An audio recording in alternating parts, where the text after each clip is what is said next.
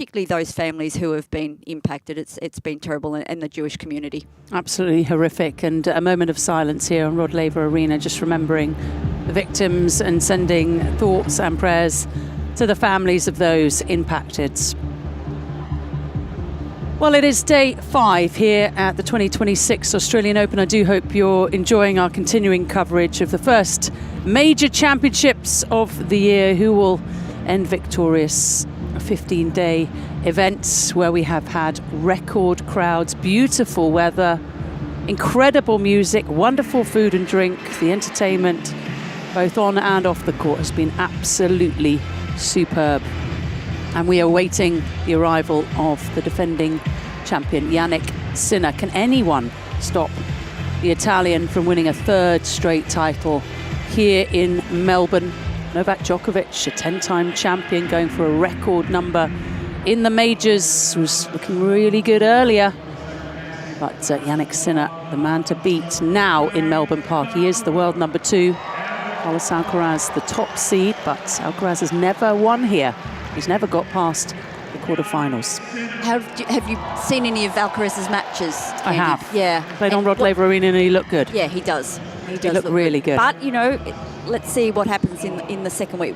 We expect that he will be there, and absolutely Sinner should be. Although having Sinner, his first match, as you mentioned, against the Frenchman the other night. Gaston. Yeah, Gaston. It was. I was calling that match. It was highly entertaining, but you know, Sinner was I wouldn't say shaky, but you know, he was blowing out the cobwebs for the first couple of games, and then really hit his straps. But so we got to see 2 sets, and they were pretty impressive. They were pretty impressive. Hugo Gaston, one of those players, so creative. Yes. That you never quite know what you're going to get, but he... Well, we knew we'd get the drop shots. Yeah, we certainly did. He and Corentin Moutet are the drop shot kings, along with Carlos Alcaraz. But in that practice earlier today, Jannik Sinner, who will play the wild card from Australia, James Duckworth, was practicing plenty of drop shots, and he was hitting them really well. Well, it has been the talking point, isn't it, that in terms of coming into 2026, what is he working on? What's he tweaking with his game? And he has been working on that transition game. So from the baseline where he's oh so comfortable and dominates most points, looking to come in and do a little switcheroony at the net. They're all trying to add to their games. Well, there's no point standing still. No, absolutely. And he's saying it's not because of Alcaraz, but clearly it will help. But it is. What? All of these young players keep coming through, and you know, they've got sort of a different style to look at. So you have to keep developing your game, and if you're wanting to be number 1, it's hard. So yes, it'll be interesting to see. We saw him throw in a few drop shots in his first round match when he was quite comfortable. And we should be seeing more of that today. The players about to walk onto the beautiful Rod Laver Arena, the main stadium court, of course, here at the Australian Open. Some results to give you today. We've seen Novak Djokovic come through against Maestrelli of Italy. Ethan Quinn has upset Ubi Hurkacz. Shelton is looking really good right now. He was a 3-set winner over Dane Sweeney. Lorenzo Musetti, beat his counterpart Lorenzo Sonego in 3. Karen Khachanov, straight sets over Nishesh Bazavareddy. Luciano Darderi, he's an entertaining Italian. He's beaten Sebastian Baez 3-1. Jakub Menšik, who could meet Novak soon, he won over the newly professional Rafael Hodar, who's just turned professional, having spent some time at the University of Virginia, and Rinky Hijikata, local, of course, to these parts, beaten by Vacherot, who had that wonderful 1,000 level win in Shanghai last season. So those are the results on the men's side of things. Botic van der Zandschulp also, by the way, has come through against Jerry Shang, and I think van der Zandschulp is going to be Novak's next opponent.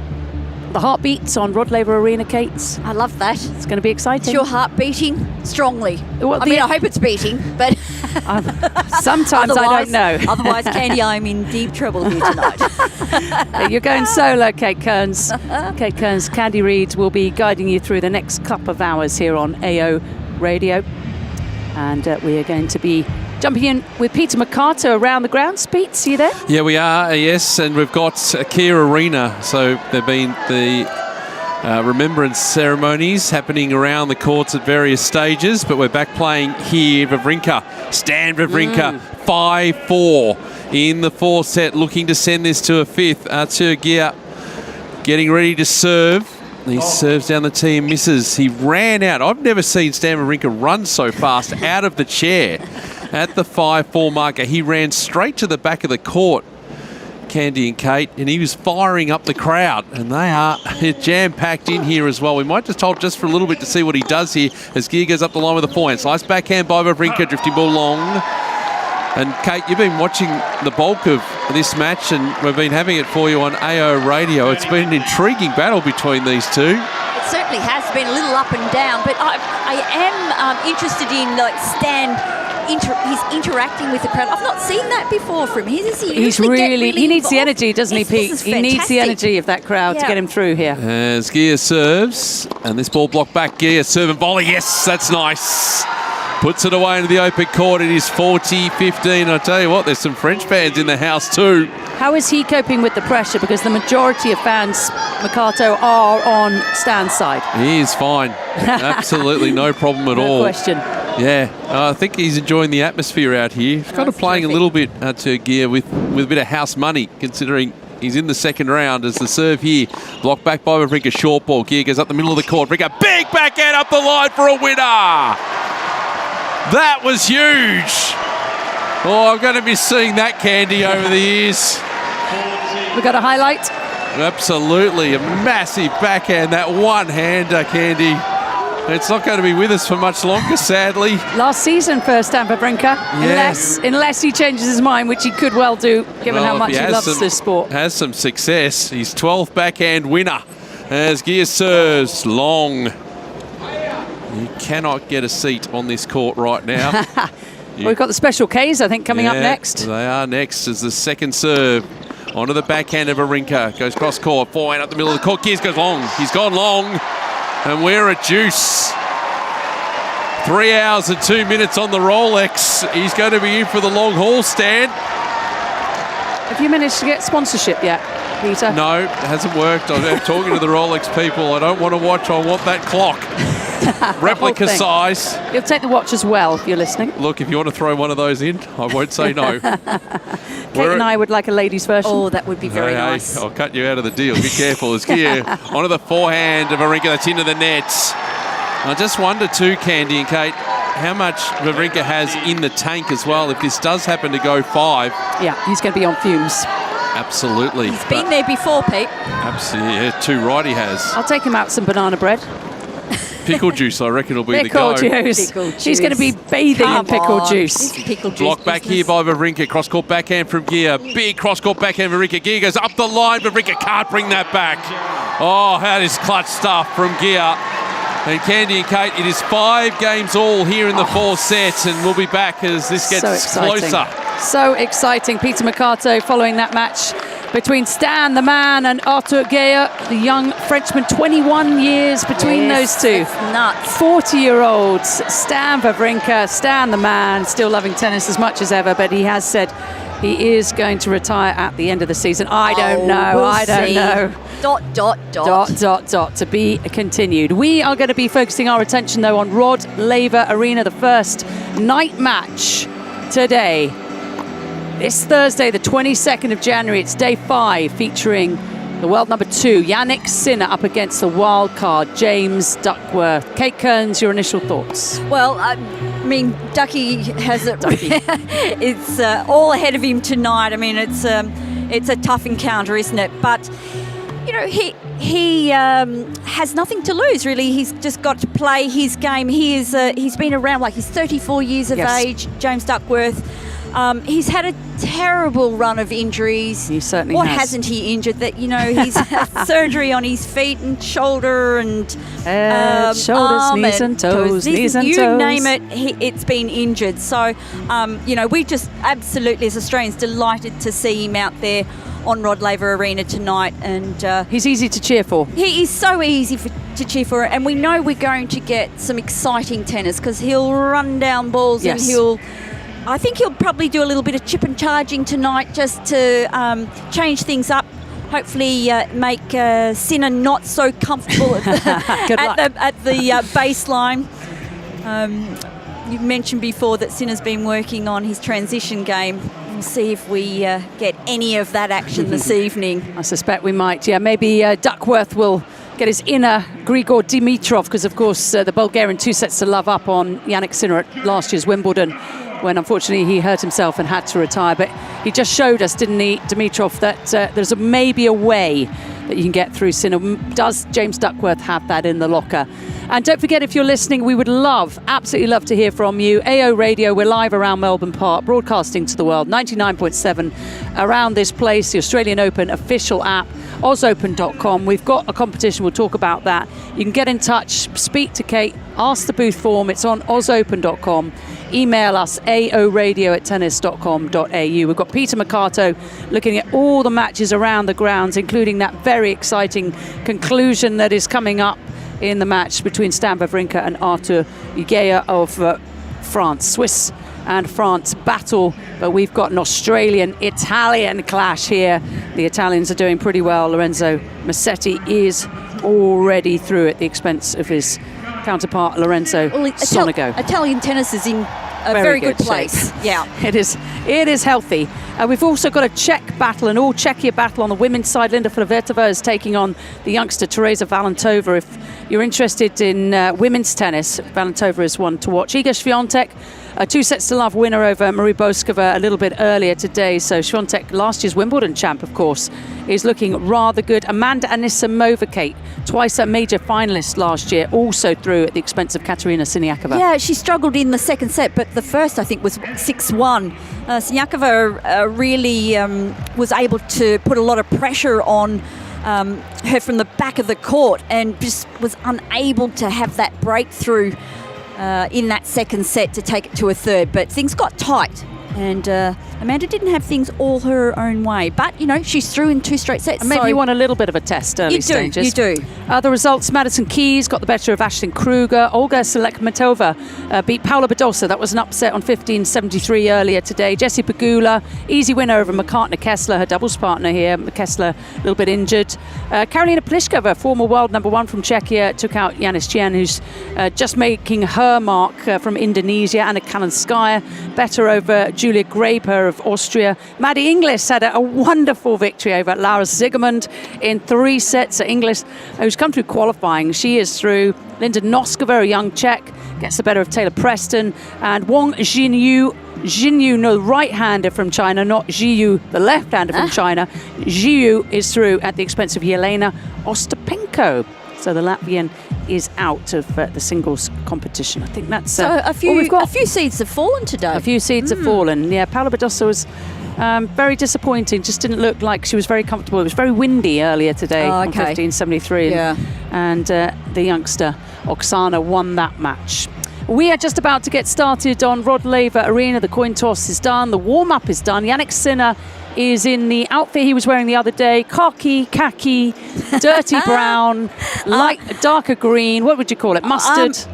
Army green. Army green. There's some mustard green on there. Yes, with the mustard stripe. And he's got a black hat. He's got mustardy shoes, black socks, white and black racket. Simon wasn't pleased by the colours, but I quite like them. He can pull it off. Certainly can. He is a tall glass of water as Jannik Sinner. He will serve first in this match against James Duckworth. And here we go. First serve is wide from Jannik Sinner. He is the 2-time defending champion, facing the wild card here on Rod Laver Arena, hoping to maintain his perfect record against Aussies at the Australian Open. Second serve is into the James Duckworth forehand. Duckworth throws in the slice. It's low and short. Sinner handles it easily. He's up at the net. Lovely volley. Duckworth will get there. Can't just prod it up the line. First point to Sinner. First volley too. Up at the net, Sinner, but forced there on that occasion. He's the whole package, isn't he? He really is. It's frightening. It's frightening. And he's such a lovely, lovely guy. I don't know if you heard this story, but on the way here from the airport, one of the drivers was telling me that Jannik Sinner was sitting up front in a friend of his car, and the driver's son called on the phone, and the phone was in its proper position, not being held or anything like that, and the driver apologized to Sinner and said, "Oh, sorry, I should have turned that off." And Sinner said, oh, no, don't worry. Picked up the phone, had a 4-minute conversation with the driver's son. That's the kind of guy he is, so honestly. He's a really, really nice chap. Second serve from Sinner, hasn't made a first serve yet. Duckworth with the backhand return in the net, 30-love. Also very relaxed, obviously. So relaxed. Yeah, I mean, he's very intense on the court, but he's good if his opponent falls down or hurts himself, like Hugo Gaston did a couple of days ago. He'll go and make sure they're all right. Right, let's go and have a quick check. Peter Mercato's on hand. Yes, and Kia Arena, it is 30-all now on the gear serve against Stan Wawrinka at 5-6. Gia actually got off to a good start in this game. Wawrinka has pegged him back. 2 points away from sending it to a 5th. Wow. As Gia serves into the nets. Second serve. Taking plenty of time. Wawrinka way back in the court, as he usually does, to receive this ball. He waits on the forehand up the middle of the court. Gia into the nets.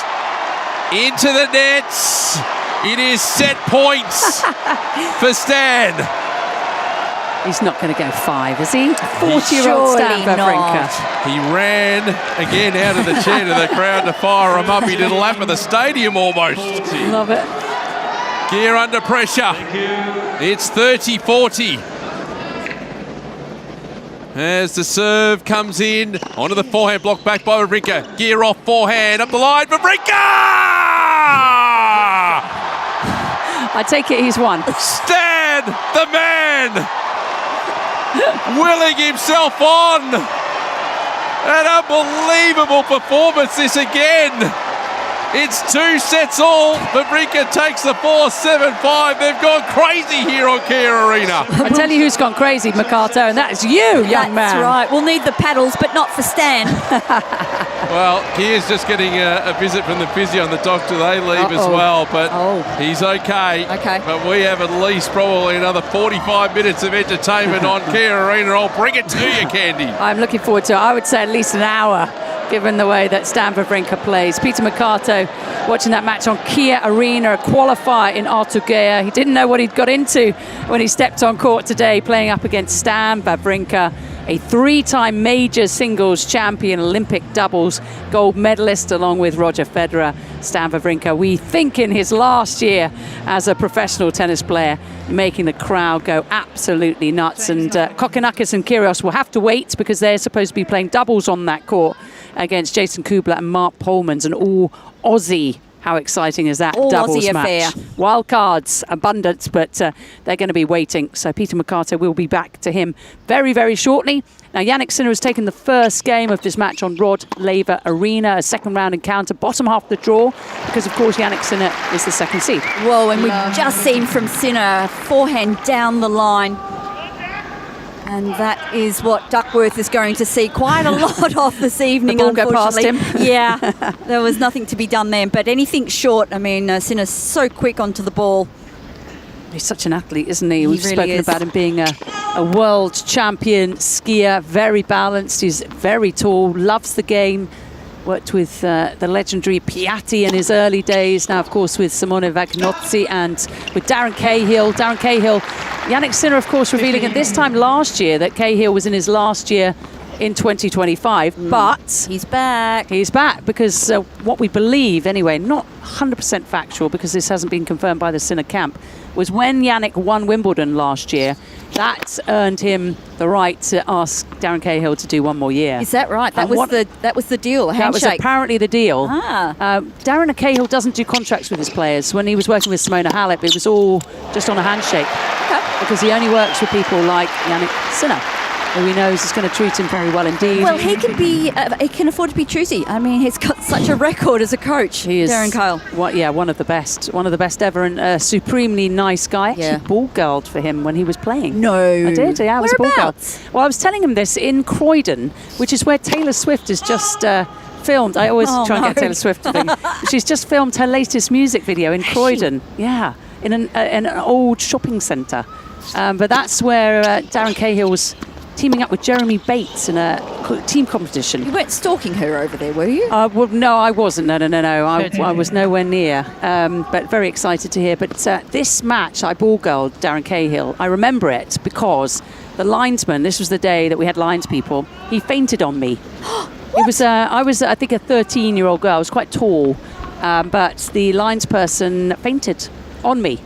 So I kind of was lifting him up while trying to collect the balls and throw them. And how did you go? Well, somebody helped me. I was kind of, you've got the reflexes of a cat. Darren and I have discussed this, and he didn't remember it, but I was just like, it was a strange situation.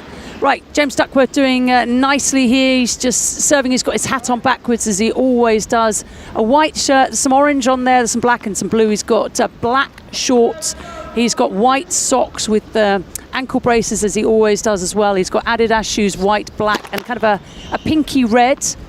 He's playing with a blue and black racket with a white handle. I think that's quite a good description. Eva Azaraki Moore is the chair umpire, leaning forward, and James Duckworth just hit a pretty routine forehand in the net. And Kate, that's going to be the problem, isn't it? Because he's going to try and have to force things. Yeah, absolutely. And that's what Sinner does to opponents. He makes that court look so small. And, you're always looking to find the line just to make sure you put it away. Naomi Osaka on court against Sorana Cirstea, who, like Wawrinka, is playing in her last year as a tennis professional. Cirstea, a Romanian player, very good one, but injuries have taken their toll. We're into a long rally here, cross court. James Duckworth goes with the forehand up the line, now forced to slice and defence. Duckworth hits a good slice, puts two hands on the racket. Jannik Sinner now defending. Duckworth's up to the net. Can he put the volley away? He cannot. Not yet. Yes, now he can. The second volley. What a point by the Australian. In fact, both men were fantastic throughout. But it was Duckworth that was able to close in on the net and held his nerve. As Sinner looked to go past, but he was up for it, Ducky. That was terrific. That is his name, isn't it? Ducky, the Duck, Duckworth. I just love the inventiveness of you Australians. Aussie. We're quite lazy, aren't we, really? The Duck.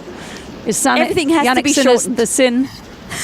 First serve is good from Duckworth. Game point here. He leans into a two-handed backhand, does the man with a hat on backwards. His forehand hits the net, gives Jannik Sinner time to adjust. Now slicing Duckworth. He's throwing that slicing quite a lot. Goes for the two-hander up the line. Sinner with the squash-like forehand. Now Sinner's on his big forehand, but he misses long. And Duckworth holds 1 game all. Now, well done to James Duckworth, holding serve. And what a workout too. Right into this match early on. Both players seeing the ball well. Sorana Cirstea has a break lead on Naomi Osaka. That match on Margaret Court Arena. After this match, it will be Elena Rybakina. She's my pick for the women's title. Rybakina, a former finalist. She's playing Varvara Gracheva, who now represents France. And on Margaret Court, after the Osaka Cirstea match, is going to be Munar of Spain against Casper Ruud, who has warned us if his wife gives birth, he's out of here. He's out of here. He's got to go. Yeah, he's out of here. He's secretly married recently. He was telling everyone he was going to get married after the baby, but he's changed that. Sinner's just whacked a very good serve for an ace. Yeah, had some bite going down the tee from Sinner, 195 kilometres an hour. Just warming up, really. 9 minutes on the clock. Rod Laver Arena, there's some space here. It's about, what, 9/10 full, would you say? I think so. I think a few people still having dinner. Yes, and there's great music on outside. The musicians I was really enjoying as Sinner throws in an attempted drop shot, but undercooks that one. Didn't quite warming that shot up. Didn't quite get in under that ball. He had a short mid-court ball to attack, but not enough on that. Looked like Duckworth was anticipating it as well, wasn't he? He was ready, forced it. Ready to pounce. Yeah, he was moving forward nicely. So 15 all, third game, first set. Jannik Sinner up against James Duckworth, the wild card from Australia. Sinner leading the head-to-head 2-1. He's just served another ace up the tee. Yeah, it's a while since they played. I think back in 2021 or something was... this is wonderful. Sinner has a perfect record, Kate, against Australians at the Australian Open. Ooh. He's won all four matches. I was about to say, how many has he played? Well, he's won all 4 matches he's contested against an Australian player here. He's won his last 26 matches against Australian players at tour level. But, this is the but, and I like a but. Okay. Duckworth can take heart from the fact that he was the last Australian player to defeat Sinner. That is... How about that? I like that stat. He recorded a straight sets victory when they met in the second round at the 2021 Toronto 1000 Masters. It was a while ago, though, and a lot has changed.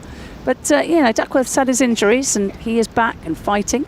Sinner 40-15, and he's just served another ace up the tee. That's 3 from the deuce court, 2-1 to the Australian. Let's get back to Peter Mercato for a look around the grounds. Peter. Yeah, let's do a call of the board since we've been stuck on Stan Wawrinka. He held in the opening game of the final set there. Some other matches going on, Candy. On John Cain Arena, Taylor Fritz, the 9th seed, is playing Gracheva. And a 6-1 opening set for the 9th seed. He's getting it done nicely there. Interesting match unfolding on ANZ Arena. Thomas Mahac is taking on Stefanos Tsitsipas, the 31st seed. Mahac leading by 2-1. He took that 3rd set in a tiebreaker, 7-5. He's got the early break in the 4th set as well. You mentioned the Fruhvirtova and Valentova scoreline. They're at 1 set apiece, and Valentova 3-1 now in that 3rd set there. So much happening. Yes, Kate. Pete, any update on Tsitsipas's foot? He's had a medical timeout, I think, twice. Oh.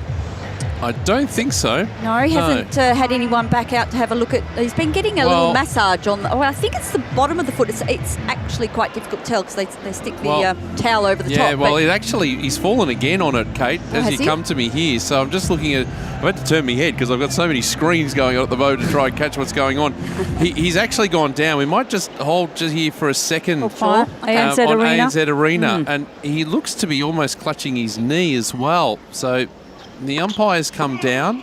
Mahac has come down to his end of the court, and he's just stopped, and he's sort of now reaching underneath his knee. He's trying to just sort of almost do his own sort of physio in terms of stretching it out, but he hasn't moved from that position. I wonder if, Candy, you're able to get that on your screen we'll so have a look Kate at that. can have a look at it at the same time. And that's slightly worrying, isn't it, behind the knee, because there's a lot of tendons back there. And nasty things that you can hurt. Well, his dad is looking quite pensive. The umpire has come down from the chair as well. So we're just looking at Stefanos Tsitsipas here. And Mahac has 2 game points to go to a 2-love lead. But, yeah, he's sort of clutching just under his knee. It's a bit hard to tell because he is sort of there on the ground. But he's looking in immense discomfort. What's the overall score there? It is the first set went to Mahac 6-4. Yep. Tsitsipas the second 6-3, and then Mahac winning that 3rd set 7-5. And he's got 40-15 to go to a 2-love lead. The physio has now arrived out on court here for Stefanos Tsitsipas, and will be taking the assessment right now. Struggling to stretch that leg out. Yep. Ooh, okay. Oh dear. So maybe, Kate, you and Candy could probably explain it better than I can, but he's now stretched his leg out. He is on the court. He's sitting on the court itself. Dad in the stands, his coach, Apostolos, looking quite pensive at the moment as to what actually happened. I didn't see what actually had happened there, but it does look to be, and you guys can help me out here, below the knee, whether it's at the back absolutely. there. Kate? Yeah, he's the doctor's actually has 2 sort of fingers in behind the kneecap. And just checking the movement there. I'm guessing that's just to see if there's any structural damage. Is what they were looking for there. He's standing up now, but whether he's able to actually move. He doesn't look very solid, does he? He doesn't. Yeah, it's hard to tell. Hasn't made any decision just yet. He keeps pointing to the side of his knee. And it's whether the treatment will actually have any effect to be able to help him, and also thinking a bit longer term, because if there's a chance of any further damage by continuing to play out the match, then... Just getting a look now, Pete, on... it was immediate. Ouch. Is that like a medial ligament? Oh, no, this is going to be bad. I think this is going to be really bad for Stefanos Tsitsipas, who had a terrible back injury last year. Really hurt his chances. Oh, we're just seeing a shot of Dad too. That's down his end of the court where his team is. And it's horrible to see. So we might just hold for another 30 seconds or so before we come back to you. By the way, Stan Wawrinka 2-love in the final set. No way. So the roof, if there was one, is about to be lifted. He is holding his racket, Stefanos, and he's going with the physio. And, well, they're going to have the discussion to see whether he can actually do anything. They're testing it out. He can't even move. He can barely move. Well, that's what the discussion is, but he's holding his racket at the same time. Yes, but he's not really bending that knee. He's giving it a little bit of a shake now, but this will be interesting, Pete. It'll be interesting when he goes to put weight on it. Oh, I'm worried he's going to play a point here. I don't think he trusts the knee at all, but he's playing on. Physio's walked off the court. Well, he's going to serve here, Maharsh, and he serves. Yeah. Why did he miss the serve anyway? Oh, I'm really worried for him. Let's see if we can get this second serve. He does. Tsitsipas playing the backhand. Cross-court backhand from Maharsh. Slice backhand Tsitsipas. He's still moving from side to side as he leans into a backhand. Maharsh goes up the line. Cross-court forehand from Tsitsipas. Oh, no. No, he's protecting it. Hit the winner, Pete. so it's 2-love. And he's still going on, though. That's the interesting thing here. Yeah, but he can't even walk straight. Surely his team would be saying, if you need to stop, stop. Because let's not do any further damage. He's walking to the chair now. Hold for a second. Folks, we'll get back to RLA in a sec. He actually hasn't had any treatment. That's the weird thing. The physio came onto the court, right, Pete, and nothing has actually been done. Stand by. Yep, the score's been called, and he's getting a new racket, I think. Yep, he's going to pick a new racket up out of the bag. This is awful, wretched luck for Stefanos Tsitsipas. Meanwhile, Thomas Maharsh is down the other end of the court, just biding his time. Beware the injured player. And he's been playing well, hasn't he, PT? He just has. won his second ATP Tour title last week in Adelaide. Yep. He's a quality player, and good to see that in 2026, Candy, the short level is still remaining at high. He's coming out to play, so we might cross back to you, Candy. If anything changes with this situation or on Kia Arena, I'll come back to you pretty quickly. Kate and I are very worried, but we're also keeping an eye on that match between Stan Wawrinka and on Kia Arena and Artur Gia. Wildcard versus a qualifier. Can Stan the man possibly get into the third round at the age of 40? Surely not. Well, he's looking like he just might. We are back on Rod Laver Arena and, of course, watching the world number 2, the twice champion, Jannik Sinner up against James Duckworth. And Jannik Sinner has already broken. So it's looking slightly ominous. 3-1. And it's 30-15 here. There's so much going on around the ground, so we're not even keeping an eye on the twice defending champ. It's such drama happening here. Don't forget, we'd love to hear from you. Who's going to win the men's? Who's going to win the women's? Ask the booth. You can get some information through. We'd love to hear from you. OzOpen.com, aoradio@tennis.com.au. Peter Mercato, Kate Kearns, Candy Reid, all in commentary. We've got the best view in the house. Keeping you up to date as James Duckworth misses an attempted backhand cross-court. 40-15 for the man in the black hats. Oh, it's a close call. He's just pulled that wide, has James Duckworth. He's got some Aussie ties, hasn't he, with Darren Cahill, Jannik Sinner's coach, sitting in the box along with Simone Vagnozzi, his fellow Italian. The men in black. Men in black. There are 4 of them. Yeah, nice serve from Sinner, dragging that ball out wide. And it is. He's got lots of shape, doesn't he, on his serve. Oh, so good. 4-1 to Jannik Sinner over James Duckworth. Any emails to talk about? Yeah, we've got one here from Rosanna Greco from Luxembourg. Hello, Rosanna. I've never been to Luxembourg. You should go. I've been. Is it beautiful? Home of Anne Kramer. Ah! Former Yes. WTA pro, played at Stanford. I think that Rosanna may have already put in an entry for our good. competition. Yeah, we'll tell you And about she that says shortly. She has the second one. Can you enter twice? Is that part of the what are the that rules is up on to that? the big boss, We might Peter have to get Mercato. back. Yeah, Yes, Pete, you look, can. you I'll jump Thanks, in and Pete. answer this question because I'm on here. Right, there you go. All right, bye. Well, Rosanna has Medvedev as Skeletor in He-Man and a young Bjorn Borg as Richard Gere in Pretty Woman. Okay, can he carry Julia Yes, Yes, Julia Julia Roberts off. I was having a moment there, thinking Notting Hill. Right, time has been called Rod Laver Arena. Our competition, do you want to read out the competition? I can't read it from there. All right, well, I shall read it. I can get up and time. read it if you like. A No, you go. $50 Australian dollar voucher to the Oz Open shop. You heard about Daniil Medvedev being Skeletor, and that's kind of the point. We want to know which tennis players would play famous movie characters and why. It could be any genre, any era. Has who to would be a great movie, though. Have to be a Candy, movie. right? Okay, it has to be a movie. There's been some controversy. All right, so you can come to us on that Ask the Booth form. We'd love to hear from you. aoradiotennis.com.au, ozopen.com. There's a form on there. So get applying and try and win that $50 Australian dollar voucher. Jannik Sinner's just thrown in a drop shot. 4-1 first set against James Duckworth. Could have gone cross-court. Doesn't. James Duckworth covers it, but can't cover the second ball. It's not a bad drop shot from Sinner, although he has to be careful with James Duckworth because he is super quick and he reads the ball so well. He was up very quick to that ball then. And just was unable to get that last shot. But Sinner trying some new things early on in this match. We're going to come to Peter Mercato after this next point, just for an update on Stan Wawrinka, who was 2-love up in the 5th set. James Duckworth has just hit a good serve, and we'll also keep you posted on what's happening there between Thomas Mahac and Stefanos Tsitsipas, who went down with what looked like a very bad knee injury, but the Greek player is continuing.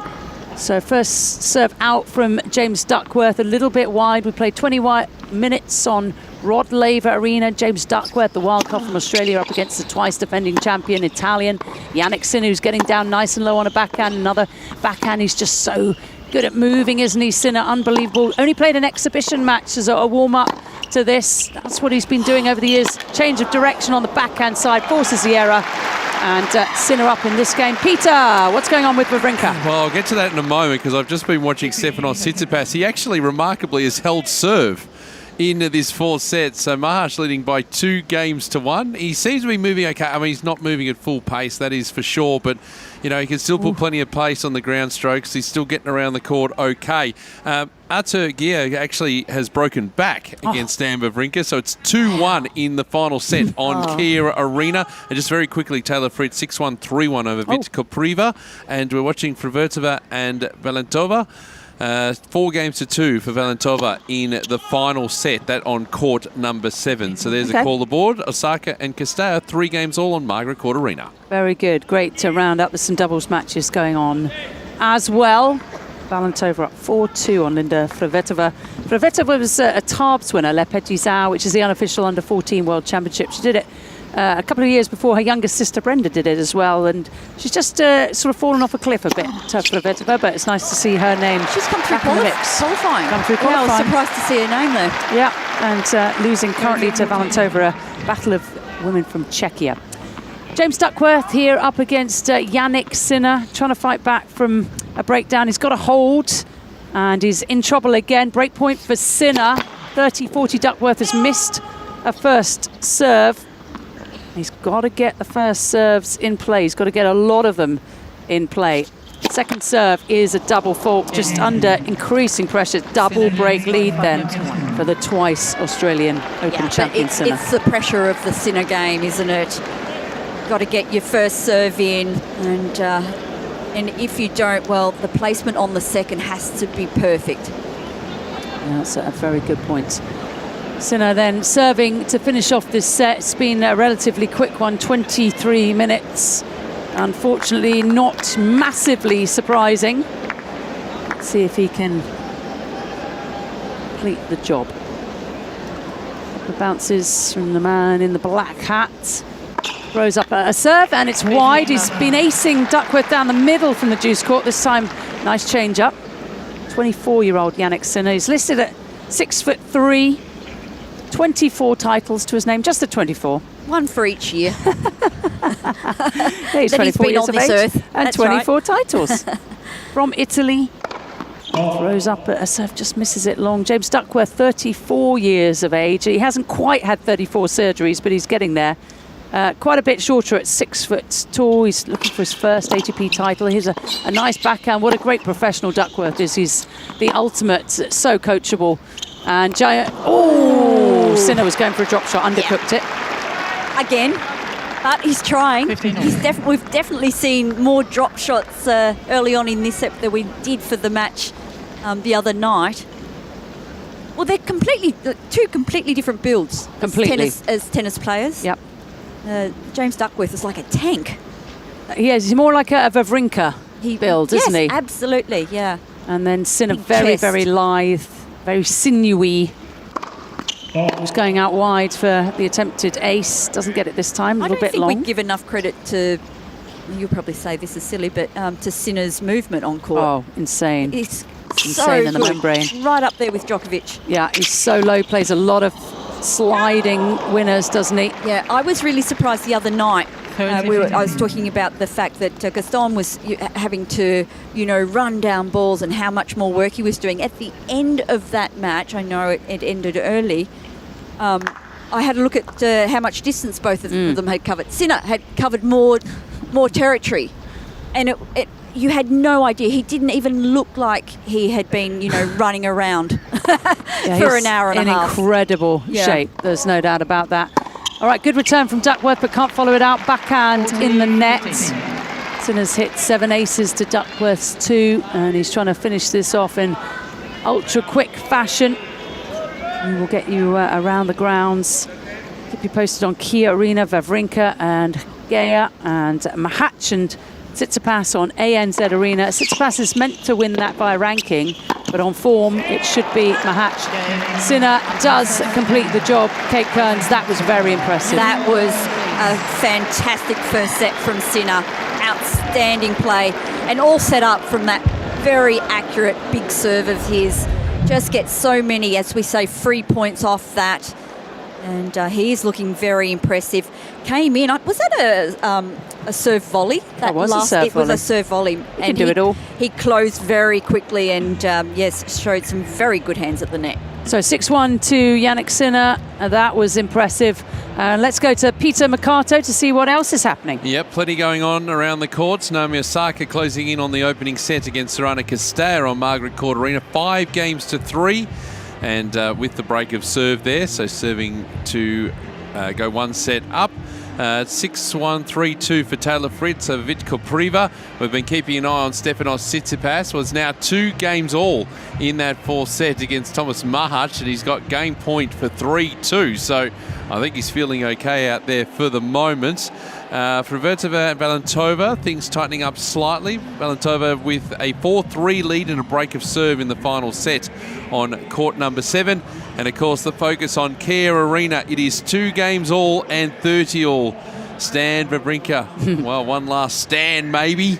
We shall see against Arthur Gia. So that one will ebb and flow because Wawrinka had the early advantage. Gia has peaked him back and we're on serve. So 2 all and 30 all final set there. We love an ebb and flow. Unfortunately for James Duckworth, very little ebb or flow, just outplayed by the main man, the big favourite to win a 3rd straight Australian Open. His name, of course, is Jannik Sinner. Novak Djokovic, so Kate, playing some good tennis? I think so, yes, but there was talk today about the heat that's coming on Saturday here at the Australian Open, and the fact that I think Novak will, well, if he gets through, he'll be playing on Saturday. Yes.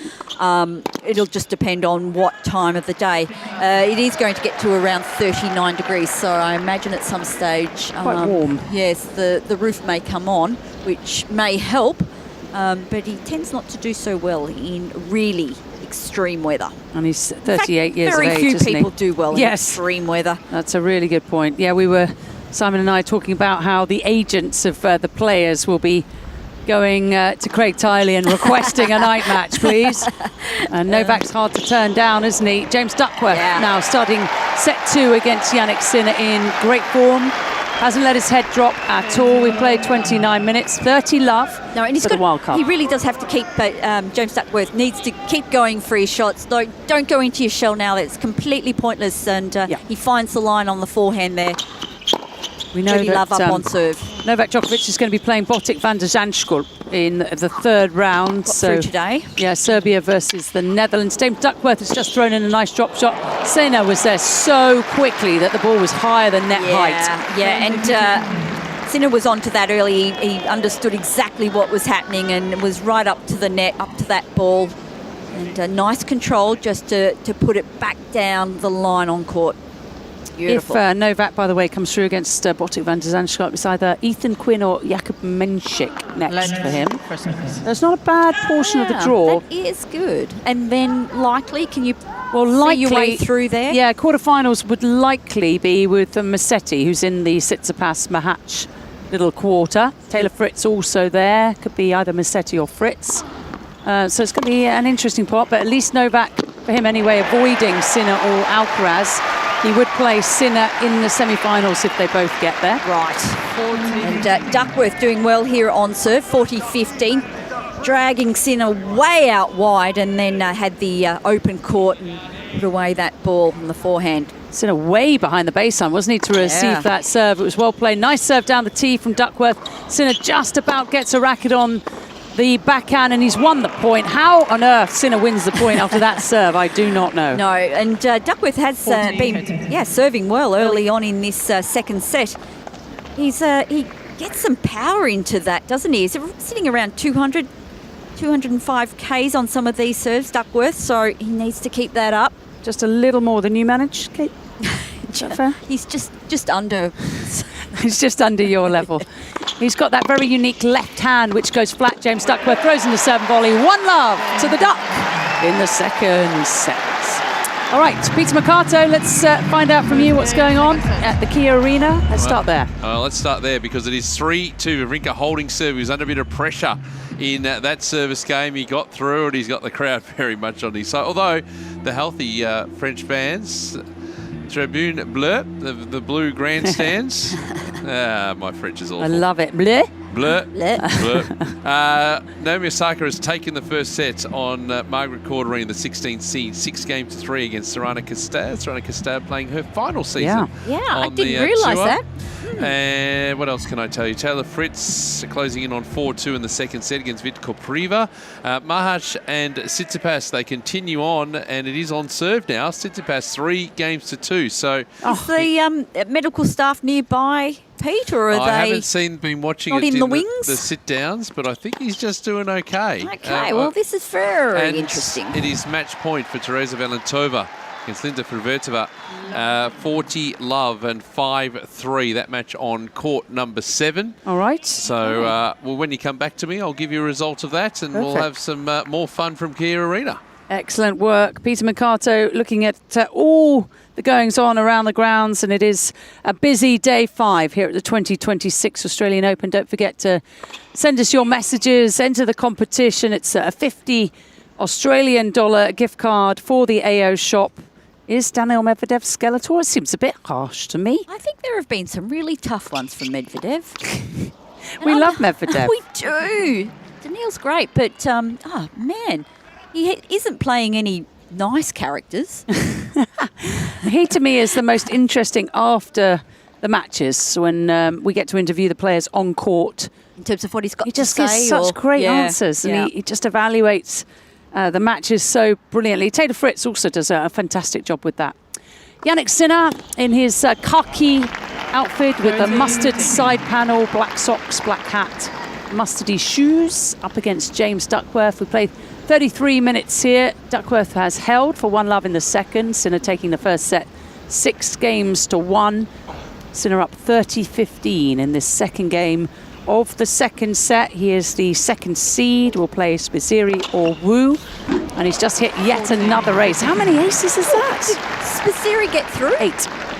That is 8 aces. Let's just have a quick look at because that had gone to a 5th set today. Wu came that's back. Over. Spizeri came through. Elliot Spizeri has beaten Wu of China. American? Yeah, 5 sets. He's the world number 85. Won that match in 3 hours and 45 minutes. We've had some long matches, haven't we? Yeah. Some long matches. He was going down the tee after hitting his 8th ace. Jannik Sinner serving really, really well. Duckworth coming in on this second serve. Pounces on it. He takes the ball early, drives the return up the line. Beautiful backhand. That's the way to play, I think. Sinner. Yeah. Oh, did he make it? No, it's gone long. I love that play from Duckworth. So do I, absolutely. That's what he has to do. He's got to take his chances on the second serve. Not much to be done on the first, to be honest, because Sinner's been serving so well. But when he does get a look at a second serve, I like the fact that he's being aggressive and taking the ball early, getting that ball back deep and getting Sinner sort of uncomfortable at the back of the court. James Duckworth knows that most likely he cannot compete with the Italian, can he? From the base, he's got to change things up. He's got to. He doesn't win it from the baseline. Right. He's got to up the risk profile massively, and so he's got to expect some errors. It's not really the way Duckworth plays. He's a very consistent, solid player, isn't he? Wants to force errors out of the opponent. He's taken that return early again on the backhand side, but this time staying back, and it gets the point. Yeah, that's great from Duckworth inside the baseline. And really taking it up to Sinner here in this second game of the second set. Sinner having taken the first set 6-1, and we're at juice. This is great work from the Aussie. Sinner has won 2 points out of 5 behind his first serve in this set. 1 out of 2 behind his second serve, and a loud noise They going come out. to life. Yeah, lots of Australian fans in here cheering their man on. Full of respect, though, for Sinner, but of course they want James Duckworth to come through this. They know he's a massive underdog. Good serve down the tee. Duckworth with a great return. He's hit a massive forehand there. Whoa! And James Duckworth has a break point. And really surprising Sinner at the back of the court. That was a really heavy top spin forehand from Duckworth. A bit of weight on it. He's got his game face on, Kate Kearns. He really does. I think that he feels more comfortable. And, you know, he hadn't played Sinner for a long time. So, you know, different weight of ball, different way of playing. Clearly, Sinner has developed as a player since they played back in 2021. So just maybe he took that first set to get a little comfortable. This has got exciting now. Break point opportunity for James Duckworth. The first serve is out. Yeah, and by quite a margin. So second serve, let's see what Duckworth can do. Will he attack? I suspect he might. It's a serve to the backhand, James Duckworth. Oh, that was a good second serve. Ooh, yes. Duckworth can't control it. No, Duckworth having to, with the double backhand, that ball got up high and he was trying to cut off the angle, but just unable to control that ball. Another victory for Duckworth this evening would see him advance to the third round of his home major for the very first time. Will it happen? No, he's made it to the second round, what, on 5 or 6 occasions? Yep. Yeah. Third round, Third 0. round sounds good, doesn't it? Okay, to Juice. Sinner serves down the tee. It's another ace. That's number 9 for the match. Yeah, really jumping in on that serve. Sinner going the flat ball down the tee, 198 kilometres an hour. How well is he serving? Good grief. Gets him out of trouble, doesn't it? It helps. Weather condition, about 18 degrees Celsius right now. Perfect conditions. Yep. Night match here on Rod Laver Arena, the first. It's coming up for 8 p.m. local time. Sinner has won all 6 matches he's played against wildcards at the Grand Slams. He's playing one today. Second serve is good, and the missed return, but Duckworth is going for it, and he's got to do it. Yeah. Sinner gets out of trouble. That second serve from Sinner was into the body of Duckworth and just couldn't quite get around to control the backhand.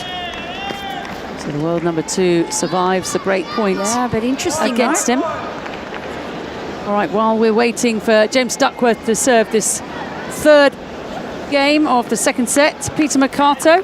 Yeah, it's 3-all in the final set and 15-all. Gear doing a good job to hold serve under pressure again, and he's having a great time out there. He's chatting to his team. He's right in the contest. He's firing the crowd up, and well, they've picked their sides. Don't worry about that. But 3-all and now 15-30 on the Wawrinka serve, and very quickly on John Cain Arena, it's 6-1, 4-3. Fritz up a set and a break against Gracheva. And just that other score from earlier, it was a win for Valentova, 7-5, 2-6, 6-3 over Linda Fravertova.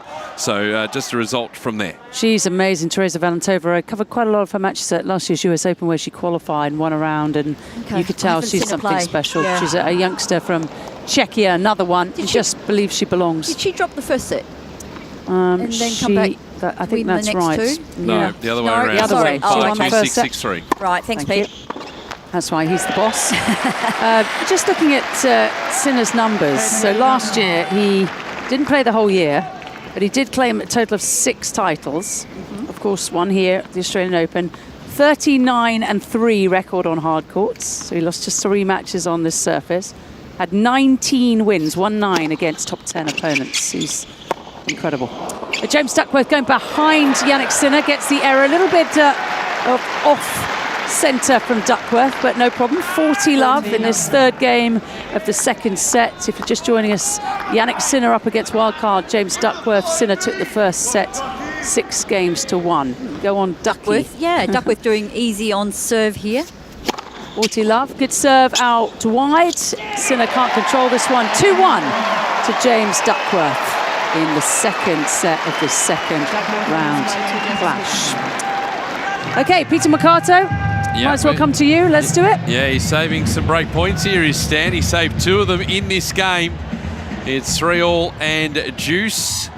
He's done a good job to get himself out of a little bit of trouble. He's had a couple of situations in this final set where he's had to get himself out of trouble. It's Well, he's getting a lot of latitude from the umpire. They're taking a lot of time between serves here. Got to use some common sense, though, right? Absolutely. So, Stan, I might pick up a few points, then we'll come back to you. You can barely elevate for that serve. And this one comes off the tape and goes wide. Gira well back in the court. The second serve for Wawrinka.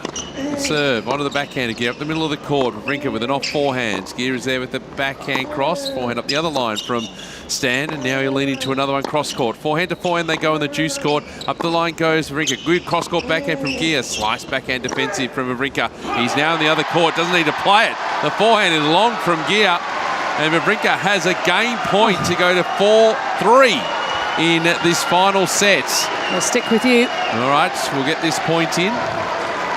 But there is not a spare seat to be had. I can imagine. Here at AO Radio HQ, there's a long line of people looking to get into Cain Arena. They haven't really moved. And the noise is deafening, as you can hear in the effects mic. By the way, Tsitsipas and Maharaj, 4 games all now in the 4th set on ANZ Arena. Tsitsipas going down with what we thought might be a year-ending knee injury, but remarkably still playing. First serve is missed from Wawrinka. Second serve. As we wait for it to come in. The serve from Wawrinka. The serve clips the tape, my goodness. The 40-year-old Wawrinka taking about a minute. Come on, Stan. You can do it. This match is going to be over in about 3 days' time, the way it's going. Exactly. Well, we'll be covering it on AO Radio. Don't you worry about that. It'll probably be me doing it. We're going nowhere. Second serve. Onto the backhand of Gira. It's across court. Forehand up the line. He's gone wide as Wawrinka. And it is juice. You just feel he's hanging on by his fingernails. I can't imagine, Peter, if Wawrinka wins this match, what is he going to be like in 2 days' time? Well, he has to play the winner of Fritz and Kopriva, and at the moment, Taylor Fritz is 2 points away from a 2-set-to-love lead on John Cain Arena. He's doing it in ultra-quick time, Fritz. He is. He might finish that match by the time this set finishes. The serve here onto the forehand of Gira. It's long. It's long, the return. And Wawrinka has avantage to get into a 4-3 lead. Have a listen to the crowd. Sounds amazing. It does, doesn't it? We've got Kakanakis and Kyrgios to go. Oh, absolutely. Wow. Oh, I think it's going to be crazy. That's what they're all waiting for out here. Yeah. Game point Wawrinka. Going to be some throat lozenges onto the forehand, short there from Gira. Point at the line from Wawrinka. Cross court backhand from Gira is short. Slice backhand from Wawrinka. Slice from Gira. It's a shorter ball. Off forehand from Wawrinka. Who's going to attack this ball? Wawrinka just up the middle of the court. Gira backhand up that line. Blocked back by Wawrinka. Short ball. Gira off forehand. High ball from Wawrinka. Gira stands underneath. He's not going to play that. That goes wide. You just feel that this game might decide this match. It's juice. 3 hours and 53 minutes up on the Rolex clock. Wow. And I tell you what, Fritz is still 2 points away at 15:30 on the Kopriva serve from going 2 sets to love up. Fritz will be home in bed before this match ends. He will be. He might actually walk out for his next match by the time it happens. Juice, 3-all, the serve, down the tee. This one gets back. Gia's lost his racket. He had to pick it back up again. Stan got up to the net, put the ball away. He dropped the racket, fell out of his hand as he hit the return. The ball went in. He's picked up the scramble to pick up the racket, but Wawrinka's put the ball away. That's extraordinary. His racket went flying too, so he had to quickly pick it up. What else can happen out here? My goodness. Someone could walk out with a large white-brimmed hat and a wedding outfit, along with a parasol. And a butterfly. Don't forget the butterfly. We believe that Naomi Osaka wasn't wearing that garb today. It's a serve from Wawrinka out wide. Gira pops the ball up, half-court ball. Wawrinka cross-court forehand winner. He battles on. It's on serve. It is 4-3 in the final sets. On serve. On serve. Incredible scenes. And on ANZ Arena, Stefanos Tsitsipas 5-4 in the 4th set against Thomas Mahac, who is up 2-1. Tsitsipas, the seeded player, 31, is the Greek right now. He's lost his way a little bit, Stefanos Tsitsipas, but incredibly back from what we were very worried about, a knee injury. Right here on Rod Laver Arena, 6-1 to Jannik Sinner over James Duckworth. 2 games all, but now Duckworth, Kate, Kearns in major trouble. Yes, he really is. He's love 40 down, and Sinner has put the foot down here in this 5th game of the 2nd set. He's put the pedal to the metal. 3 break points. He just doesn't give you anything, Sinner. Well, he won 26 straight matches Miserly. last season. 26 straight matches last season. Can he keep his winning run going here? Yep, that's great from Duckworth. Big serve out wide, really cracking that serve. 195 kilometres, and it was moving. That was a very moving sentence. It's going to feel nice. Needed that. Loosen up those shoulders. Yeah, he really needed that. Yeah. So 15:42 more break points here for Jannik Sinner. Just blowing on his wrist, trying to keep nice and cool. He's right in front of our commentary window. Return from the forehand in the net. Just looks at his team. He's annoyed by that. He's going to jog over and get his towel. His towel is near his box. Simona Fagnozzi and Darren Cahill there. Cahill was talking last season on the Caroline Garcia podcast about their roles. Okay. Fagnozzi does most of the technical work. Cahill helps with the tactical work. And Cahill said that coaches shouldn't really be longer than a player than 3 or 4 years, because then they just become a manager. But both of those guys now have been longer than that, with Sinner, who's trying to convert here on his 3rd break point, but he won't. That is magic from Duckworth. Oh, well done, James Duckworth. Sticking to his game plan, taking anything short and dealing with it. Goes down the line on the backhand side. I like the way, but I really like the way he's pinning Sinner out wide behind the baseline. Yeah, and he's really having to dig that ball out. This is high stuff from James Duckworth. He's really using that 2-handed backhand. He's massively raising the wrist profile. He's going for his shots. It's a little bit out of character. He has to play that way, though. There's no choice. He's got to play on the edge tonight. He does. He's right got on the line. Absolutely. Yeah. He's got to take his chances. He's probably having a really good time out there, given what he's done and been through all the surgeries. Oh, he came close to hitting an ace. I mean, the surgeries have been just over and over. He hasn't had a break, really, James Duckworth. So it's just wonderful to see him in this position, having the time of his life. 2nd serve is a good one, wide. And Sinner moves on to a backhand. Now James Duckworth with a low slice. It's short. Sinner's coming in with his own slice. Got down beautifully. The lob goes up. It's a very good lob. Sinner has to go back. Can he recover? He's still in the point. James Duckworth in the ascendancy. But now the tables have turned. Sinner is moving forward. Hits a forehand but misses. He has. That was a point. Yeah, he's gone wide. Sinner with the forehand. He took that. Well, he had to come in because it's off the short ball.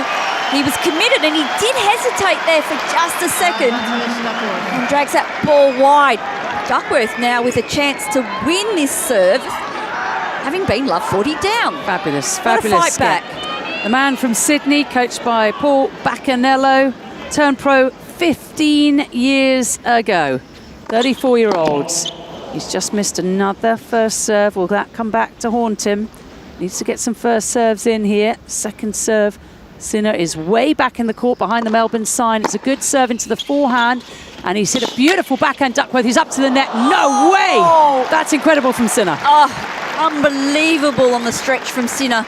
Duckworth almost got that volley back. He had to get down way low, but that ball was just dipping. We haven't heard the forehand crack as much so far in this match from Sinner, and when you do, and our listeners will hear it, you know you're in trouble. You're right. That was a backhand of world-class performance, was beautiful. though, wasn't it? Yeah. Open stance, brilliant work from Duckworth, but a world-class pass. So back to Juice. It's a great serve, forces the error. James Duckworth, he loves rugby. He says if he wasn't a tennis player, he'd play for the Newcastle Knights. Okay, well, he's got the build for rugby, don't you think? Yeah, he could be that. He loves American football as well. Big fan of the Buffalo Bills. 9 surgeries, Kate. 9. His right elbow, his right foot, his right shoulder, his hip, and he's just held. Incredible bravery from love 40 down. James Duckworth keeps his nose out in front here in set 2 against Jannik Sinner. 3-2, Sinner up a set. 6 games to 1. Time to head out to Peter Mercato for an update. Yeah, where Stan Wawrinka, well, he had 2 break points on the gear serve. Gear's done a superb job to get these back. And it's juice at 3-4. The serve out wide, missing. Second serve. Oh, Wawrinka had some opportunities. As the second serve. Onto the forehand, the middle of the court, off forehand from Gear. Big backhand from Wawrinka into the Gear forehand. Back up the line from Wawrinka with his forehand. Cross-court backhand from Gear. Big looping forehand from Wawrinka. Backhand to backhand they go in the ad court. All top spun. Zan unleashes another one. It's too deep. It's too deep. Gear now with a game point. There have been so many sort of momentum shifts just within games in this final set. The break points have swung massively. They've gone one way, then the other. 1 of 4 for Gear, 1 of 3 for Wawrinka in this set. Set number 5. 4 hours on the clock. Game point for Gear. The serve down the tee, misses. Second serve. A restless crowd. They want to cheer stand on, but Gear's got some fans too. The serve. He waits, Wawrinka goes across backhand. Big off forehand from Gear. Looping backhand from Wawrinka's got a bit of angle. Matched by his opponent. Up the line goes Wawrinka. Good cross-court forehand from Gear. Big forehand from Wawrinka. Gear can't handle it. The backhand goes into the net. And we're back at juice. Stay with it. Massive points now in this match. Gear, I think, going for a racket change, which will give me time to sort of get around the courts. Oh, he's broken his shoe.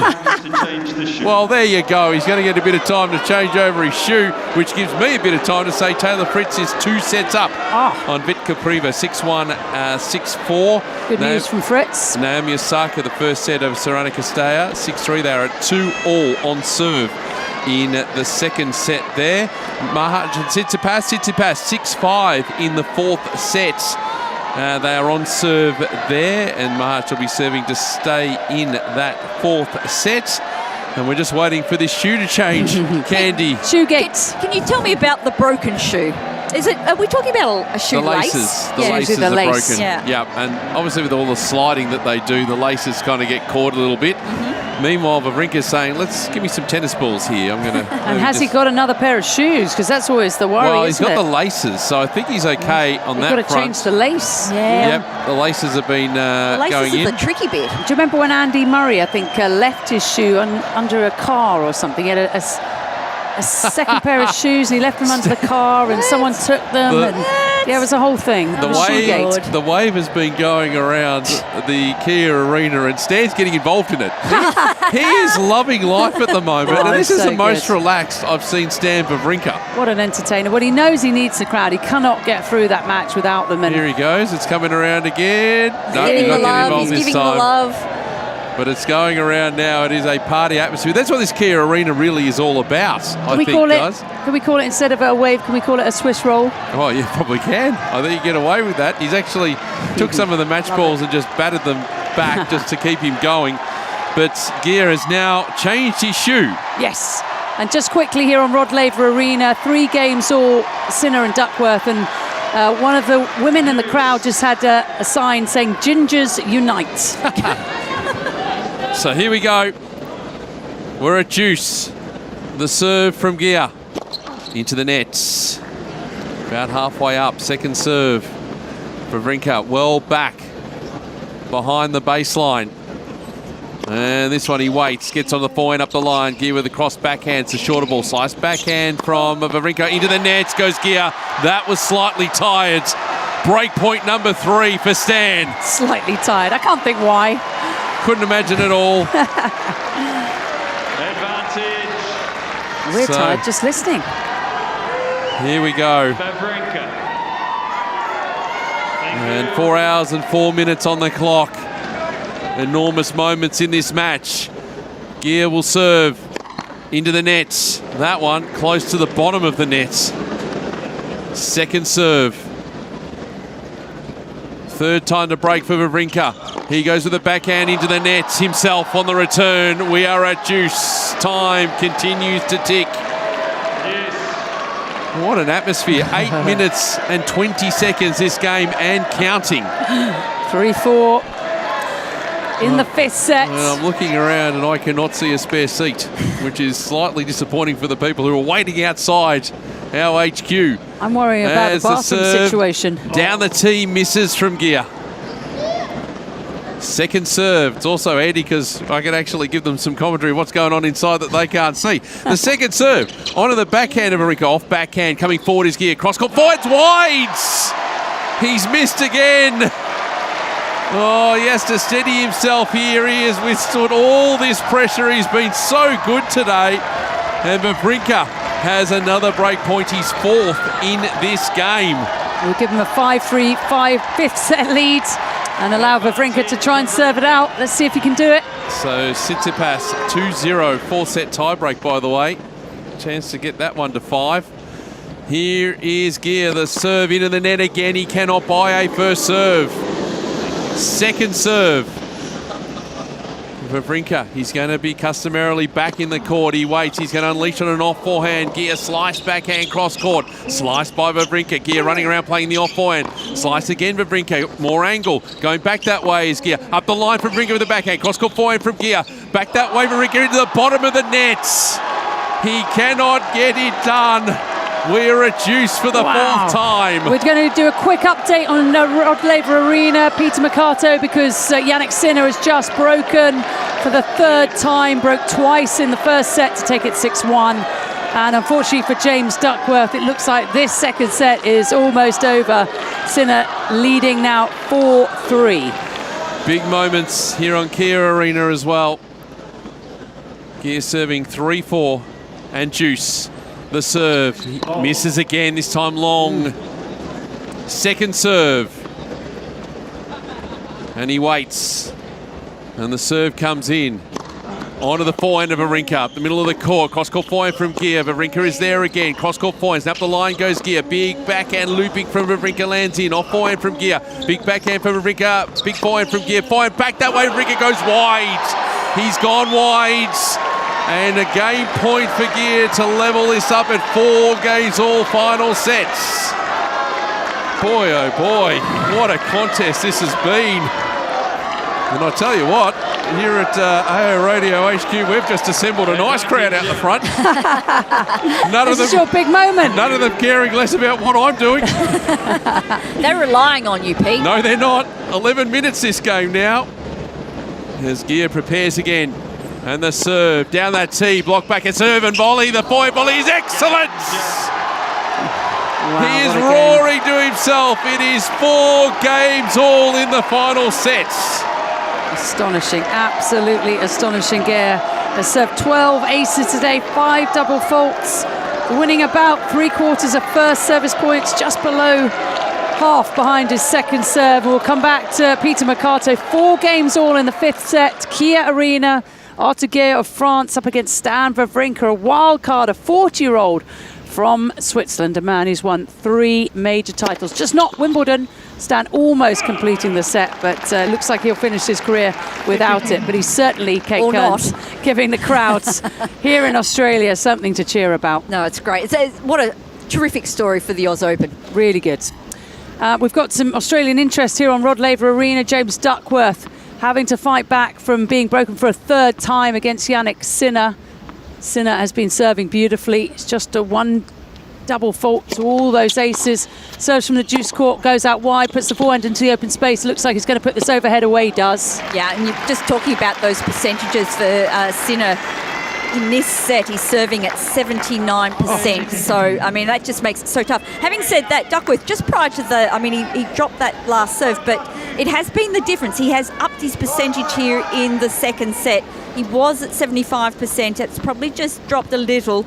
But he was only serving at 45% in that first set. Enough. That's just, you can't do that against Sinner. That's why he got broken twice. Yeah, you cannot do that against these good players. 56 million is the career prize money of Jannik Sinner. He's won 24 titles, world number 2 right now. Of course, he's been him up for a loan. World number 1, 56 million. It's just incredible, isn't it, for a 24-year-old. Good forehand from James Duckworth. The clock is now on an hour. Sinner goes with a big attempted cross-court pass, but this time James Duckworth is equal to it. Yes, he read that ball well, came into the net and just controlling the volley beautifully. We will be heading back Most to Australians Kia are Arena shortly. Pretty good at the net. Very good, I Yeah. agree with you. Yeah, it's a rite of passage. You cannot be Australian and not hit a good volley. No. We're going to Work hard just on that part of the game. do this point, and then we will go back to Kia Arena for an update on that very exciting match, which has gone to 5 gear versus Wawrinka. Here is Jannik Sinner. It's 30-all in this game, 4-3, second set. Sinner throws in the drop shot, and Duckworth doesn't even move. That one was very good, and he was working on that drop shot in practice on this court. Peter. Where Sam Wawrinka has just held to love. Wow. No. 5-4 final sets, and just an update from ANZ Arena. 4 points all, 4-set tiebreak between Maharsh and Tsitsipas. I tell you what, if Tsitsipas can get over the line to push that to 5, that will be some effort considering the runabouts that he has had. But we'll go back to you temporarily and then come back to us to see how this game unfolds from gear. Jannik Sinner trying to make it 5-3 second set. Second serve goes in, and Duckworth inside the baseline makes a bit of a mess of the backhand return. 5-3, so Jannik Sinner 6-1, 5-3. His team is looking very relaxed at this point, expecting their man to be heading through to the third round. Still got a little work to do, but it is working well for Jannik Sinner. He will take on Elliot Spitzeri of the United States, a man who won in 3 hours and 45 minutes against Wu of China. Earlier today, the winner of that match, if Sinner does get through, plays Spitzeri, will play either Luciana Dardari or Karen Khachanov. First serve from Duckworth is a good one, out wide. Sinner gets a racket, but can do no more. Yes, as we mentioned earlier, that Duckworth has upped the ante with the first serve in this second set, so it just helps him stay in the match. But down and break, needs to hold here and force Sinner to serve out the second set. And Duckworth coming in on a backhand, comes to the net, beautiful forehand volley. He's playing well, Duckworth. Yeah, he really is. And I love that move. He's really forcing the issue, isn't he? And Sinner knows that anything short's going to be dealt with, and allowing Duckworth to come to the net and take control of the point from there. Father David Duckworth is a surgeon, and he just carved up a volley. Did son James. Parents must be proud. Great return up the line from Sinner. Has Dad done the surgery on his son? Oh my gosh.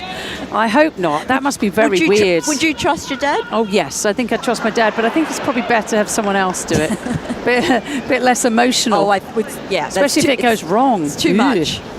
We will be heading over to Kia Arena after this point, because things are coming to a conclusion there. Sinner with a really good forehand return. James Duckworth nets the backhand, 103, 30-all, 3-5. Peter Mercato. Yeah, an update from core ANZ Arena. Thomas Maharsh has just won that match against Stefanos Tsitsipas. 7 points to 5 in the 4-set tiebreak. 6-4, 3-6, 7-6, 7-6. And he gets the crowd saluting. He's trying. Pete, did he come from behind in that tie-break? He was down a little bit, and then he turned it around. Meanwhile, here, Turkey has got 3 game points to level things up at 5 games all in the 5th set. It's going to a tiebreaker, isn't it? We're going to back that in. I reckon it's a very, very good chance. And we will find out about Stefanos' knee injury in due course. We were expecting, actually, Stefanos, weren't we, to withdraw from that match, but a good effort from the Greek. Forehand up the line from Gear. Big backhand up that line by Stan. It's another winner. I'm going to miss it, Candy, that big backhand up the line from Wawrinka. When it's gone. 40-15. Carried him to the title here. He's not retiring. He's too good. He's loving it too much. He's too good. Ever since he announced it, he has just been loving life. 56 winners, Peter Mercato, for Stan Wawrinka today. 56. It's 40-15 as Gear serves out wide and misses, short angle.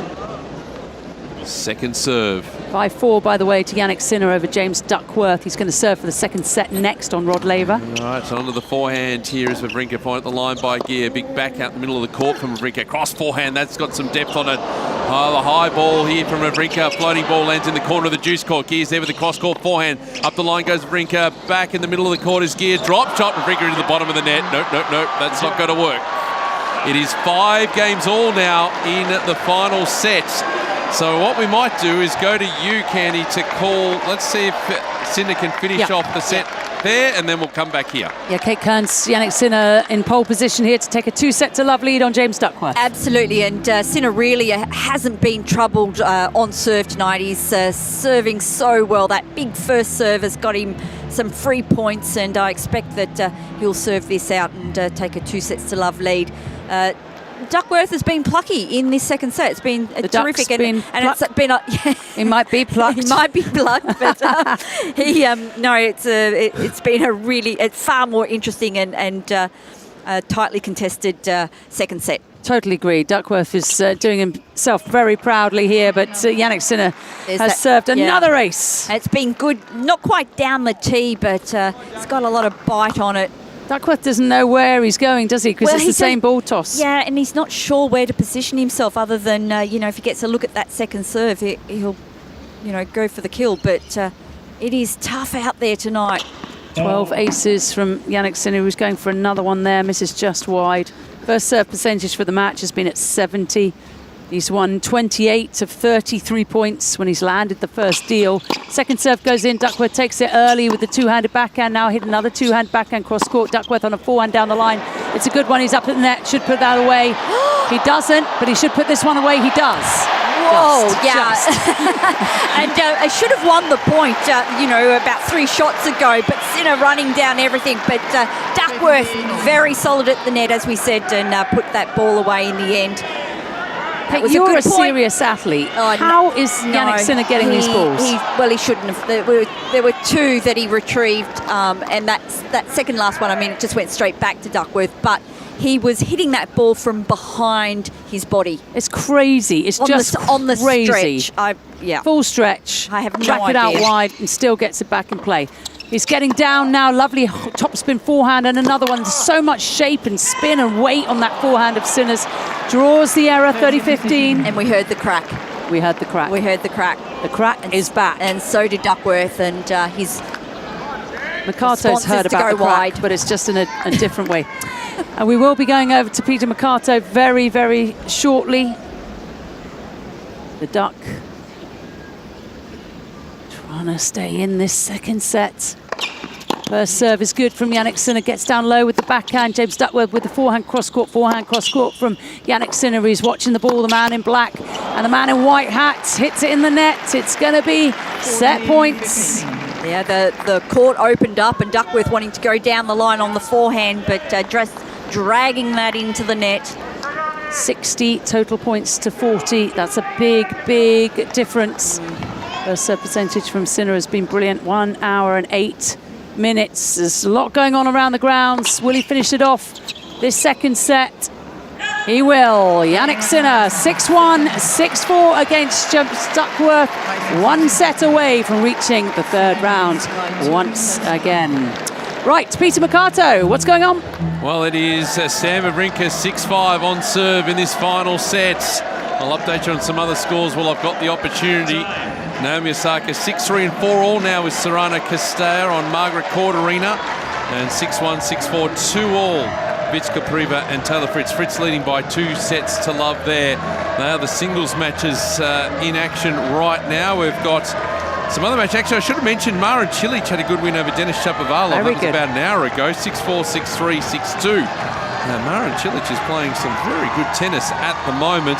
And we've got Glinda Bencic and Nikola Batunkova about to get on to ANZ Arena, but he's doing it again, Stan, firing up the crowd. Wow. Bouncing around at the back of the court. This is the 5th match, by the way, Peter Mikato, to go to 4 hours in this year's tournament. I know, I feel I've been a part of a lot of them. As Gia prepares to stay in the match, the serve goes long. AO Radio tonight, drama everywhere. Second serve, and the serve onto the forehand of Wawrinka. Rip cross court, Gia back in that direction, back that way from Wawrinka. Forehand to forehand they go. In the juice court, up the line goes Gia. Cross court backhand from Wawrinka. Big backhand from Gia. Heavy backhand from Wawrinka. Up the line goes Gia. Scrambling there, Wawrinka. A short ball for Gia. He's off point. He read it, Wawrinka though. The backhand up the line goes wide. It's 15 love. How are they both looking Peter? Are they looking tired? Or? Pretty good for 4 hours on court. They're moving around quite nicely. That's crazy. I think the conditions today, Pete, have been good for the players, though. Not too testing. Yeah. It's 18 Celsius at the moment. It was just windy earlier. I presume it's a little less so now. The flags are still fluttering out here as a serve from Gear onto the backhand of Wawrinka, who's blocked that long. Fluttering like your heart. It's not as bad as what it was about a couple of hours ago, actually. Are we talking about your blustery. heart? No. No, the wind. My tigger's all right. That'll be all those baked beans. Oh, poor Isaac, who's pushing the buttons tonight then. As Gear prepares the serve. Forehand cross court from Wawrinka up the line goes Gear with his point. Slice backhand, Wawrinka angled. He's coming in, he's playing the forehand ball, he's missed it though. He pushed it wide. Nice play though, nice change up. Gives you an idea that he's still got a bit in the tank. It's 40 love. Magnus Norman looking on. He's seen it all before. Former world #2 from Sweden. Yep. Arthur's getting some nice love from the French fans in the house. Here we go. Game points to send this to the match tiebreak. As Gear will serve. Forehand here from Wawrinka up the middle of the court. Backhand from Gear to the backhand of Wawrinka. That's hammered up the line. Dug out by Gear. Floating ball long. It's 40-15. Magnus like that. Just applauding. Still wants that support. Still needs the help from the coach. What an atmosphere. It's a huge atmosphere at the moment. Inside and outside Kia Arena. As we wait now. Gear serving. Game points. As the serve.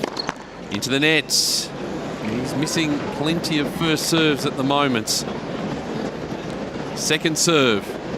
And the serve onto the forehand of Wawrinka up the middle of the court. Gear digs it out off the baseline. Cross court backhand Wawrinka pushing. Backhand to backhand they go in the ad court now. All topspin up the line goes Gear. Cross court forehand from Wawrinka. Gear up that line. It's on the baseline. Take out by Wawrinka short. Drop shot from Gear. 2 goods. Wow. And he says to the crowd, get around me, and they do. Reeling it in. We have a 10-point tiebreak to decide this match. Have a listen to the crowds. That's insane. That's fabulous, isn't it? We have just begun the third set here on Rod Laver Arena. Peter Mercato, James Duckworth has been off for a change of clothing. Jannik Sinner has changed his shirt and he is looking very fresh. 1-4 so far for the twice champion. Not quite the drama here on Rod Laver Arena. A lot more straightforward for the favourites. And we are going to be joining you again on Kia Arena. All so right. a match tiebreaker to decide it. Let's go. Wawrinka prepares. And the serve. Down the tees and ace. He's on the board first. This could be a long 30 minutes or so for this tiebreaker. Oh, well, let's hope it's not that. So he prepares again. Gosh, we've got to credit to Arthur Gear. Unbelievable the performance he's put in as well. As the serve comes in from him, blocked back by Wawrinka. It's in the corner of the outcourt. Cross-court backhand from Gear. Big backhand for Wawrinka. Backhand to backhand they go. Wawrinka pulls the trigger. Up the line goes Gear. Big forehand for Wawrinka. Gear goes to the cross backhand. Cross-court backhand for Wawrinka. Up the line goes Gear again. Big rally this one. Forehand to forehand they go. Gear near the sideline. Gets a shorter reply. He goes off forehand. It's a winner! In the corner of the ad courts. It's 1 point all. 15-shot rally. Oh, this is incredible that they're still playing this level of tennis so deep into the match. Who would have thought a match between the world number 198 and 139 would be so entertaining and have a capacity crowd? It's the match of the day, match of the tournament, really, isn't it? Well, it's coming through loud and clear on AO Radio tonight. Huge listenership around the world and also in front of me. 8:30 in the evening. Which is bigger, the listenership around the world or on Kia Arena right now? I'm really hoping it's around the world as Gear serves big. Looking to He's go making the body the most serve. noise. Well, I can tell that's on Kia Arena. It's 1 point all on our way to 10. And here, James Second Duckworth. serve. Onto the forehand of Wawrinka, cross court. Gia goes into the Kia sign on the nets. Mini break, Wawrinka 2-1, Candy. Yeah, James Duckworth serving at 15-30 here in the first game of set 2 already. Kate Kearns under pressure. Yeah, he certainly is, and a second serve coming up here for Duckworth. Second serve is in the net. Just swishes his racket. Yeah, it's the pressure though, right? That Sinner applies. Yeah. Back to you, Pete. It's 2-1 Wawrinka, the mini break. Gia is just at the back of the court. He's squatting down just to give him some time, and well done Tom Sweeney in the chair, just giving them extra time. I can understand that. He's 40 after all. The serve out wide, blocked back by Gia. Into the ad court, Wawrinka goes forehand up the line, blocked back by Gia. Now Wawrinka, he's pulled that forehand wide. It's gone wide. It's 2 points all on our way to 10. And you've got a feel for Tom Sweeney, the Australian in the middle there, watching this incredible encounter and having to stay concentrated for 4+ hours. He's done plenty of this before. He's a very good official from Benalla in Victoria. And he's covered many a big match. Serve down the tee from Wawrinka. Short reply from Gia. Big cross-court backhand. Wawrinka finds the angle. He comes in. Backhand volley. Gia can't get there. He went after it and he got the results. It's 3-2. We are on serve in this final set tiebreak on our way to 10. James Duckworth and Jannik Sinner, they are at deuce first game. Duckworth surviving a break point against him. Trying to stay calm here, has already been broken 3 times today. Twice in the first set, once in the second, and he's hit a pretty routine forehand in the net. It's actually a very smart umpiring trick, this. Let the crowd make their noise, then call the score so we can get on with it. So we can hear what they're saying. The serve from Gia. Down the tee, misses. 4 hours and 26 minutes on the Rolex clock. Here on AO Radio tonight. The second serve. Into the nets! I think he's feeling it a bit now. Can't imagine why. He's got both knees sort of strapped under his knee, which is probably precautionary, but he'd be feeling it at the moment. That was a tired serve. The mini break for Wawrinka again at 4 points to 2. They change ends.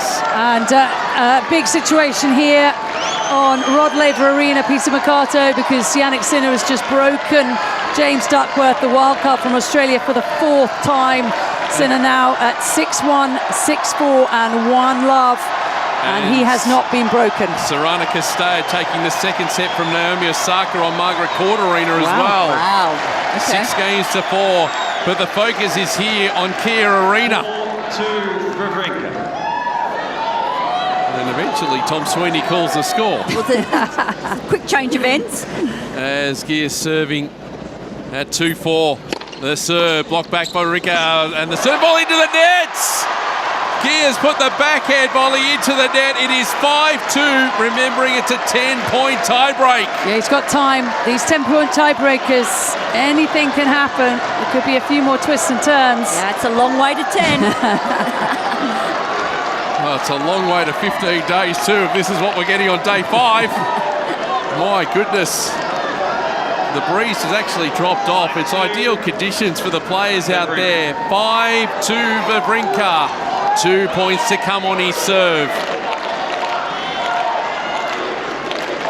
Now the crowd taking a little while to settle. He prepares.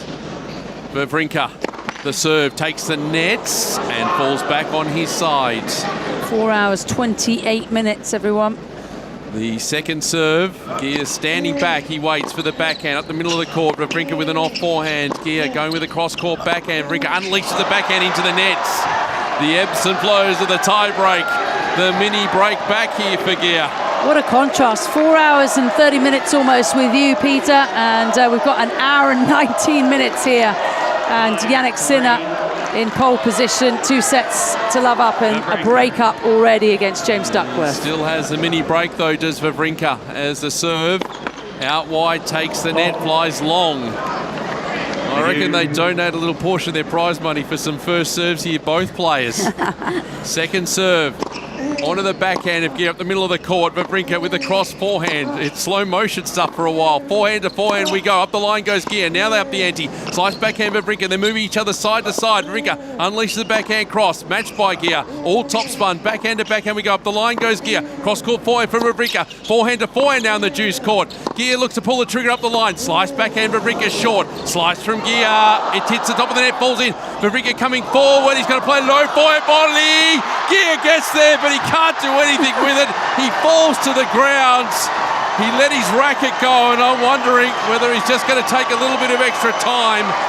21 shots the rally. It's 6-3 Wawrinka. And we've had a cross forehand. I wonder why he's so cross. Well, because he's exhausted. Probably. He actually can't got hang on to that racket any longer. He got to that ball, I think, before the second bounce. He did. Just quickly peek here on Rod Laver Arena. Sinner has held serve and there's 2-love up in the third set. They won't mind if we don't get back to them for a little while. It's 6-3 Wawrinka. Next 2 points on the Gia serve. He has been so brave. And this is the longest match officially of the tournament now. As Gia, he might be cramping. I think he's cramping. He is. He can't, I don't think, receive any treatment. We've had a couple of cramping episodes, haven't we? Felix Auger-Aliassime. Here he goes. He serves onto the backhand of Wawrinka. Gia goes with the off forehand. Wawrinka full stretches a short ball. Gia goes cross forehand. High ball from Wawrinka. That's going to go in. Wow. It's in. Gia, he couldn't run for it. He stopped.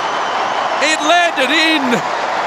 It's 7-3 on our way to 10. That is unbelievable. Gia gave it his absolute all. He thought he'd won the point. In a replay. In the corner of the juice courts. Gia, almost his last chance now. First serve goes into the nets. Can the Frenchman move? Not very well. Second serve. Oh, no, it's a double fault. No. It's a double fault. Wawrinka has 2 points now to finish it off at 8-3. And Gia, he is, well, I tell you what, he qualified into this main draw. It's his Grand Slam debut. He has not played a 5-set match before. Oh, my gosh. He has now. Wawrinka, by the way, 30 and 27. He's played 57 of them. Wawrinka, the serve down the tee, the forehand from Gia. It's a short ball. Wawrinka puts it away. 6 match points for Wawrinka. Change ends. And we're going to change ends, and the players haven't realised. They have not realised they're going to change. Gia saying, no, please, can we just stay here? Stan Wawrinka's moustache is going to get even stronger after all this, I suspect. He'll want to get this done right now. For Gia, I don't think he wants to move to the other end. There's 21 years between them, and the 40-year-old Stan Wawrinka is in better shape. Well, he's got the experience in the 5 sets. That's the big thing, this dynamic of 5-set tennis. We play it 4 times a year. Listen to the crowd. And how to manage your body. Listen to this.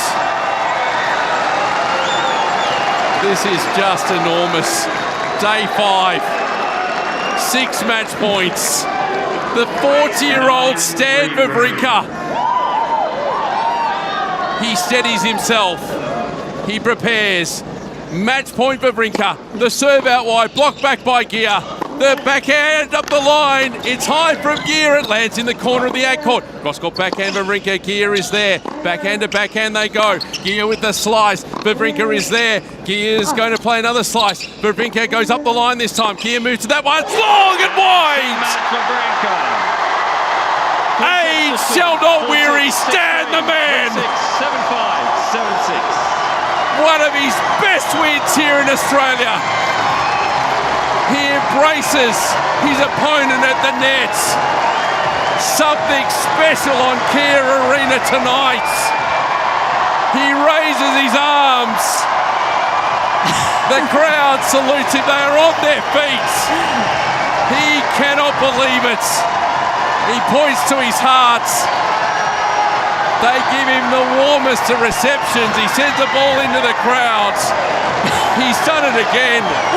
4-6, 6-3, 3-6, 7-5, 7-6. 4 hours and 33 minutes. The longest match of the tournament so far. And the 40-year-old Stan Wawrinka is through to the third round. Extraordinary. He's just sitting on his bench like he's about to put on a television show. We're going to stay for the interview, I reckon, here. Oh, I think so, Pete. Let's just get you an update, though, on Rod Laver Arena. Jannik Sinner has had another breakpoint chance. James Duckworth has saved it. And if he is broken again, this is curtains. Duckworth may as well say goodbye to the Australian Open 2026. He's already been broken 4 times today. Sinner leading 2-love in the third set. 6-1, 6-4, 2-love. And it's Juice, James Duckworth, the wild card from Australia, trying his best. He's throwing everything, including the kitchen sink at Jannik Sinner. Nothing quite sticking. And we are going to go back to Kia Arena momentarily as Arthur Geyer leaves the courts. Peter Mercato, what an effort by the Frenchman. Absolutely, 21 years of age. That's a way to announce yourself to the general tennis public. 198 in the world is Geyer. He's won a total of $239,000 US in his career. Amazing. Compared to Stan Wawrinka's almost 40 million. Stan Wawrinka winning 3 major titles, an Olympic gold medal. And he's 40 years old, Peter. How good is he? Unbelievable, isn't it? Unbelievable. He's had so much success here in Australia. He loves playing here. He wants to give the fans one more ride. He's going to play the winner of Taylor Fritz and Vic Capriva. They're at 5-4 on serve in the third. Fritz 2 sets up. He's not going to be able to move. Get him into the ice bath very, very quickly. He needs to sleep in there tonight. Yeah, well, the interview is coming up. I'm pretty sure it's going to be Mats Wilander doing it. I'm just waiting for the camera to get across, but he's sending all sorts of apparel into the crowd to thank them because they really got behind him. Yeah, just quickly, Peter. Sorry, Pete. Very quick. Yeah, James Duckworth has been broken again in the third set. Jannik Sinner 3-love up. And having taken the first 2 sets, 6-1, 6-4, if you're just joining us. He's walking over. Have a listen to him, embracing the crowd, the heart symbol.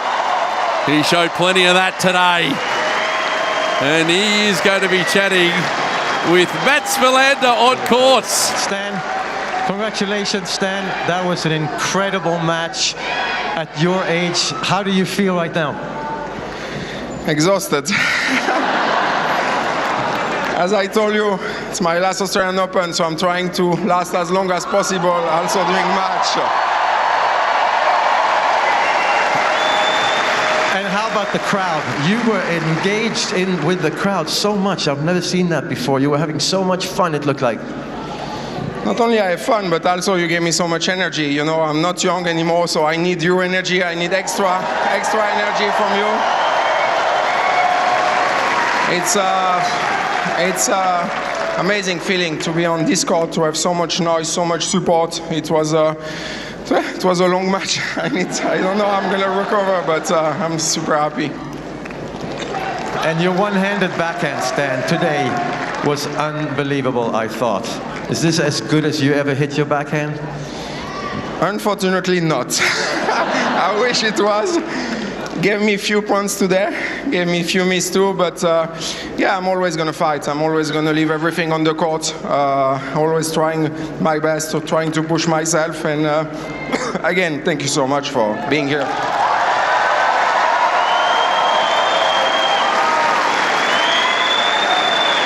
Last thing, you are 40 years old. How will you recover? What happens now for the rest of the evening for you?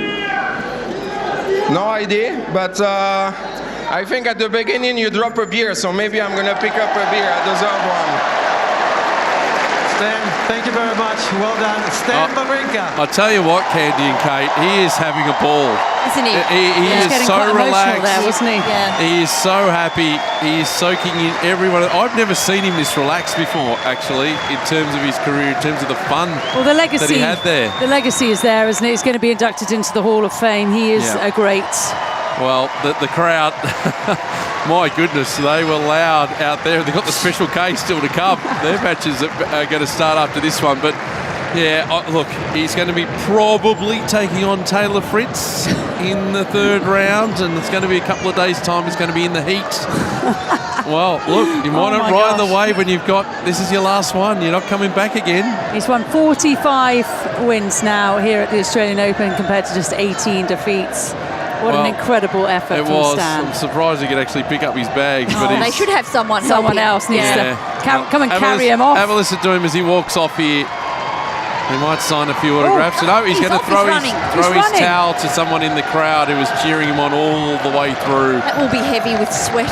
Well, I'll tell you what, I hope he gets a big court. He will get a big court if it's Taylor Fritz because he deserves it. The fan is like lifting the towel like he's just won the World Cup. Candy, this is one of his greatest wins. Absolutely. When you consider 40 years of age, consider what he has done to get himself to this stage, and he's been grinding away. Yes, he had the injuries, but he's come back the long way round. He's had to play on the Challenger Tour at the lower levels for so long. 139 in the world.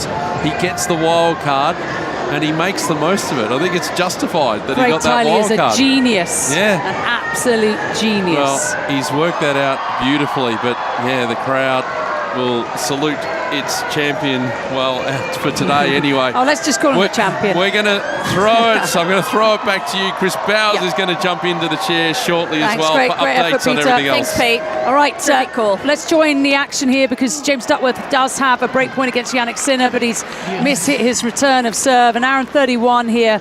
Less excitement on Rod Laver Arena. It's been all too much one-sided here, even though James Duckworth, the wild card from Australia, has been trying his best. Kate Kearns, Jannik Sinner has been too good. He really has, but Sinner's just too accurate and just too strong from the baseline, just dictating most of the points. And that big serve, I think that is how many? 15 aces so far this evening. Sorry, make that 16. Many of them have been going down the tee, haven't they, from accurate. The juice side. 2 double faults. First serve percentage has almost been 70. He's hardly lost a point when he's landed that first deal. Above half when he's had to hit a second serve. First serve goes in. James Duckworth with the backhand return. And it's to juice because Sinner's missed that backhand, lifts his head up in disappointment. Tennis players are perfectionists. Can't win every point, though. Not even Jannik Sinner. Oh, he did expect to win that one. And we're just waiting to know who is Wawrinka going to play in the third round, and the big question is, will he be able to walk? I don't think he cares at this point. He's going to have a beer. He's going to probably drink it in the ice bath. Magnus Norman, his coach, may just jump in with him. Why not? Let's have a little ice party. I think he'll be in the sea tomorrow. That's a very good idea. It's probably too warm. It's a mishit return from Duckworth. It's in, though. Sinner hits a massive forehand. Now a backhand from Sinner. Pumps it up the line wide, and it's a break point. Ooh, here we go. Just getting those balls back then, Duckworth, showing Sinner as something different. Duckworth has had 3 break point opportunities, hasn't taken one yet. 2 break points in this game. But look at the numbers from Sinner. Overall, he did miss that backhand. It will go down as his 12th unforced error. As you said earlier, Kate, it's been miserly, 28 winners. So a break point opportunity once more for the Duck. This is number 2 in the game. Love 3. Sinner up 2 sets to love. Eva Asderaki-Moore is just looking around. She is the chair umpire from Greece, someone perhaps slightly misbehaving in the crowd. First serve is considerably out from Sinner.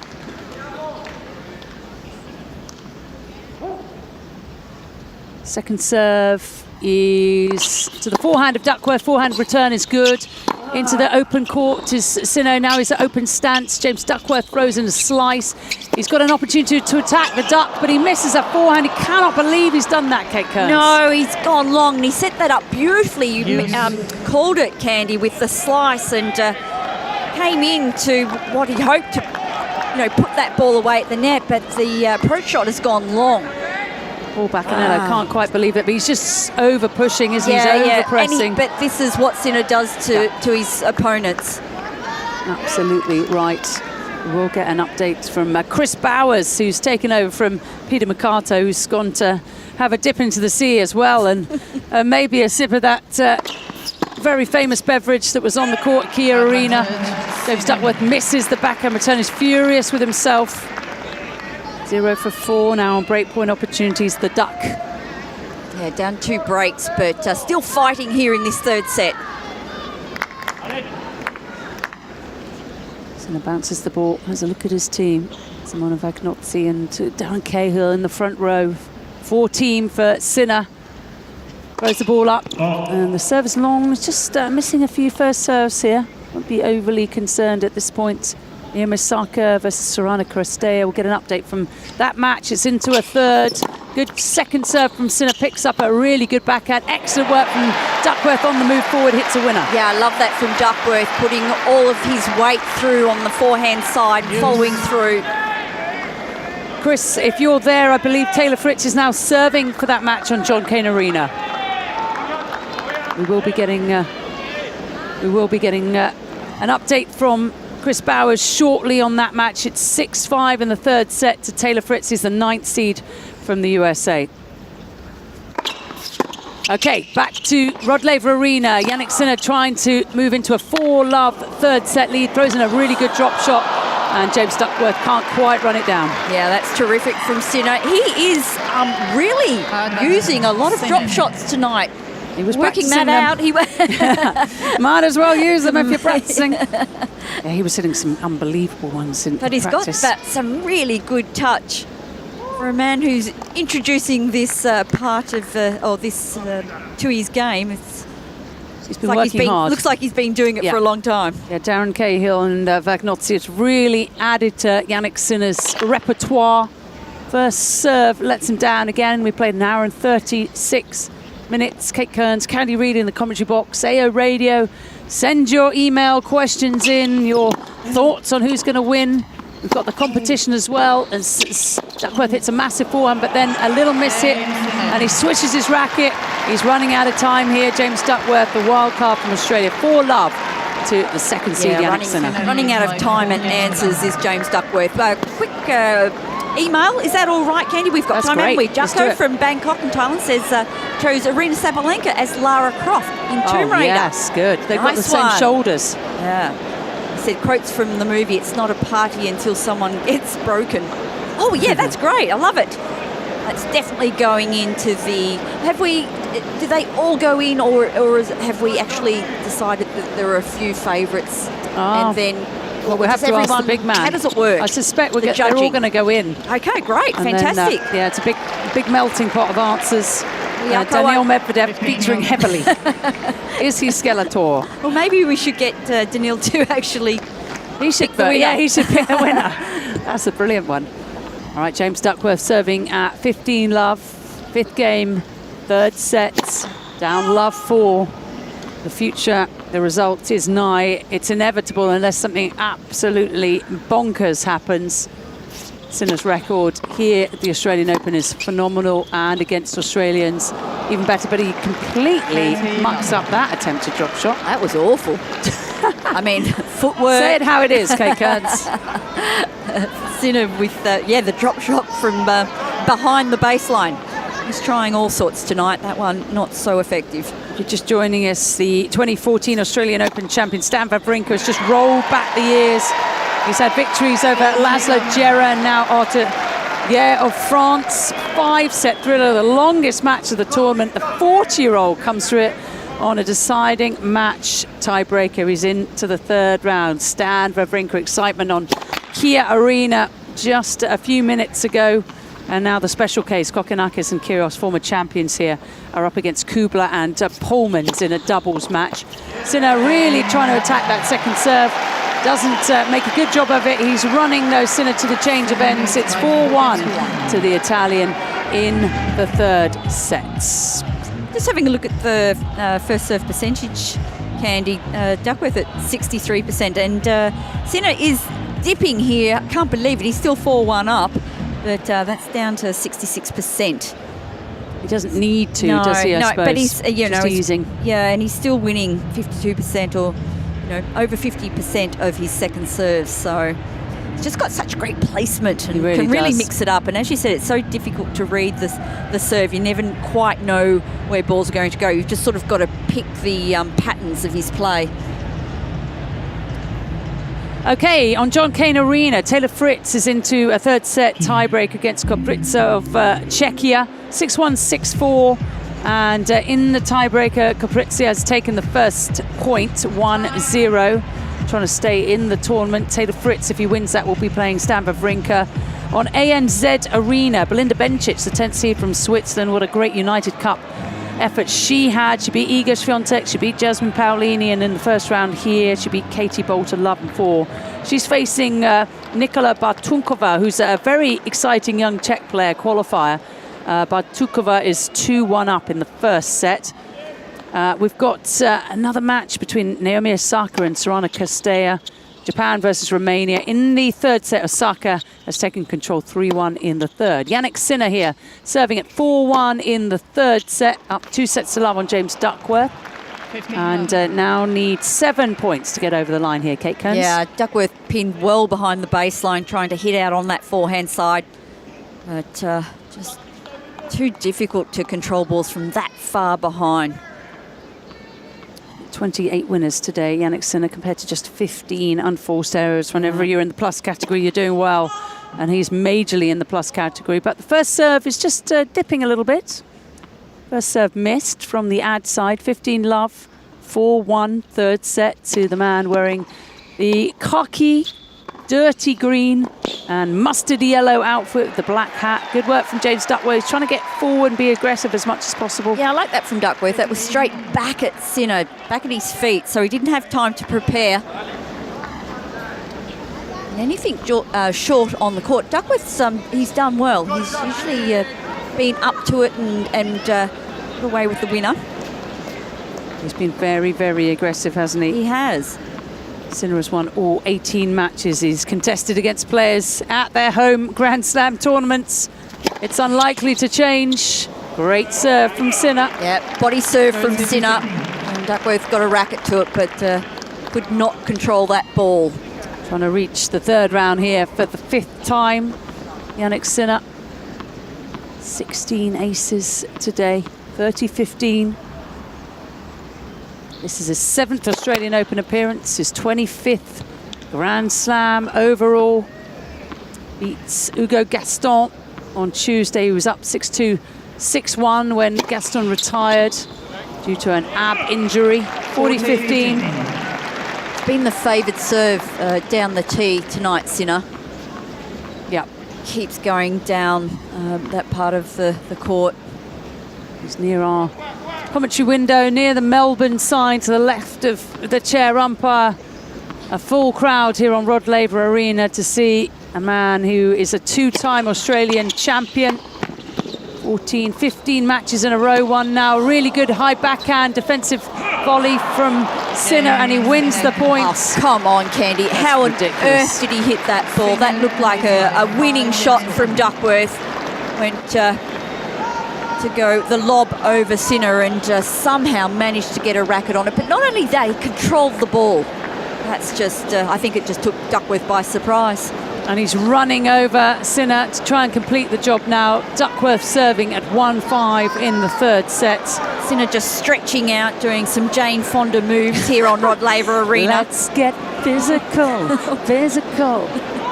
Just hasn't got the leg warmers, that's all. But everything else is there. The flexibility is unbelievable. Can't quite control that return, though. No, but you get the sense he's just going to go for broke here and get off the court as quickly as possible. James Duckworth serving to continue his wonderful 2026 Australian Open.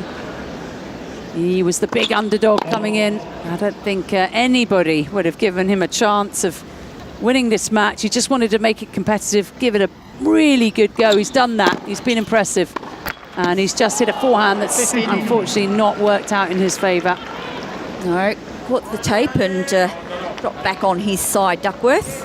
Sinner, of course, winning his first title here, 2024. He defeated Daniil Medvedev, or Skeletor, and then successfully defended his title last year, defeated Alexander Zverev in the final, becoming the first player to successfully defend his first Grand Slam title, men's singles, since 2005-2006. First serve is good from James Duckworth. He's up to the net, has to play a really awkward backhand. Sinner passes him Sinner just reading the ball so well, but he is so quick on his feet, just covering the serve out wide and really closed in on that ball that just comes back so quickly. So he has such great control. He's an octopus. The balance. It's crazy, and then isn't gets it? himself back in, mid-court, ready to take the next shot. If we weren't watching this live, you just wouldn't believe it, how good he is. Great return from Sinner, anticipates it. Backhand up the line is just long. Duckworth was leaning the wrong way. He was. It looked like it was going to be a winner from Sinner, but it's gone long. 30-all. 5-4 to Taylor Fritz in the third set, tiebreaker against the man from Czechia, Koprica. So Taylor Fritz 2 points away from victory. And Duckworth 2 points away from going out. He's just ace though wide. Yeah, great first serve from Duckworth. And Sinner add to his 4 major champion Sorry, titles. Candy, jumping in there. On. Very exciting. 40-30. James Duckworth serving at 1-5 third set. First serve hits the net tape and goes a little long. Fault called by the electronic line calling. Second serve is to the forehand of Sinner, and it's long. Sinner's not too bothered, Kate. No, not at all. He went for broke on that forehand, hoping for the winner. He didn't get it, and he'll come out to serve for the match, leading 5-2 in this third set. So let's now, Kate, let's head over to the Taylor Fritz match. And Taylor Fritz has just won, so he will be playing Stan Wawrinka for a place in the 4th round at the Australian Open. Good work from Fritz, gets the better of Koprica of Czechia in a straight set. Was tiebreaker in the third, so Fritz has been tested but not really challenged there, and it's going to be a massive challenge, isn't it, for Stan Wawrinka, that one? Yes, I mean, they'll probably wheel him out in a wheelchair, but... but he'll still be hitting one-handed backhand winners, so it's doubt. fine. It's absolutely fine. Nikola Bartunkova, the young Czechia, playing Belinda Bencic, surprisingly, has taken a 3-1 lead on ANZ Arena, and on Key Arena, the all-doubles match featuring the special Ks, Thanasi Kokkinakis and Nick Kyrgios, is just about to begin. Naomi Osaka now 3-2 up on Sorana Cirstea in the third set of their match on Margaret Court Arena. Naomi Osaka, a twice Australian Open champ. And Fashionista Supremo. Oh, yes. Casper Ruud versus Yamin Munar will start once that Osaka Cirstea match is completed. On this court, Rod Laver Arena, Elena Rybakina is up against Varvara Gracheva, who represents France. She's not from France, but she does represent France. So Jannik Sinner to try and finish this off in pretty routine fashion, hour and 47 minutes, leading to reach a 6th consecutive Grand Slam final. Isn't that incredible? How consistent is the man from San Candido in Italy? It's on the German border. It's interesting, Italy, isn't it? Because you think of Italians like Matteo Berrettini and Lorenzo Massetti, but Jannik Sinner, different look. And up north. Yeah, he's up north. He's a very good skier. But luckily for all of us, he chose tennis. Unfortunate for James Duckworth, he chose tennis. It's another race. Yeah. And the serve has been outstanding tonight. Once again going down the tee.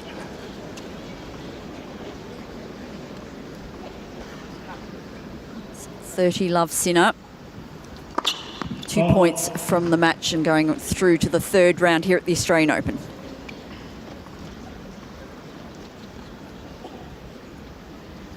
Second serve from Sinner is to the James Duckworth backhand. Duckworth misses wide. And so the moment has come. Kate, it was inevitable. It really was, but James Duckworth, after that first set, really got himself back in this match, and it's been fun to watch. But Sinner just, his game's so much bigger. And the crowd trying to create some atmosphere. It's not quite what it was at Key Arena. Stan Wawrinka, the 40-year-old, winning the longest match of the tournament so far. Sinner throws down another ace, and he's just recorded a 17th consecutive tour-level match win into the third round here at the Australian Open for the 5th time. It's going to be very, very tough to stop the twice Australian Open champion.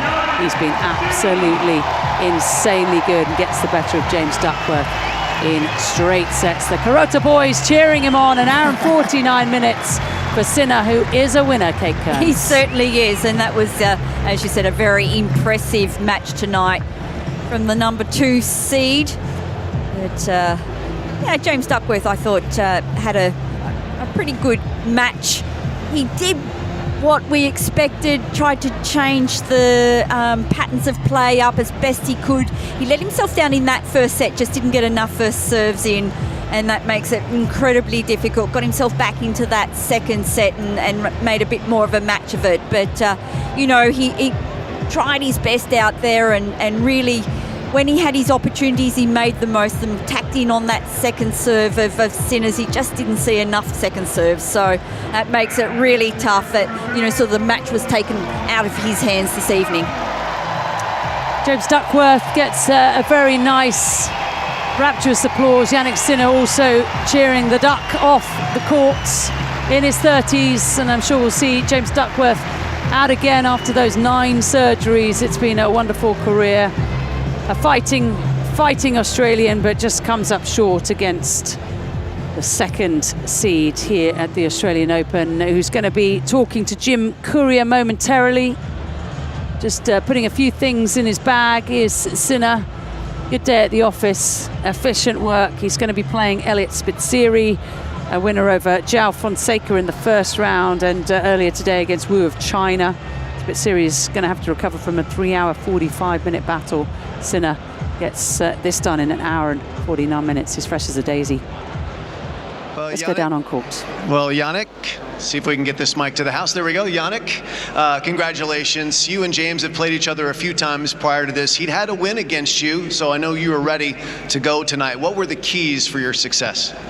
Yes, first of all, it's, you know, every match is very difficult, so I'm very happy, you know, to be in the next round. I felt like I was returning very, very well today. Also, serve was really, really good today, so I'm very happy about my performances. I know he had, you know, so many surgeries in his past, and it's great, you know, to see him, you know, competing at the highest level. So I wish him only the best for the rest of the season, and I want to thank also you guys. I know Australian, but you have been very, very fair to me. So thank you so much for your support. Thank you.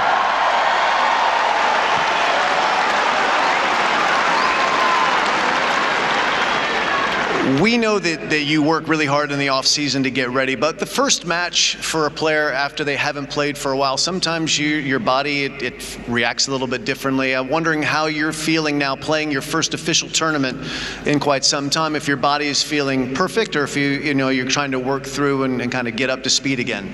No, I feel like I'm in a good shape at the moment. Of course, depending on how matches go and also depending on how long I stay on court in the official matches. In base of that, we decide the work to do, for example, also for tomorrow in the gym. So, but of course, I'm very happy. I know how much work we put in. So the body feels good. Also, the mind is in a good moment. You know, first tournaments always are very, very special for all of us, and there's no better place to start the season. So, very special tournament for me and very special court. This has been in the past years. And let's see what's coming this year.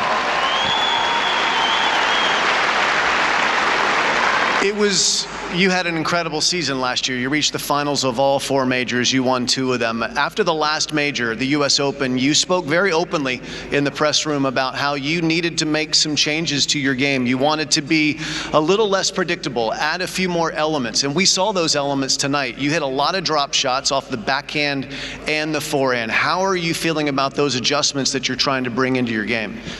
Yes, drop shots on the backhand side we still have to work on because some they don't arrive to the net, but we are working on that. I'm trying to learn from this guy there, Simone. He has, you know, best hands, even though he lost second round even in the 1-point slam. But I'm very happy to have him and obviously also Darren. You know, they give me a lot of tips. We try to prepare every match in the best possible way, and you know, the work never stops. So I'm happy, of course, where I am, but you know, we try to keep going, keep pushing, and then we see how far we can go. All right, so yours is getting better. Who has the best drop shots on tour? Who are the couple guys that you think have the best feel for those? Well, this I think we all know who has the best drop shots, no? Well, tell us. It's Carlos, of course. Carlos, but there are some great, you know, talents. You know, Mute, for example. Also, my first round opponent, you know, Gaston. You know, really good. So there are many who are in front in that aspect, of course. All right. Well, you've got a guy in front of you in your next round named Elliot Spizzirri. He's an American. He's about your age, actually, but he's just come into the top 100 in the last few months. What do you know about Elliot, and what are you expecting in that match? Yes, I've been watching him also last year a little bit. You know, these kind of players, they're very aggressive on the court. A big server also. I saw the match today. You know, outside was a bit more windy, so playing here is a little bit easier. So I'm happy that they put me here on this court. But of course, you know, let's see what's coming. I don't know him as well, obviously. We haven't played yet, so let's see what's coming. We'll hope for a great match, and yeah, and that's it. We'll see you in 2 days' time. Congratulations to Jannik Sinner, the two-time champion. Incredible, great interview, wasn't it? Jannik Sinner speaking to Jim Courier. He says, I'm in good shape, the body and the mind, but the work never stops. Just incredible as he signs the camera, and he's now won 17 consecutive tour level matches, looking for a third straight Australian Open. Kate Kearns has left the commentary booth. I'm delighted to say that Jill Krabus has taken the hot seat. Jill, you were watching that match. What did you think? First of all, good evening, Kate. Hello, good evening. It's the first time we're working together this year. I've seen you, but for about 5 minutes. I know, it's very excited to Peter see you again. Mercato is going to take my seat momentarily. Yes, I wanted to watch courtside because we have the privilege of being able to be so close to the action, and it's absolutely amazing. I think he looked incredible, of course. I think it's interesting he mentioned his return, because I was watching his return quite a bit today, and it's amazing how much he leaps forward to the return. And I think he started a little bit further back, and I really felt like he was just flying through that return. And I think that's part of the reason why he was returning so well. He felt so comfortable tonight going after it. And just also how low he gets with the legs is impressive. I totally agree with you. We'll talk a little bit more about Sinner shortly. Just on Margaret Court Arena, Naomi Osaka has beaten Sorana Cîrstea in 3 sets. Second straight match for Osaka that she gets the better of her opponent in 3. So well done to the Japanese player. And we are going to stay on Margaret Court Arena and hear from Osaka. There's been a few words, though, between Sorana Cîrstea and Naomi Osaka. Naomi Osaka just turning round and looking at her opponent with a wry smile. Something happened there, Jill Krabus. Unfortunately, we weren't watching it because, of course, we were listening to Jannik Sinner and watching that, but something has occurred. We'll find out, I'm sure, what it was. Yeah, I'm not sure what it was either. I mean, Naomi, I think, looked completely confused. Yes, and even after the celebration, she kind of just lifted her arms to her team, not quite sure exactly why. I think Cîrstea was a little bit flustered by something. That's what it seemed like, but I'm sure we'll find out. It does happen, doesn't it? Yeah, of course. I mean, it's, we've got 2 competitors out there trying to beat each other out and reach the 3rd round, and it's Naomi Osaka who has done that job. What do you make of her play? What do you make of her outfit? You know what? I keep saying I am impressed with how gutsy she is to be able to walk out with that. I mean, I would not be able to do that. And I would love to see. I am so impressed. And I think as she was walking, I think all of us were surprised at first, but the more I looked at it, the more I thought it looked elegant. Okay. Yeah, the more the big white brimmed hat, the parasol. And then I read, you know, the hat, the white hat with the butterfly. It was a tribute to when the butterfly landed on her face. Was it her face? Right. Landed on her face. Whatever year that was, I don't know. So, I mean, when you actually hear about it, it's interesting. Yeah. We're going to go down on court. Chanda Rubin is going to speak with Naomi. Into another 3rd round at the Australian Open. Sorana Cîrstea is a tough competitor. She came to play tonight. What did it take to get through that one? Apparently a lot of come on, so she was angry about, but whatever.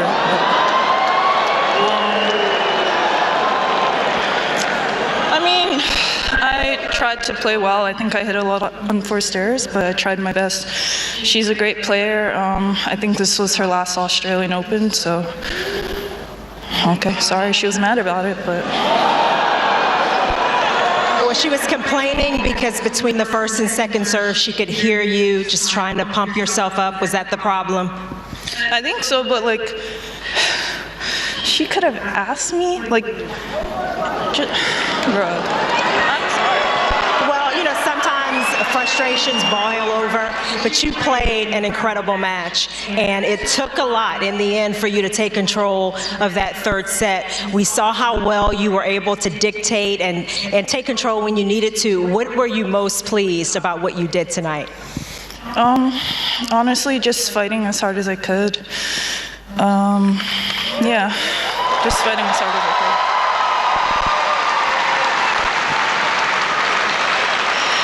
So I gotta ask you, go a little off match for a bit, because you walked out onto court a couple of nights ago with an outfit that we are still talking about. It created a lot of impressions, you know, people interested in your story as a result of it, and also being inspired by what you did, how you looked and how you were expressing yourself.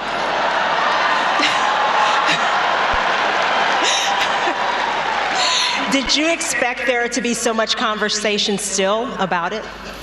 Honestly, not really. For me, I don't know, it's just something fun I love to do on the court. I think I don't really talk that much, but I like to express myself through clothes, and I'm really glad that you guys loved it, hopefully. Yeah, just, you guys look really cool, by the way. But thank you for supporting me. I love you guys, for real.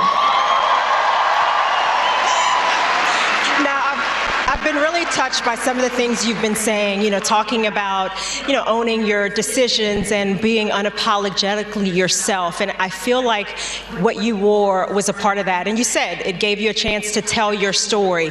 Have you told your full story with it?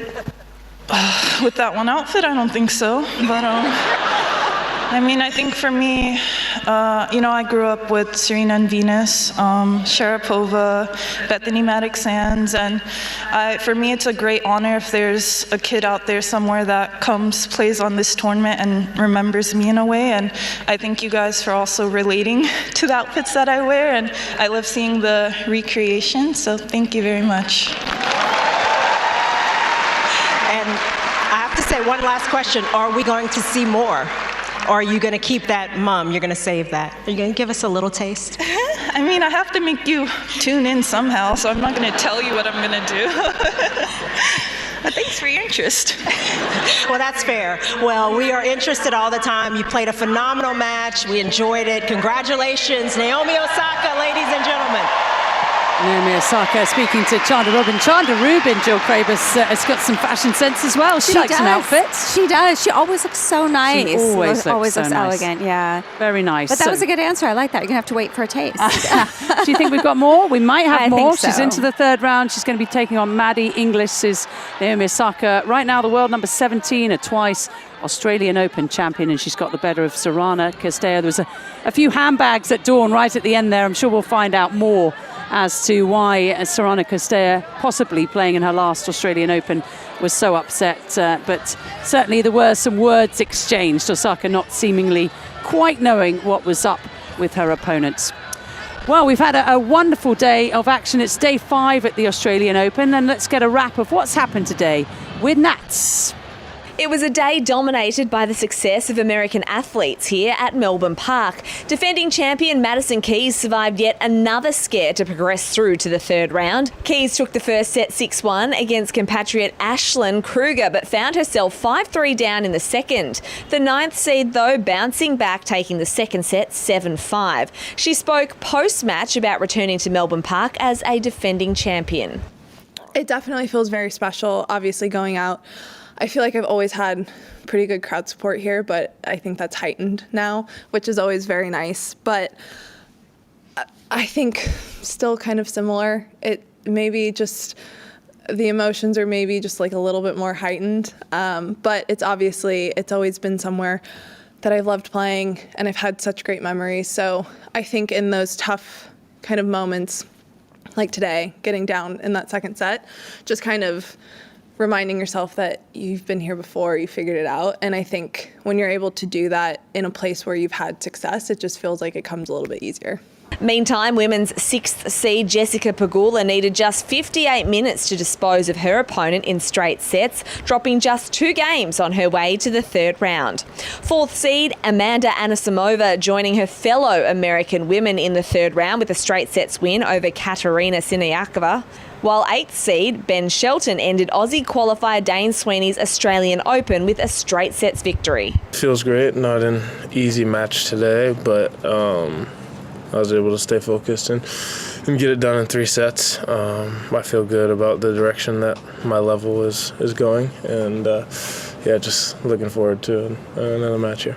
Aussies Rinky Hijikata and Taylor Preston also exited Melbourne Park, but Australian qualifier Madison Inglis bucked the trend. Inglis took the first set 6-4 against Laura Sigmund and was well in control in the second set, serving for the match at 6-5.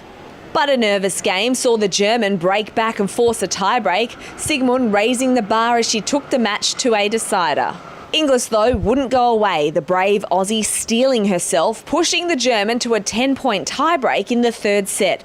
And this time it was the Aussie who went to another level, willing herself over the line to win a place in the 3rd round at Melbourne Park for the first time since 2022.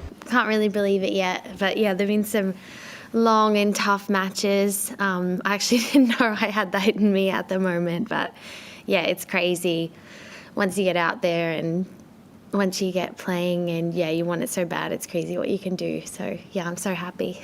Meantime, 10-time Australian Open champion Novak Djokovic has notched up his 399th Grand Slam match win with a straight sets victory over Italian qualifier Francesco Mastrelli. The 24-time Grand Slam champion getting the job done in just 2 hours and 15 minutes. Yeah, I mean, I always try to work with purpose, and I had a longer off-season, and like the off-season before this one. And, when I have more time, I obviously try to look at my game and different elements that I can really improve. And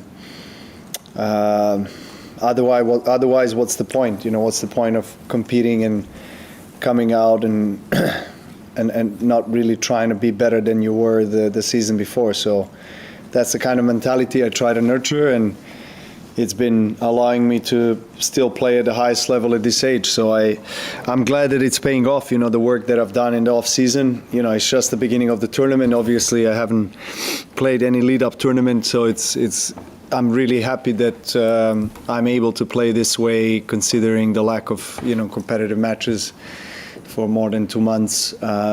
So it's all been positive so far, positive signs, but I got to keep it up, obviously. 15th seed Karen Khachanov joining Djokovic in the 3rd round after a straight sets win over American qualifier Nishesh Basavareddy. Kids making a racket? Nothing hits like Hot Shots Tennis. Perfect for kids aged 3 to 12. Book your free trial at a participating club. Hit up tennis.com.au. Hot Shots Tennis. It's different. If you're looking to reclaim your game, try Cardio Tennis presented by Chemist Warehouse. This high-energy group class is where fitness meets fun. No competition, just genuine connection. Set to great music, you'll mix tennis drills with constant movement for a workout that never feels like work. And no need to be a pro, qualified coaches tailor the session for everybody at every level, whether you're new to tennis or coming back to the court.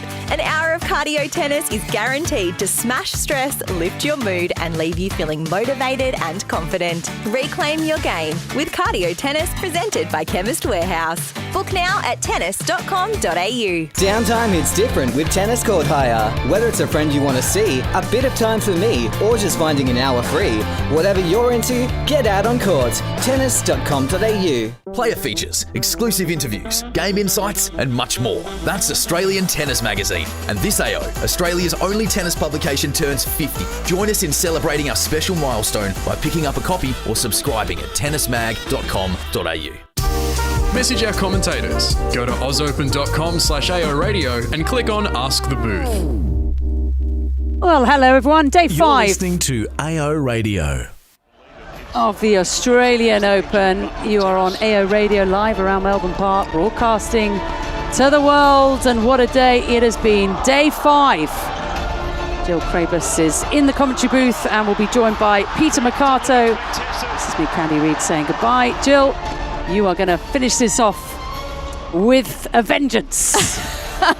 Well, I'm very excited, and of course we're still here on Rod Laver Arena, but excited for this women's singles match. It is Elena Rybakina taking on Varvara Gracheva, and this is going to be a fantastic match. They have played each other a couple times, and it has been very one-sided in Rybakina's favor. She's had a fantastic year last year. It's good to see her back and in good form. Had a few titles in 2025, as well as a great end of the year by winning the WTA finals in Riyadh. That was some fantastic tennis that she played at the end of the year. So she is in good form. She is one of the favorites on many people's list to actually go all the way and win the title. She has been a finalist here before, so she loves these conditions in Melbourne. So Peter and I are looking forward to this. Welcome, Peter. Well, we are. We're going to be. We're on Margaret Court Arena. Well, I was gearing up for Rod Laver first. I was right, focusing on the women only because they had just walked down the court.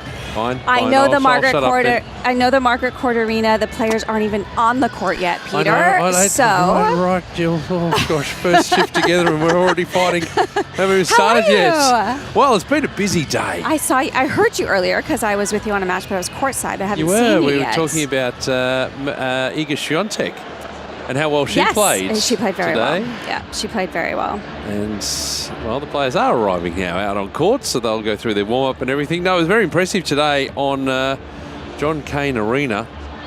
It's Mari Buskova, 6-2, 6-3 the scoreline there. Taylor Fritz, we mentioned, had a win out there as well, 6-1, 6-4, 7-6. And we'll go to Chris Bowers in just a second. We'll get these players out onto court, then we'll go to Chris for a little call of the card, because there's still plenty of matches going on around the courts tonight. And good to see fans sticking around here as well for Rybakina and Gracheva.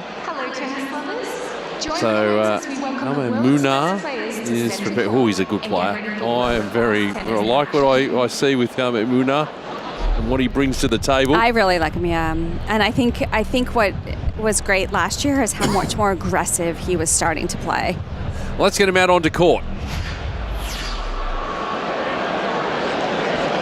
Men's singles second round action. Please welcome to Margaret Court Arena from Spain, Jomar Munar.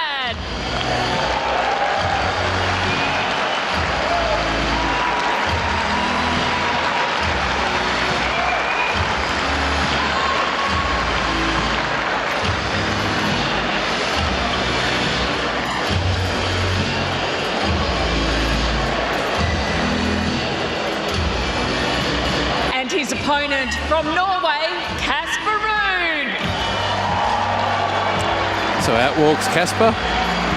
You know he's on a time limit. I know. You know the baby's coming and off he goes.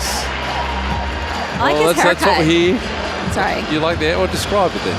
Well, it's just shorter. It's just I think it looks good. Well, we're just to reiterate, he's the impending arrival of his first child. Yeah. So he has said, if I get the call, I'm on the first plane out of here. If it's in a match, it's going to be the case. Hopefully, that's not the case tonight, because we want to see a competitive match. Munar, he's gone the muscle top. He's gone the Rafa Nadal. He has. Sort of top there. He's just got the pipes out. He's looking. I like the orange. Yeah. I do like the orange. I think that's it's one of my favorite colors. He's got the orange, a tank top, and some white shorts, and looking good. And then Ruud has got almost Swedish colors on, the yellow and the blue. Yes, being Norwegian though. Being Norwegian, yeah. This is going to be. I think this is going to be a long match. I mean, like I was saying, I think Jaume Munar. I think he's gotten a lot more aggressive, especially last year. So it's going to be interesting to see if it keeps that aggression up. Here's Johnny Blom, who's going to give him their pre-match instruction. I think we face this way, yeah. Oh, he's just trying to work out. We're trying to get all the coordination done. Yeah. Right, let's go. Guys, we got a guest here for the coin toss. Ruud, yeah. This way, on Zach. For the towels, you're wearing blue shoes, so you take the blue one, and you're wearing white shoes, so you take the white one. About the VR, the video review, I'm not going to explain everything, but just remember, you can finish the point, and then we can check something. So if it's a not up and you're not sure, just keep playing. Yep. Any questions? Yeah. For it, you're going to ask Casper, and the options are Mark Edmondson and AO.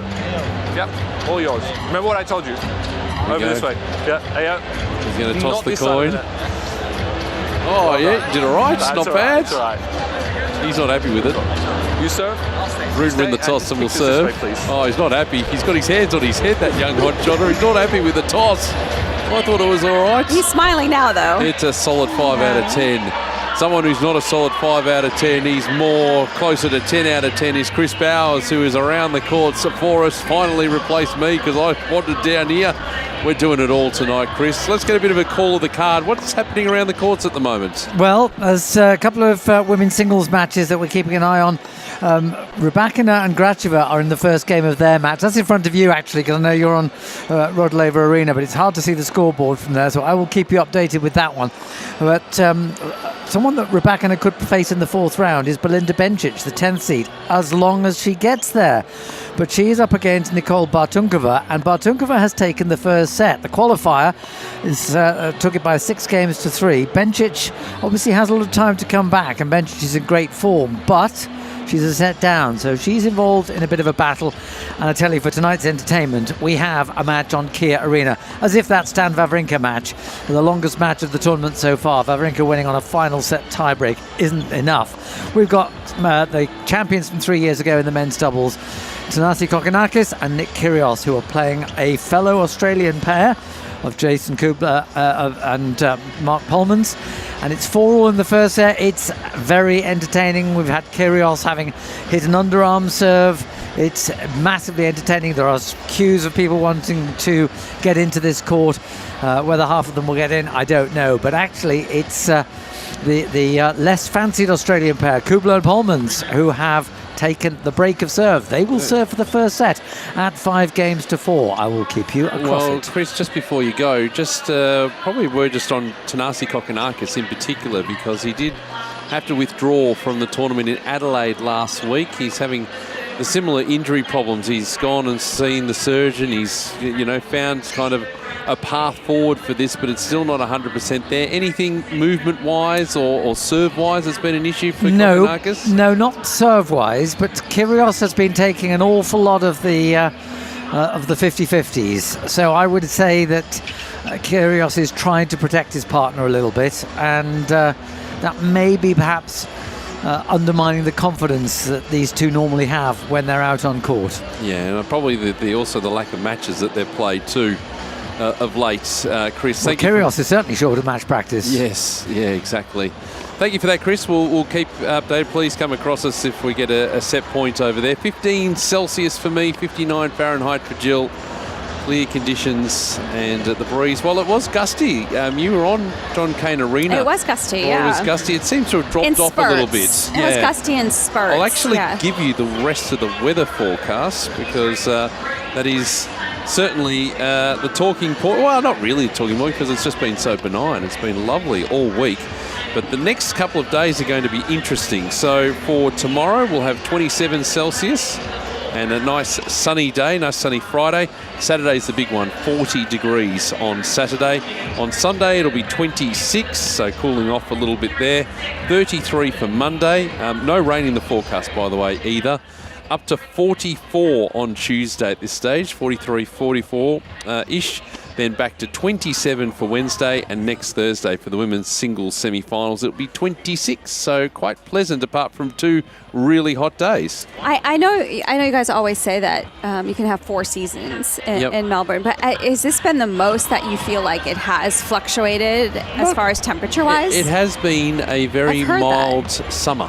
Very mild summer and rainy. And rainy, rainy at times. I mean, this week has been pretty good. We only had a short, sharp shower last night. But to go from this all the way to 40. Yeah, very quickly. Well, that's just, this kind of weather pattern that we're in at the moment. Yeah. Well, we've been lucky, actually, that we haven't had huge heat wave conditions, like a lot of days that have been 40 plus, which can happen. Yeah. So we've just had a sharp burst of heat and then it drops away a little bit, or 1 or 2 days of it, and that's been about it. So, in that regard, we're pretty fortunate to be able to, get to this stage, and just the 2 days at the moment. We'll see what the weekend brings. So, yep, that's the weather. Hey, if you want to send us an email, please do. Ask the booth form on ozopen.com//listen, or email aoradio@tennis.com.au, aoradio@tennis.com.au. Remember, give us your name and where you're listening from around the world. You're all the way through. There may be a little, as I look at my watch and see it's 9:35, maybe a little bit of Midnight Madness. I won't be here. You won't be? You always do Midnight Madness. It'll be Mike and Mark doing tonight. Oh, wow. They may be doing the edition of Midnight Madness. We are going to organise. Have you done a Midnight Madness yet? No, because we haven't really been past midnight. Okay. All right. Anyway, we're about to get underway in this match. Casper Ruud and Munar. 12th seed Casper Ruud. He sprints away from his chair.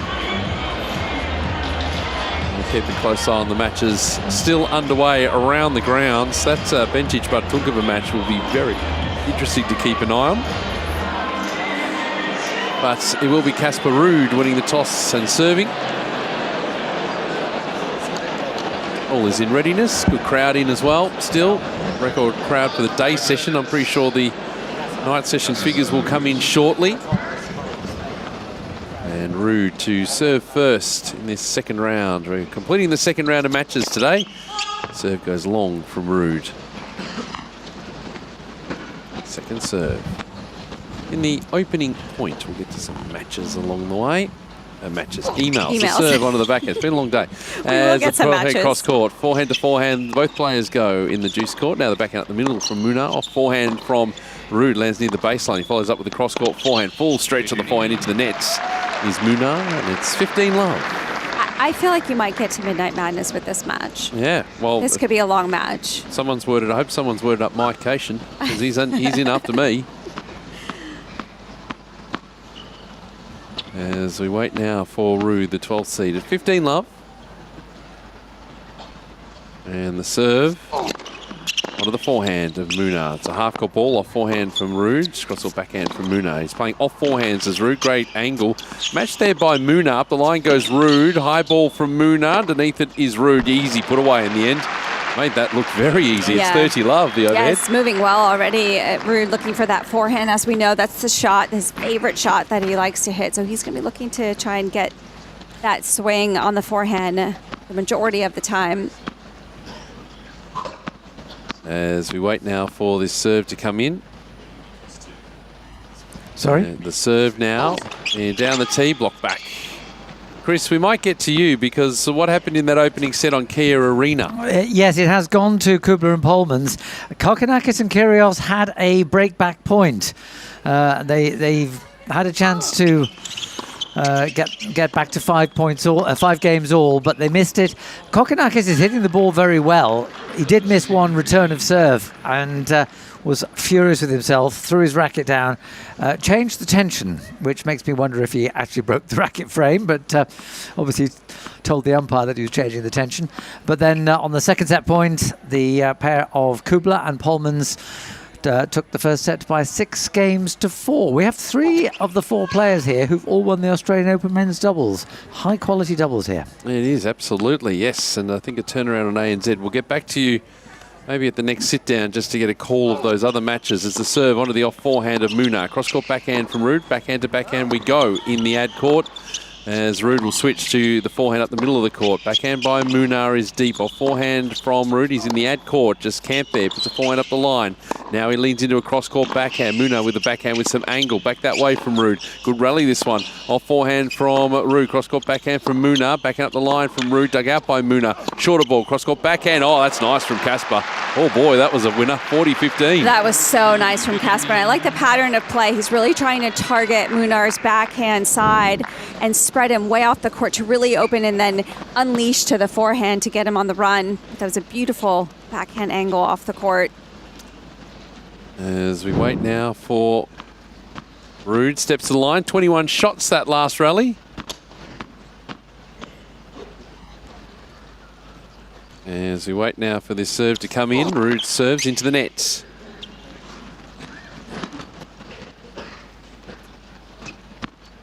Second serve. There's this one. Down the tee, blocked back by Munar. Off forehand from Ruud. Oh, he's gone wide and long. It's 40-30. He caught that one a little bit low. See the win predictor pop up on our screen. 54% Ruud, 46% Munar. I think that's about right. Yeah, I think that's about right too. I think it's going to be very close. Yep, I'd like to give the win predictor a bit of stick, but that's actually pretty reasonable. If you ask me, no one did. As the serve here from Ruud, down the tee, block back. Yep, he holds. The opening game, it's unreturned. The serve, opening game of the match. How's your day been? I've seen you for one match, but how's the rest of the day? My day's been fantastic. I started early though. I started on the first match with Madison Keys. Oh, did you? Yeah, did you see any of that? Yes, the first yeah, set we did. We were doing was only 23 minutes. I know, I was doing it for radio. Oh, you were doing it for radio? It was our first match this morning. It was so quick. I mean, Maddie played so well. I think all of us thought it was going to be a little bit more of a tougher contest, but the way Madison started was outstanding. She was on fire. Won that first set 6-1, like I said, in 23 minutes. And then it was 2-all in the second. You'll remember because you were on the radio. I was there. 2-all in the second. Yes, that's right. And then I felt like out of nowhere, all of a sudden, Madison started spraying balls and completely missing. It was about 11 points in a row. 11 points in a row, and she went down 5-2. And then in an instant, completely flipped a switch and then went back to how she was playing in the first set and then won 7-5. Yep. There you go. I mean, she pulled it together nicely. She did pull in the it. end. She pulled it just together very blip. nicely. And I think it caught Kruger by surprise. Yeah. Ashley played well in that little period. She didn't have to... I mean, look, yes, there were unforced errors, but she did go after it. And once she knew that their confidence was down, she was that was her best period of the match. Yeah, and I actually ran into her coach afterward, Hugo Armando, and he, as soon as I saw him, he just dropped his shoulders. He's like, oh, it was so close. And he said he just felt like Ashlyn dipped a little bit in the serve area, just took some pace off the serve, and then hoping, because Maddie was making mistakes, hoping for the mistakes to win the set rather than continuing to play how she was playing. Yeah. We've seen a long rally again here. Ruud running side to side. He can't get that ball. Good cross-court backhand from Munar. It's 30-love in the second game of the match. Gosh, that is a long day. But that's what we do here at the Australian Open. And then I did the little booth in between, which was really fun. That's why I'm all made up with my hair and stuff. I thought it was just because we're on YouTube tonight. We got that. Yeah. It feels strange. Hello, everyone watching on YouTube. It feels strange, all this stuff, but that's okay. As the serve here. Down the tee is an ace. 40-love. You don't really need it, Jill. Oh, that's sweet. That was a really nice thing to say. I mean, I need it when I do television. I say to them, look, let's just level it off and start again. And I just get the dust. It's like, I need it more than that person. Don't worry about that. No, the makeup artist did a very good job, I think. Serve here onto the backhand of Ruud. Point up the line. Nice 1-2 from Munar. And it's 1-all here in this opening set on Margaret Court Arena. The next sit down, we'll get an update from Chris on some of the other matches going on around the courts at the moment. I think we knew this contest was going to be long. I mean, they played each other. If you look at their head-to-head, which I know you did, because you always do your research, Ruud leads 5-1, and they played 3 times last year. Yep. And Ruud won all the ones last year, so he's won all the last 3. But they've all been really tight matches. As the serve here goes into the nets. They played last year here at the Australian Open. What round was that? It was second serve onto the backhand here of Munar. Ruud goes in the middle of the court. Second round, wasn't it? Off forehand from Ruud. Now. Up the line goes Munar for a winner. Nice. He was coming forwards, just couldn't quite get there. And it's love 15 is the first round. I was trying to hide it from you. You saw that it was the first round. And it was 5 sets. Ruud winning 6-1 in the 5th. Hence why you're suggesting. Midnight Madness. And I'm suggesting that, Munar is a real player to watch as the serve here. Yes. Ruud out wide, an ace. He's been sort of industrious in the way that he's gone about his career. Munar. And the fact that, it's taken a slow build. He's built it up, but he's getting the results now, which is great to see. So, as Ruud prepares. And the serve. Out wide, misses. Second serve. And it's 15-all, 1-all. The opening set, the serve blocked back by Munar. Slice backhand by Ruud. Slice by Munar cross court. Ruud switches to the forehand, plays up the middle of the court, forehand at the line by Munar. Slice backhand cross court drifting ball by Ruud. Now he's playing cross court forehand. Forehand to forehand they go. Slice forehand defensive from Ruud. Coming forward is Munar. The off forehand though is into the net as he looked to bear down on it. It's 30-15. It's interesting the beginning of this match because these are two guys that are so consistent off the ground, but they've both tried to work on being a little bit more aggressive. And they play very similarly, and I think that's why they've had long matches. So it's going to be interesting to see if one gets caught like too defensive and retrieving a little bit because they're both trying to work on the exact same things. So Ruud serves out wide, blocked back here by Munar. Drop shot by Ruud into the nets. And it's 30-all. Trying something a little different. Yeah. Oh, getting a little slow-mo of his service motion. I feel like it's changed a little bit. He drops the legs a little bit sooner than I remember, but does well to really reach up. Keeps his head up well on the serve and gets good wrist snap. As the serve comes in, down the tee, it's good, unreturned, and moves to 40-30 in this opening set. So third game. Still healthy crowds around the grounds. I don't think we've had a night update yet in terms of crowds. No, not yet. As we wait now for the serve to come in. Game point for Ruud. Serves long. Second serve. As we wait now for this to come in for Ruud. Serve. On the backhand of Munar. Backhand to backhand they go. Slice there from Munar. Forehand up the line by Ruud. Cross-court backhand from Munar. Ruud going to play that off forehand again deep into the eight-court corner. Dug out nicely by Munar. And the forehand into the net by Ruud. And we are at juice.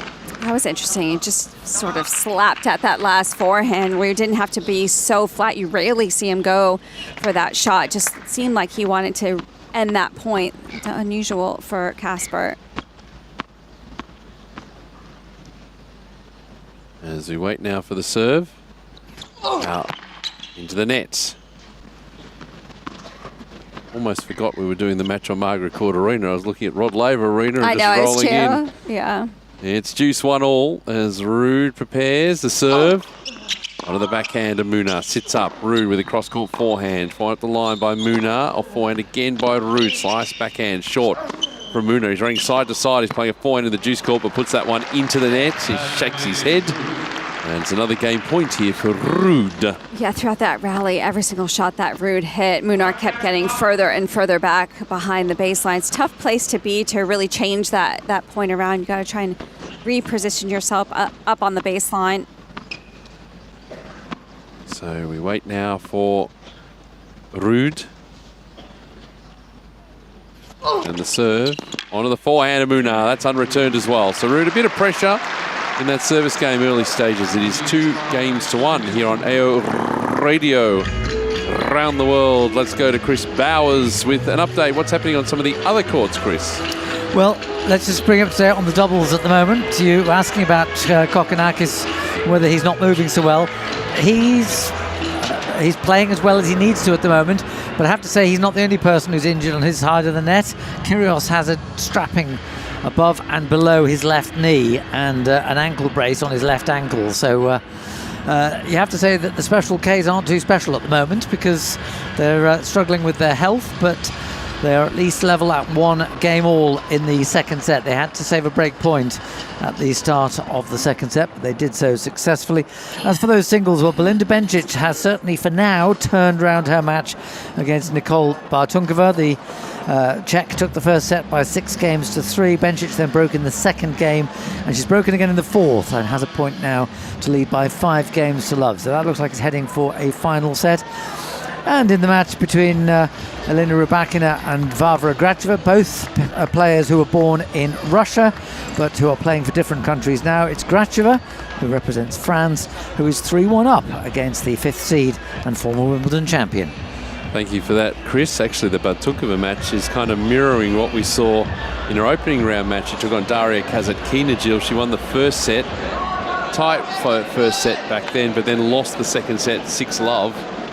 And then turned it around again to win the final set. So she feels like she's in a good position right now. Yeah, exactly. Absolutely. She's like, I got this, no problem. Absolutely. As the serve here from Munar, blocked back by Ruud. A forehand by Munar, sliced backhand cross court by Ruud.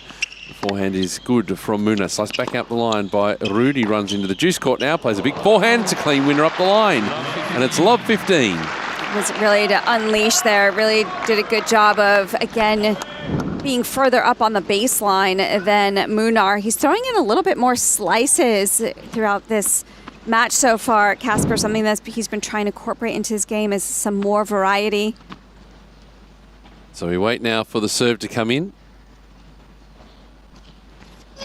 Serve, blocked back by Ruud. Coming into the serve and volley is Munar, playing a nice backhand volley. Oh no, he didn't quite stick the landing. Ruud did well, had to pick up an awkward half volley from the Munar volley. And it's love 30. It just shows you his mindset right now, Ruud. Every single ball he's hitting, he's actually charging forward, expecting something short. He did well to compromise, to actually adjust to that volley. And then good eye to let the last one go long. So Munar prepares. We're up to 9:51 this Thursday evening in Melbourne. Serve onto the forehand. He's serve volleying again. Backhand volley cross court. Oh, Ruud, this takes the net, falls back on his side. He had the cross open. He couldn't execute. It's 15-30. He hit it well, though. He was going for the exact right shot. A very good controlled volley from Munar. It was pretty low. It was right at his feet, so he did well to get it with good depth in the court. 15-30. 1-2. In this opening set on Margaret Court Arena on our radio tonight. The serve goes long. Get to some of your messages in a sec as well. Keep them coming through. aoradio@tennis.com.au. Ask the booth form on ausopen.com/listen. As the serve here. Running around, Ruud to play that. It was so far. He was so far out of court. It's a risky move. He put it cross court and Munar said, thanks, I've got the line for you. I might use that, and he did. It's 30 all. I mean, I don't think he was expecting such a perfectly placed second serve there from Munar, because the kick, it just kept following him as he kept drifting away from the court. It took off. My goodness. Serve. As we wait now for this to come in from Munar. At 30 all. Out wide, the serve misses. Second serve.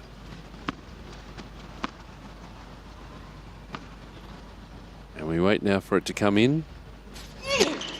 Onto the forehand of Ruud. Forehand there from Munar up the line. Cross-court backhand from Ruud. Hits the sideline. Good angle from Munar with his backhand. Backhand to backhand they go. Down the middle of the court, Ruud goes with the forehand to the Munar backhand in the ad court. Going up the other line this time is Ruud, and that's a miss-hit forehand cross-court from Munar that goes long. Break point now for Casper Ruud. Yeah, Ruud's just controlling the play a little bit better than Munar right now. It just seems like he's not having to move as much as Munar. He's moving him from side to side. So, break points. As we wait for the serve to come in. Onto the backhand of Ruud. Sits up. Munar goes straight back to Ruud. Plays the forehand. Low backhand volley. Put it into the net. Slightly miss-hit from Casper Ruud. Munar couldn't handle it. There's your break of serve. It's 3-1 now in the opening set. Yeah, there's a little bit of a bad shot selection there from Munar. He just went straight down the middle of the court. A lot of players choosing that play, and a lot of players picking up on that now too. You want me to read a message? Please, if you've got some in the can, let's go. Okay, Pete from Traverse City, Michigan in the United States. Hello from -5 degrees below zero. There is no better way to wake up than to AO Radio. Pete, thanks for bringing Lady Eleanor all the way from down under. Do you know what that means? I don't. Okay, and in that brief moment, it's now 6 below. Right, explain that to me, please. We might need an explanation. Yes, Okay. come on. Do you know the answer? I don't know the answer. All right. They're asking you. All right. Who's addressing you? Okay, I'm not sure. I think you're supposed to know the answer. Pete, help me out, please. Right back in. I think I can explain Oh, that. okay. Oh, Chris is here. Rightio, Well, Chris. Lady Eleanor is. We used to have a commentator on many years ago who's still on Radio Roland Garros called Eleanor Preston. Oh, it might who be. is known as Lady Eleanor. Now, I don't know who Pete thinks is Lady Eleanor. I suspect it's probably Candy. Yeah, right. Is he mistaking Candy Reid for Eleanor think Preston? so. All right, now that makes a bit more Chris, sense. for popping in there. Eleanor is here, though, isn't she? I don't think she is, no. No, because she might be busy with the Winter Olympics. I think she's working in the Winter Olympics, yes. Yes, okay. Well, Eleanor, if you're listening, hello. You've got a fan. It's 15 all. Thank you, Chris. Just jumping in there. I'm glad I have my uses. There's an ace down the tee, 30-15.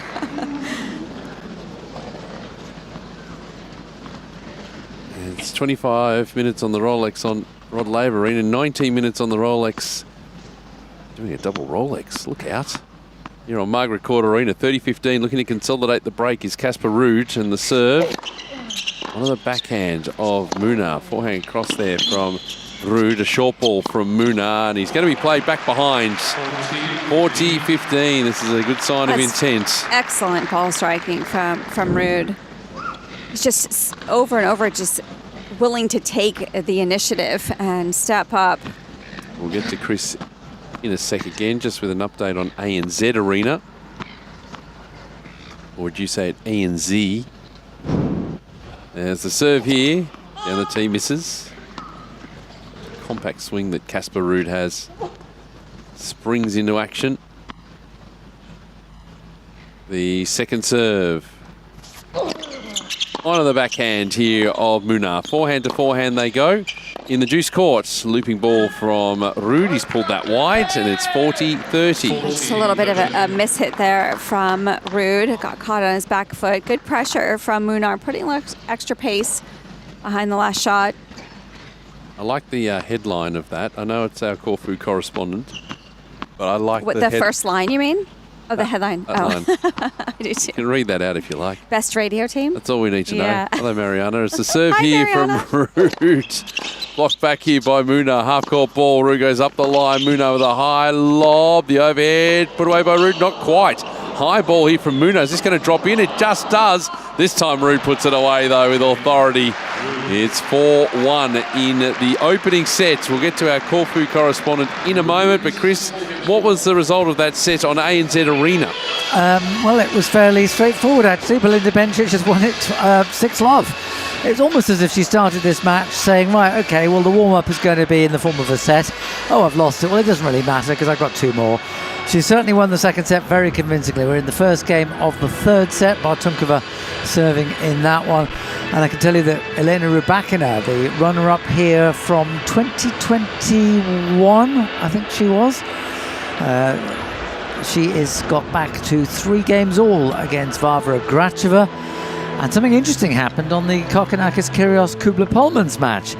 The umpire, Mariana Veljovic, shouted not up after Jason Kubler had run down a drop shot. They complained. It went to a review. They looked at about 3 different angles, and Mariana had to admit that no, the ball was up, so they had to replay the point. I know that that rule exists, and quite right that it does, but I hardly ever seen it put into action, but it was put into action here. And actually the replay, I have to say, was absolutely unequivocal. Jason Kubler did get the ball. His racket was clearly under the ball, but yeah, we've had a review of whether the ball was up or not. 2023 for the final for Elena Rybakina. Ah, yes. And we had a review in our match today too. Yes, we did. So I swear. Okay, explain it first, All right, and then I'll let you know. Yeah. So Iga Świątek, I'll get to that in a sec, but because we've got Munar serving at 1-4, and it was in her match with Mari Buskova. Świątek was mishit a ball. She was playing, I think she was playing defensively, and she just got a racket to a ball as Munar puts tape. It went over the net, but it had so much backspin on it that it actually went back towards Świątek's side. Yes. Right? So it's been on Buskova, it's bound on Buskova's side, and it's heading back towards the other side, if you can imagine it. Double fault here for Munar. Love 15. Iga moved forward and sort of put her racket up to sort of block because she thought Buskova might just, pop it in because it's just dropped over the net. Buskova's then rolls forward to try and get the ball. Because it's past the line of the net, she can then reach over and try and hit the ball. Yes. She couldn't reach it. She was claiming... It had that much spin on it, I remember. It had that much spin. So, but what she did was touch the net. So the point was done then. I mean, Iga won it anyway. She was suggesting one of two things, that might have been a hindrance, that because Iga had run forward at it, that it wasn't,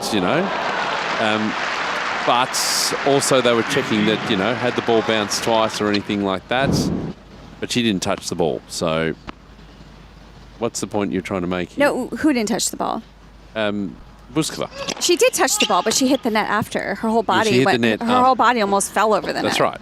So she lost the point. No, I swear I really thought I heard the umpire say that Buskova has called for a review because she thought Iga's racket went over the net. That's right. She did. Oh, that's what I started saying, but you corrected me. No, well, that's, yes, sorry. We'll go back a step. That's what, I explained what happened. You're now explaining what the review is about. Why the review was there. But I thought you corrected me because I was wrong. Because I was wrong with what I was saying. I'm correcting myself. Oh, so you were wrong. All right, Jill. Yes. Right, back to the play then. If we got Everybody, I'm just making that clear. Peter was wrong. Completely, absolutely, yes. Because he thought that. Well, the umpire had actually said, "Well, you can try this if you like," but I'm telling you, it didn't happen. Okay. And clearly she hadn't. So.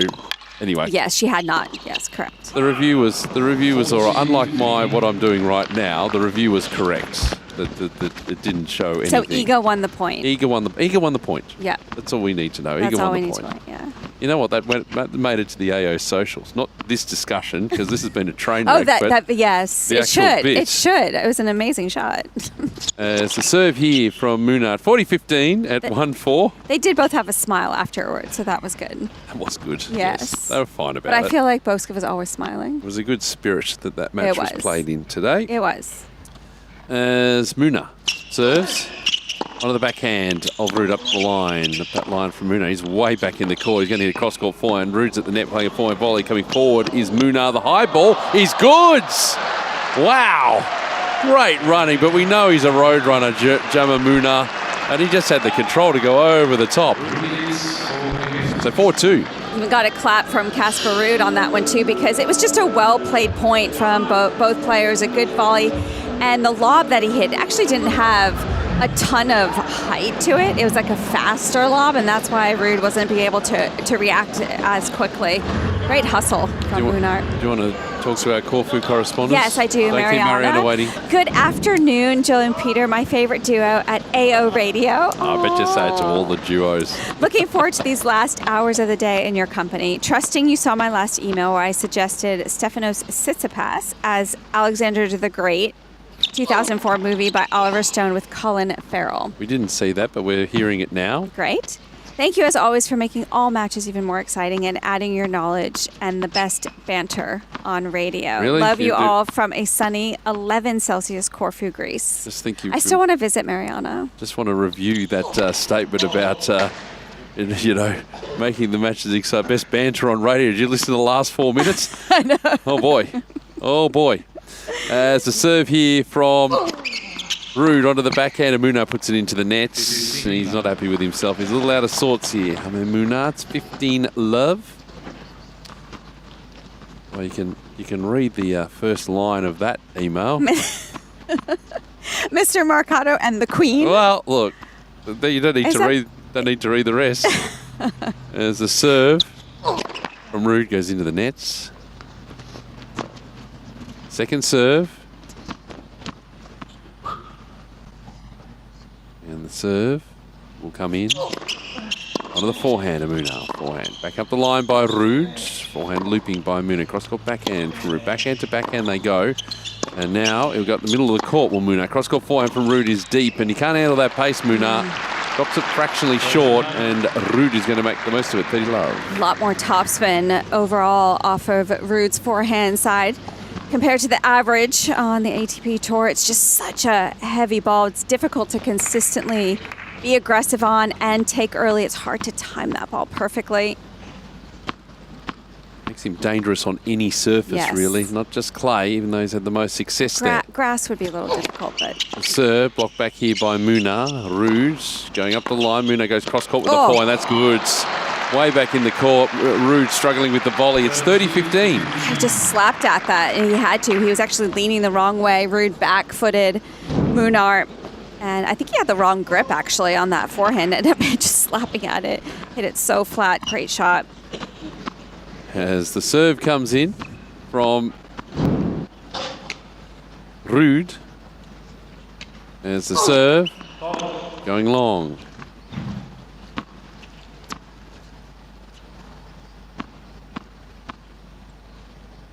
Second serve, 30-15, 4-2 opening set. The serve onto the backhand of Munar.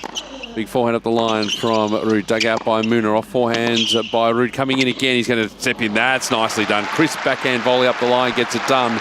And it's 40-15.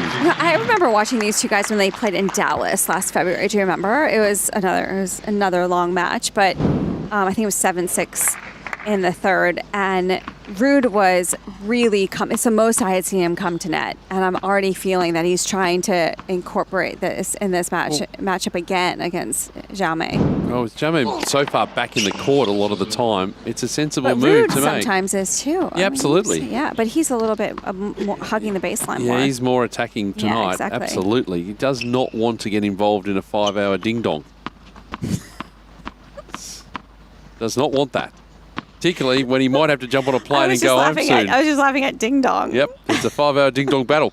As a serve here out wide on the forehand of Munar. Cross-court up the line goes Ruud. Cross-court backhand from Munar. Backhands they share now with all topspin. All in the ad courts. He's forced back in the court is Munar. He's at the Melbourne side. Hits a forehand up the middle of the court. Dug out there by Ruud. Cross-court forehand from Munar. Forehand to forehand we go in the juice court. They are really walloping this ball up the line. Munar can't handle that. It goes wide.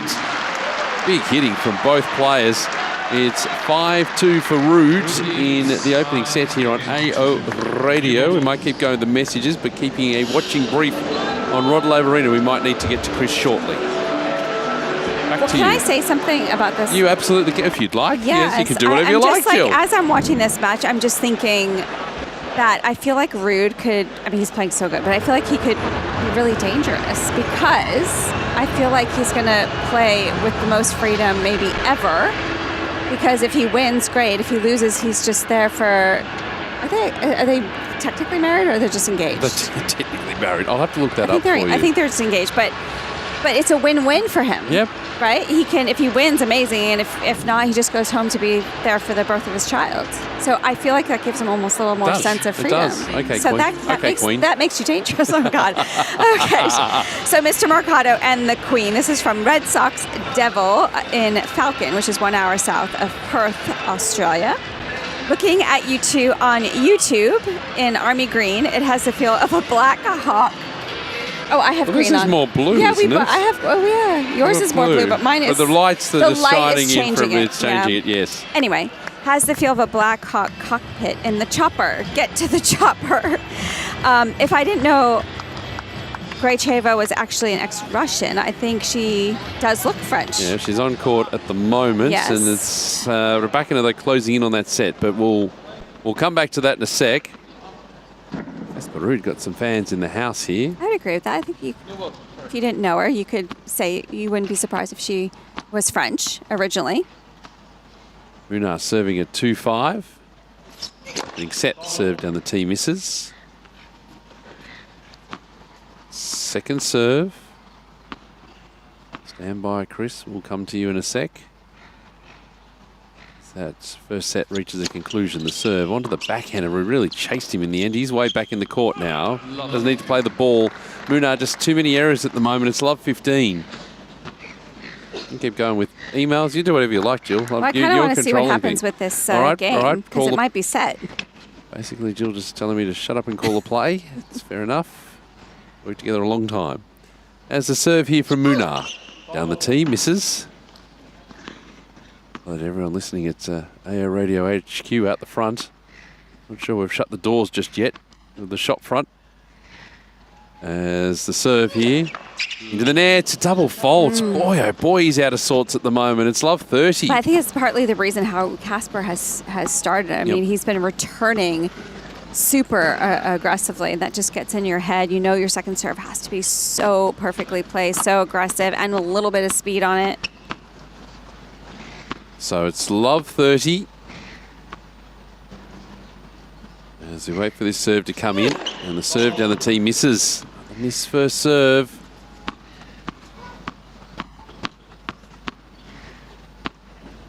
First serve percentage at 53% into play for Munar. His second serve onto the backhand of Ruud. It's a ball that goes long. It's 15-30. That was a great spot on the serve. A little bit more body, but was able to get into the body.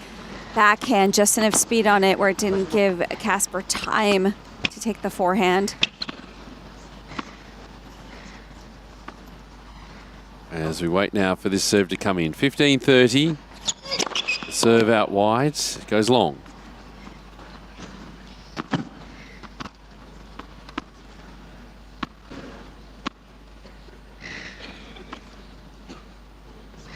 The second serve.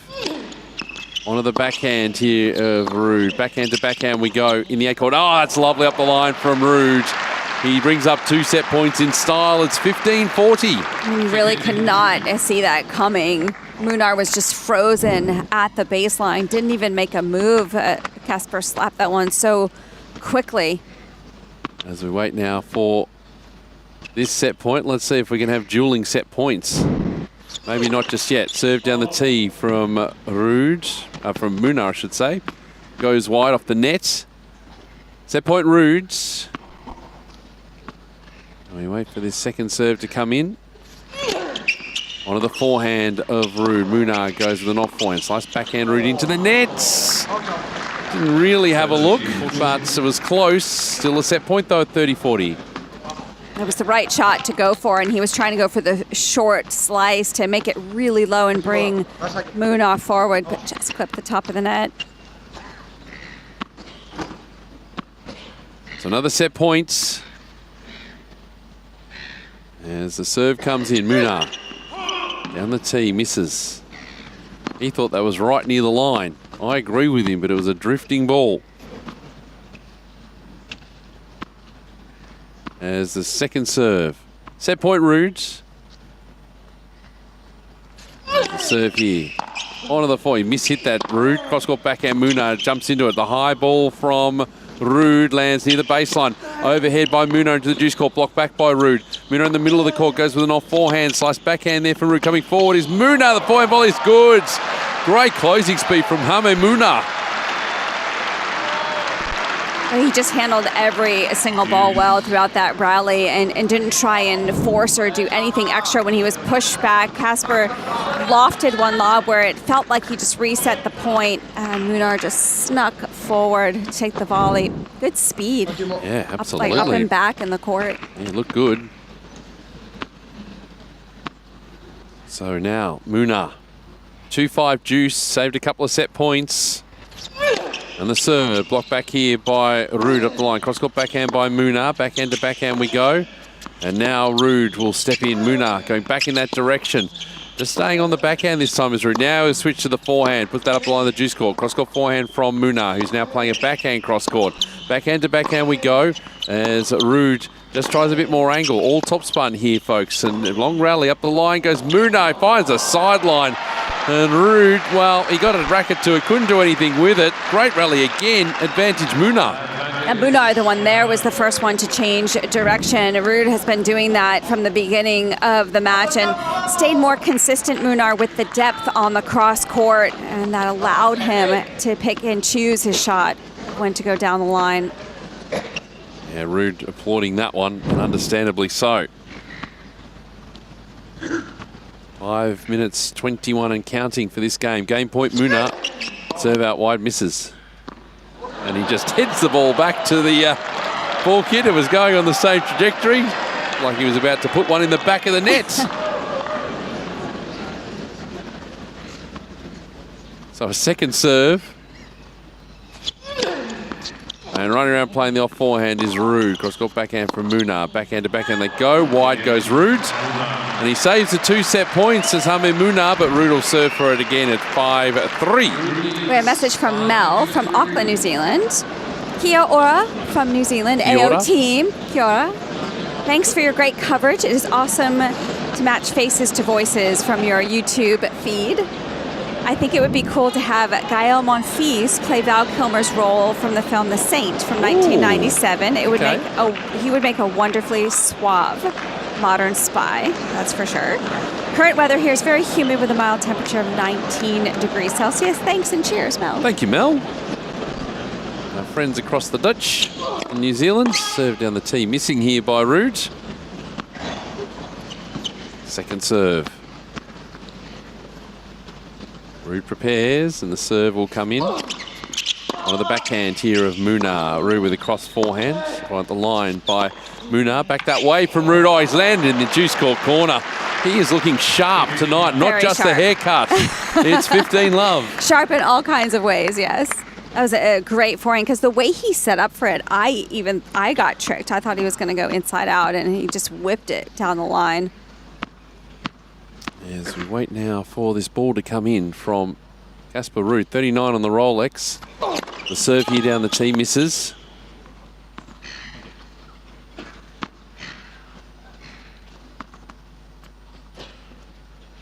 Ready again. That second serve. Munar. Decent distance behind the baseline. There's the serve. He jumps onto the baseline to play that back out the middle of the court. Now he's in the juice court playing a cross-court forehand. Cross-court into the net from Ruud. And it is 15 all. It's the first one I've really seen him pull up on the forehand, Casper. We'll keep an eye on Rod Laver Arena. We'll get to Chris in a second because it might be coming to a conclusion, the opening set there. As the serve from Ruud. Out wide, blocked back here by Munar. Short ball, Ruud goes back the other way. Clean winner. The +1 getting it done. And it's 30-15. So nice and calm and just really held his hands with a quick whip of the racket. Let's go to Chris on Rod Laver Arena. I think we've got set points for Elena Rybakina, Chris. We have indeed. We've had them before. She had set points at 5-4. She was 3-1 down, got back to 5-3, then it was back at 5-all after she had set points of 5-4. Then she held for 6-5, and it's 15-40 on the Gracheva serve. Gracheva to the backhand of Rybakina. Rybakina hits a backhand to the French woman's backhand, which will not come back. And it means that the number 5 seed has taken the first set by 7 games to 5. If she wins this one, she will play Valentova from the Czechia, as it's officially called in tennis circles these days. And she could play in the fourth round Belinda Bencic, who really is playing a very, very fluctuating match. She won the second set 6-love to take this match into a final set. She then lost the first 2 games against Nicole Bartunkova, another Czech player. But Belinda Bencic has won the last 3 games. It's 3-2 to Bencic in the final set. And over on Kia Arena in the men's doubles, it's on serve at the moment, 4-3, Kokkinakis and Kyrgios. They had to save a break point for Kubler and Polmans in the last game. We had a lovely moment earlier in the set. Kyrgios missed a forehand attempted winner down the line. He threw his racket down in anger. And at that very moment, a member of the crowd, a young member of the crowd, unveiled a placard saying, "Nick, can I have your smashed racket?" Clearly, he expected it. He did. I did see that. Yes, well, it happens. We'll keep a close eye on what's happening around the courts. But here, Casper Ruud has a set point, and he's hit a double fault. That's awful timing, Casper. Should have a good hard look at yourself for a juice. That was very unexpected, actually, from Casper. Let that toss drop. It's really low and ended up just pushing it long. As we wait now for the serve. It's juice. Ruud serves, backhand picked up by Munar. Cross-court forehand by Ruud. High ball by Munar. Sitting underneath at the service line is Ruud. He played that so delicately, the overhead, Ruud, but it was effective into the open court, and he's got another set point here. His 5th opportunity. Well, like you said, it was a very high lob. Those are tough to judge, especially at night. You kind of lose the depth perception a little bit, and so he did well to actually take some pace off and go for a little bit more slice on the overhead. It was well controlled. Set point number 5, the serve. On blocked forehand by Munar. Off forehand by Ruud. The high ball again by Munar. This forces Ruud back to the baseline. He hits an off forehand onto the backhand. That's up the line from Munar. Cross-court forehand by Ruud. Point at the line by Munar. Cross-court backhand by Ruud. Just pushing now as Munar will really step into a backhand. They're in the ad court. Off forehand to backhand. Now the backhand from Ruud up the middle of the court. Drop shot by Munar. Coming forwards, Ruud. He plays it up the line. He's going to go over his head. Does Munar? Oh, it's wonderful. Ruud had a play on the ball. He decided to let it go. It dropped in. His 2nd lob winner for the set. I actually think that would have been, that's a tough play on the ball. It was a very well struck lob. It just kept drifting back, and I felt like Ruud started setting up for the overhead maybe a little bit too soon and realized it kept going further back than he expected. That's why I ended up letting it go at the end. We're at juice. Ruud trying to serve out this opening set. The serve into the nets.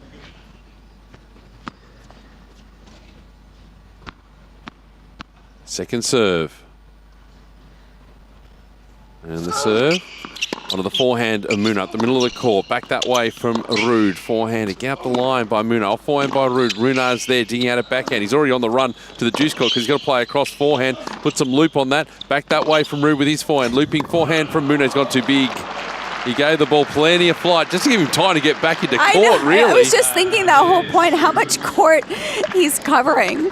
I mean, he's just on the run the entire time, Munar. 6 minutes this game. We've had some long ones. Set point number 6 for Casper. Man's got a plane to catch. Come on. As the serve. Down the tee. Blocked back here by Munar. Drop shot by Ruud. Coming forward is Munar. He's going to play up the line into the nets. He eventually got there. Did Casper Ruud. He takes that opening set 6-3 here on AO Radio live around the world. We'll take a short break, Jill, and then we'll roll through some messages and get stuck into the second set on Margaret Court Arena. Plenty still to come. AO Radio live around the world. Downtime hits different with Tennis Court Hire. Whether it's a friend you want to see, a bit of time for me, or just finding an hour free. Whatever you're into, get out on court. Tennis.com.au. Kids making a racket? Nothing hits like Hot Shots Tennis. Perfect for kids aged 3 to 12. Book your free trial at a participating club. Hit up tennis.com.au. Hot Shots Tennis.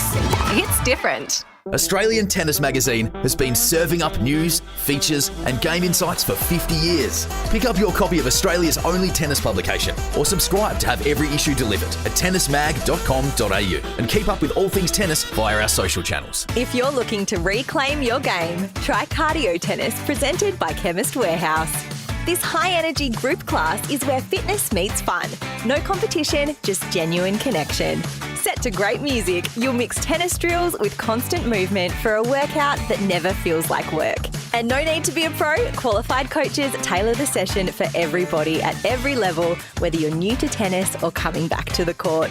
An hour of cardio tennis is guaranteed to smash stress, lift your mood and leave you feeling motivated and confident. Reclaim your game with Cardio Tennis presented by Chemist Warehouse. Book now at tennis.com.au. Family time hits different with Tennis Court Hire. From less eyes on screens to more time with your teens or smashing fitness routines. Whatever you're into, get out on court. Tennis.com.au. The sound of summer. AO Radio. It is the sound of summer. We love it. Right, Casper Ruud is 7-0 when he's taken the first set at the Australian Open. Only 2 of these 3 matches are finished in straight sets. He likes to go the long way around. He's going to change his racket. He's complaining about something. What we're not complaining about is going to Chris Bowers on Kia Arena. What is happening, good sir? Oh, the constant discussions between Kyrgios and the umpire. But he's now smiling and he's happy to carry on. His point for 5-4.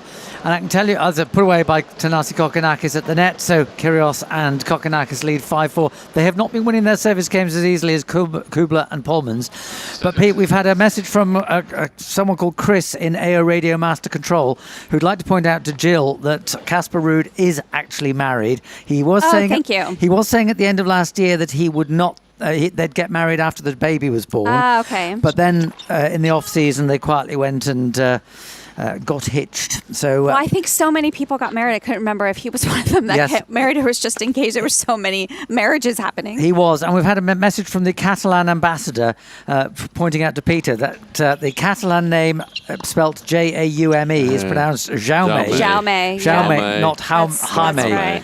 Because it's Jaume. and they are very, very fiercely nationalistic. You were also pointing out that he had that very, very good header. I suspect he's a Barcelona supporter, and that is very much the nerve centre of Catalan patriotic pride. And AO Radio Master Control does have the shutters closed, as you were also asking, Peter. Right, you've got it all covered. Chris from AO Master well Control, done, we're going to Chris. block that email from now on. Thank you for that. I love saying Munar. Jaume. Jaume Munar. I love saying it like that, actually. Yes. Jaume, yeah. Yes, I did know that, but it's 10:25. It's where we had 11 hours on site. Here we go. No excuse. Sorry to all the Catalan fans of Jaume Munar. It's love 30. Jaume is in a bit of trouble in this first game of the second set. As the serve into the net.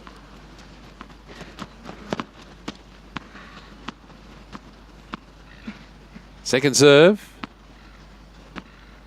As prepares, 49 up on the Rolex, taking plenty of time on this second ball. Onto the forehand of Ruud. It's cross-court. Cross-court forehands from both players, and Ruud with a bit of loop on that. Up the line goes Munar. Cross-court backhand from Ruud. Backhand to backhand they go. And continuing in the ad court. Who's going to blink first here and change direction? It's Ruud. He goes up the line. Forehand up that line by Munar. Cross-court backhand from Ruud. Drops a little bit short. Munar covers it off. An off-looping forehand. Just lands it. Mishit by Ruud. Now he hits a slice backhand. Off forehand by Munar. Slice backhand again by Ruud. Cross-court. Up the line with the backhand goes Munar. He's in the middle of the court playing an off forehand. Slice backhand by Ruud. Good rally this one. Forehand up the line by Munar. Slice backhand by Ruud. Slice backhand by Munar. Cross-court. Slice backhand by Ruud. Cross-court. Forehand up the line by Munar. Forehand back up that line by Ruud. What a point this is. He's coming in, Munar. He's going to play the forehand cross-court. Ruud gets there, but he can't do much with the forehand.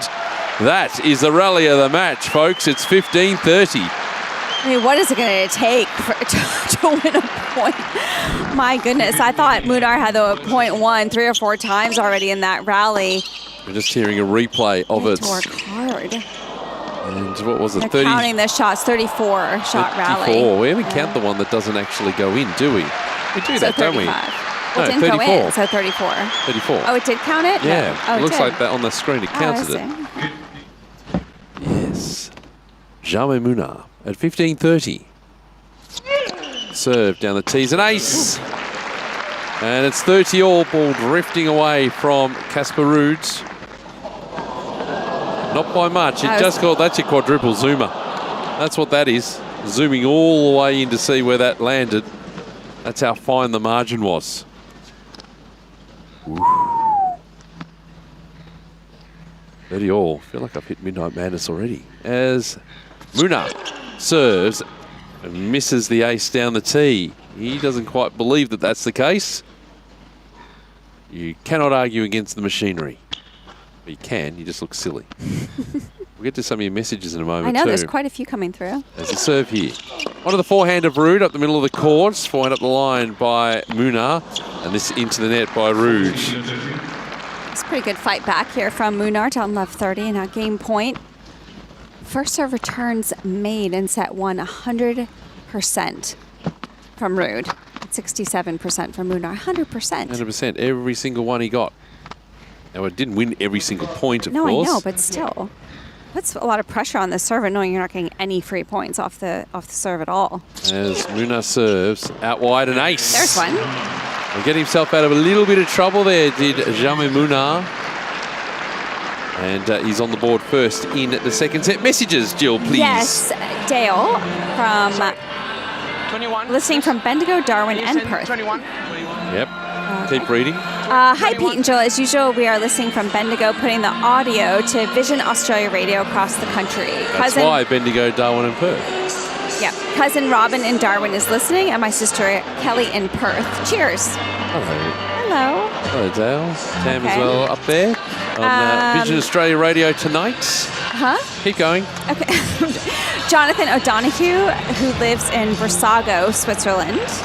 Did I say that right? I don't know. Versago. I'm sure that the voice from above will tell me if you haven't. I always seem to follow Mariana, whether on AO Radio or Radio Roland Garros. Can we hold that thought for a moment? Because we're going to go to Chris on Kia. Set points. Well, it's set point for the Special Ks, who have suddenly got a bit more special of late. 400 turn from Kyrgios at 30 all has landed on the baseline.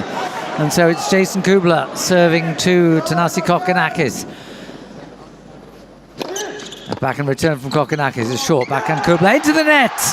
And you can probably hear the roar where you are. And we've got all the Greek flags that were out for Maria Sakkari yesterday and Stefanos Tsitsipas today. They're here for Nick Kyrgios and Thanasi Kokkinakis. And we are 1 set all in this match, which really is providing some great entertainment. It sure is. I'm sure the crowd's still strong. We can hear it, and they're ringing around the Kia Arena tonight. And meanwhile, back here, it's 15 love as Munar just taken way out of court, opening up for Ruud to go up the line. We'll go back to the message. 30 love. Yes, it's the one from Jonathan O'Donoghue from Brissago, Switzerland. I always seem to follow Mariana, whether on AO Radio or Radio Roland Garros. Indeed, I mistook Candy for Lady Eleanor briefly. Right. Okay. Yeah. Fair enough. And my suggestion of the present day, not the young Roger Federer, to play Cary Grant in North by Northwest from sunny 4 degrees Celsius, Lago. I like the idea. Huh? I like the idea. Yeah, me You too. listen to anything I'm saying. I like the idea. It's your accent. It's the What's the accent? I think your accent got thicker. How long have we been working together, Jill? A long time. Gravis? I know, a long time. Actually, I think I need to get my hearing checked. What? Potentially. As a serve here from Ruud, blocked back by Munar. He will play the forehand up the line. Cross-court backhand by Ruud. And into the net goes Munar. So Ruud holds to love. 1 game all. Mariana wrote back. Jill and Peter, your last couple of minutes of banter was the best. I don't think so. I think in the exactly review what it's not we going to go love. well. That's exactly what we love. Corfu will always be here awaiting you, and with tennis courts in the center. Look at, she said pictures. Yeah, we got pictures. Love That's it. going to work well on AO Radio. I mean, how could you not want to go there? It looks amazing. You better describe. Thank you for that. What you're seeing. Oh, yeah, that's true. I have to, well, there's 2 pictures of tennis courts, and it looks, the green on the outside, they're red tennis courts, green on the outside, but it looks like it's the sand, the ones with the sand on top. Yep, that's right. The artificial grass sort of stuff. Enticing, and it's making me want to play right now. Is it 10:30 at night? Yes, What? it does. I'm getting the urge to play now. Okay, well, work with that. Yeah, we have tennis courts all in true. front of us all day long. That's But it wasn't until it's the nice ones. to actually play that It and run wasn't- around. It wasn't until the ones from Corfu, Greece, that I wanted to jump out there. As Munar serves to the backhand of Ruud, and that goes long, so it's 30 love for Munar. Keep going with the messages while we got Colin, them. who lives in Boston, close to me. Yes, very nice. Peter, were you involved with the missing Rolex during Wentworth Golf Club No. BMW PGA Championships? Nope, absolutely not. Nowhere near the scene. You obviously have not gotten your clock yet. Nope. No, well, clearly, if I'm going to keep 'Cause talking we're about it still till I talking do, about it. I figure I've got another 20 years left in me to see if I can procure one of those clocks on the side of the court. Not the full version, it's too hard to get in the house. A replica version you can put on your mantelpiece. This is a no-brainer I for think Rolex. you should get the actual size. I don't need the actual size. I've got some knows with limitations. Munar, that's a 1 minute and 8 second service game to go to 2-1 on serve in the second set. Look, I'll put the offer out to Rolex and say this is a multi-billion-dollar idea that you could be sitting on right now, Rolex. Little replica clocks, put on the mantle, talking point. What's that? You know, you see those clocks in the corner at the majors? That's we've got that. Look at that. But you keep talking about that one. That's the why. It's the one that you need. Well, that one you'd put in your sort of garden. You have to put it outside. You can't put it in your house. No, you put it in your garden. Yeah, you could like offer both. I think it would look cool in the garden. I hate to get the postage and handling on that, the delivery to get that large kind of object. Anyway, we're digressing here. Back to messages coming through. Craig Skinner, who lives in Lagana, Tasmania. Good evening, Peter and Joe. What about Gail Monfils as the voiceover guy from Police Academy? Michael Winslow. And you both don't know this, but I'm turning 40 in December this year. Well, happy birthday. And my dream is to commentate a set of tennis in the AO commentary booth beside you two sometime or in the near future. So I can cross it off my bucket list. Love your work on commentary. You two can't wait to hear you and the whole AO team tomorrow morning. P.S. Go team Peter and team Jill. Well, what a team. Aww. What a team we make. Happy birthday, We're Craig. matching, sort of No, matching not colors. matching. This is blue. Well, in this light, it looks similar. It does. Okay. I'm going with it. People on camera, hello. There's the serve here onto the backhand of Munar on YouTube, don't you know? That's a beautiful drop shot. Had all the court to work with. Casper Ruud. Delicate's got the job done. Happy birthday, Craig. Happy birthday. It's 15 I wonder if love. he's going to do anything amazing for his 40th. Did you? It's a big birthday. 40th I did. 50th I didn't, actually. No. I always celebrate at Wimbledon, remember? That's right. Yes. It's during Wimbledon every single year. That's it? Yeah. Yep. We get the presents because your sister makes the most delicious brownies. She doesn't make them. Everyone thinks she makes them. She just gets them for me because she works in the food industry. Well, that's flat. Second serve onto the backhand of Munar. Backing up the line by Ruud. Munar going back in that direction. Now he's in the middle of the court playing cross-court backhand. He just pulled it wide, though. With Ruud staying in the ad court corner. 30 love. My mistake. I thought she made them. They are delicious. I mean, I should have just said she made them. I mean, they are delicious. I would have believed you. Yeah, they are absolutely amazing. Yeah, everyone gets very excited about it, but they're gone quickly. They are gone quickly. Lincoln, you miss them. There's the serve here. Out wide on the forehand of Munar. Cross-court backhand. Yep, nicely done by Ruud. 40 love. He's just so confident, doesn't he? He's playing so well. And we just got a little bit of a graphic saying how, kind of confirming what we were talking about, his court position. Compared to round one, he was a few feet behind the baseline. And today against Munar, he's been on top of the baseline so far this match. So we wait now for the serve. Ruud down the tee onto the forehand of Munar. It's gone long. So Ruud again, double quick time. It's been all with the server here. The receiver's barely won a point in this set so far. 2 games all. Now mark crossed for this match. We'll get a score update from Chris shortly. Any other messages? Emily, who lives in Harrisburg, Pennsylvania, in the United States. Hello, radio team. I'm an avid listener of tennis radio at all 4 slams, and I'm so happy to hear your lovely voices again. I especially appreciate your overnight replay. Oh, good. Since so many of the matches happen while I'm sleeping. I haven't heard anyone say Midnight Madness yet. But I missed it? You haven't missed it because we haven't had it. Because we haven't really gone past midnight yet. It might tonight. We might be speculating that Mike Cain and Mark Hilawati might have to be the custodians of Midnight Madness, and they can get crazy. Oh, boy. Forehand up the line here from Munar. Backhand up that line from Ruud is deep, too deep, in fact. And it's 15 love. Yep, Midnight Madness will be around. It's just we've got to get to midnight. The matches have... We're beginning to the marker. We haven't gone much past. So, like, we're finishing at 10 past, What did you get past. What did you... Oh, Quarter what was past. the latest? Quarter past? Quarter past. 11? Yeah, quarter past, half past, I think we've been. Thereabouts. We're getting up to 1. The serve goes into the net here from Munar. So we have 15 love, 2 all second sets. The first set went to Ruud, 6-3. As we wait for this serve to come in. Onto the backhand. Ruud waits an eternity to hit that backhand off forehand from Munar. Dame goes with the cross court on the backhand to backhand. Now up the middle of the court. Cross court forehand by Ruud. Point up the line by Munar. Slice backhand by Ruud. Way back in the court. It's right for a drop shot here. Cross court backhands from both players. Up the line goes Munar. Back that way from Ruud. Munar tracks it down nicely. Now the drop shot by Ruud. Coming forwards Munar. Over the top goes Ruud. Munar. Oh, he went the high backhand volley. He just couldn't control it. It went slightly wide. That is one of the hardest shots to be able to execute. 15 all, though I saw Emerson Jones in the doubles today. Yes. With the most spectacular high backhand volley. It's one of the toughest in tennis. And yeah. created the most wicked angle, which landed almost near the umpire's chair. And she made it. And then Nadia Kitchenok, who was playing the doubles as well, went back around. So the ball kid had to get out of the way. It was amazing. Not over the net, but around the net. No, she hit it. The high back. No, Kitchenok. Kitchenok, came back because it was on the angle back. Oh, got it. Okay. Because she had no other option. Yeah. Otherwise, she would hit the umpire's chair. Yeah. Oh, got it. Okay. I'm sure someone's clipped that up somewhere. I hope they have, because it was really one of the shots of the tournament. It's 30-15 here for Munar. As we wait now for the serve to come in. And Munar. Serve down the tee, blocked back here by Ruud. Short ball, cross-court forehand from Munar. Oh, almost into the nets. He went Ruud. 40-15 the results.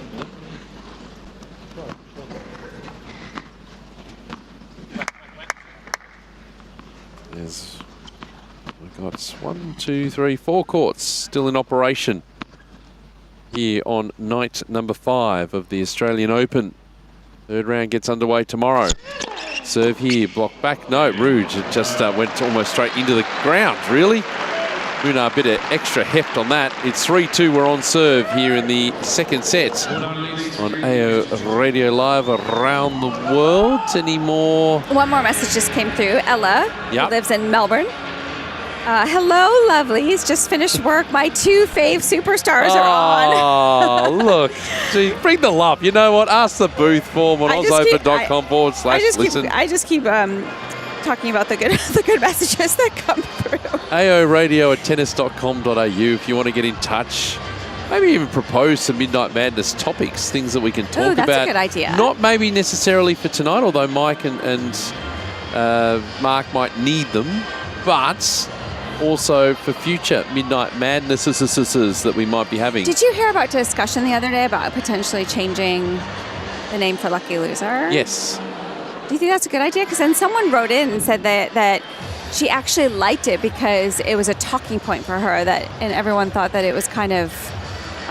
it's a bit of a quirky kind of term, really, isn't it? Did you like any of the suggestions? I did. There were some really nice... Did you have a suggestion? I can't remember all most of of them either. Absolute alternate. Absolute alternate AA.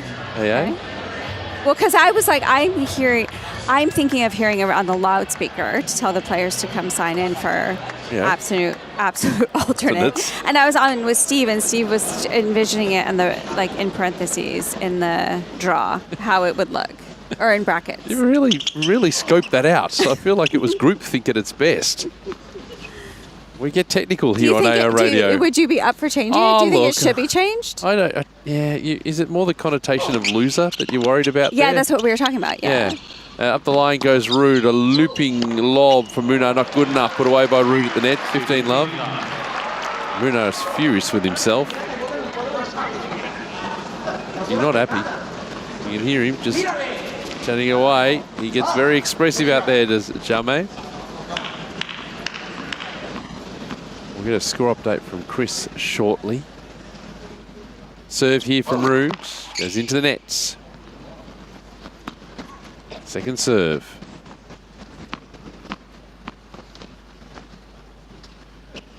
Munar, about a metre and a half from the baseline. He steps in to play this back out the middle of the court. Off forehand from Ruud. Good angle. Picked up by Munar. Shorter ball. Going the other way is Ruud. High ball from Munar. He can't put that away either. Ruud's at the net.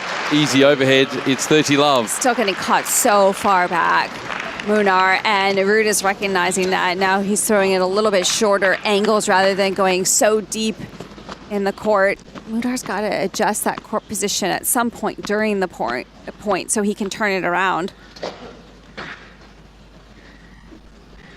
As a serve here, out wide, missing. We're just going to keep a watching brief on Rod Laver Arena. We'll get to Chris in a moment. As the second serve from Ruud goes long. It's a double fault. It's 30-15.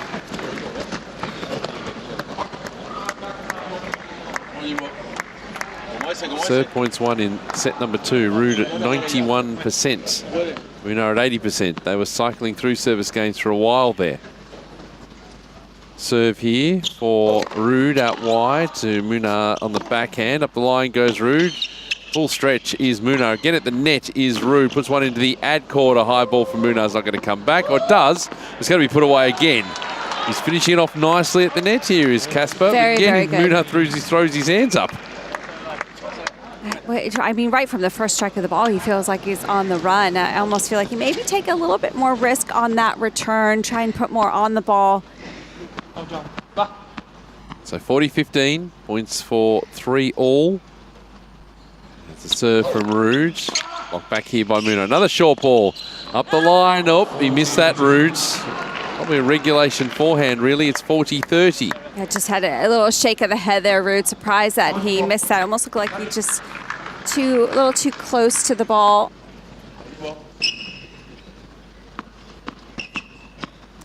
So, it's 40-30. There's the serve here.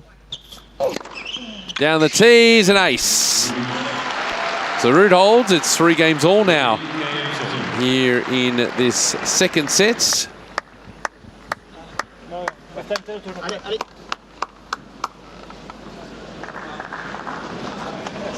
Three games all. An hour and 8 minutes on the Rolex. As we wait now for Munar.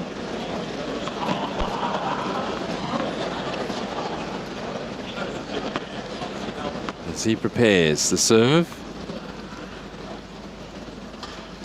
3-all. Clips the tape on the way through. Let's go to Chris Bowers, who's on Rod Laver Arena. I think we've got a match point there. Yes, we have. Elena Rybakina, former runner-up, 5th seed here. Very good form at the end of last year. She leads Varvara Gracheva 7-5, 5-2. And it's 30-40 on the French woman's serve. She serves to the backhand of Rybakina. Has that clipped aside? It has indeed. It's a lovely, crisp backhand return of serve. Very little expression from Rybakina. She keeps her emotions very much hidden. But she now just applauds the crowd.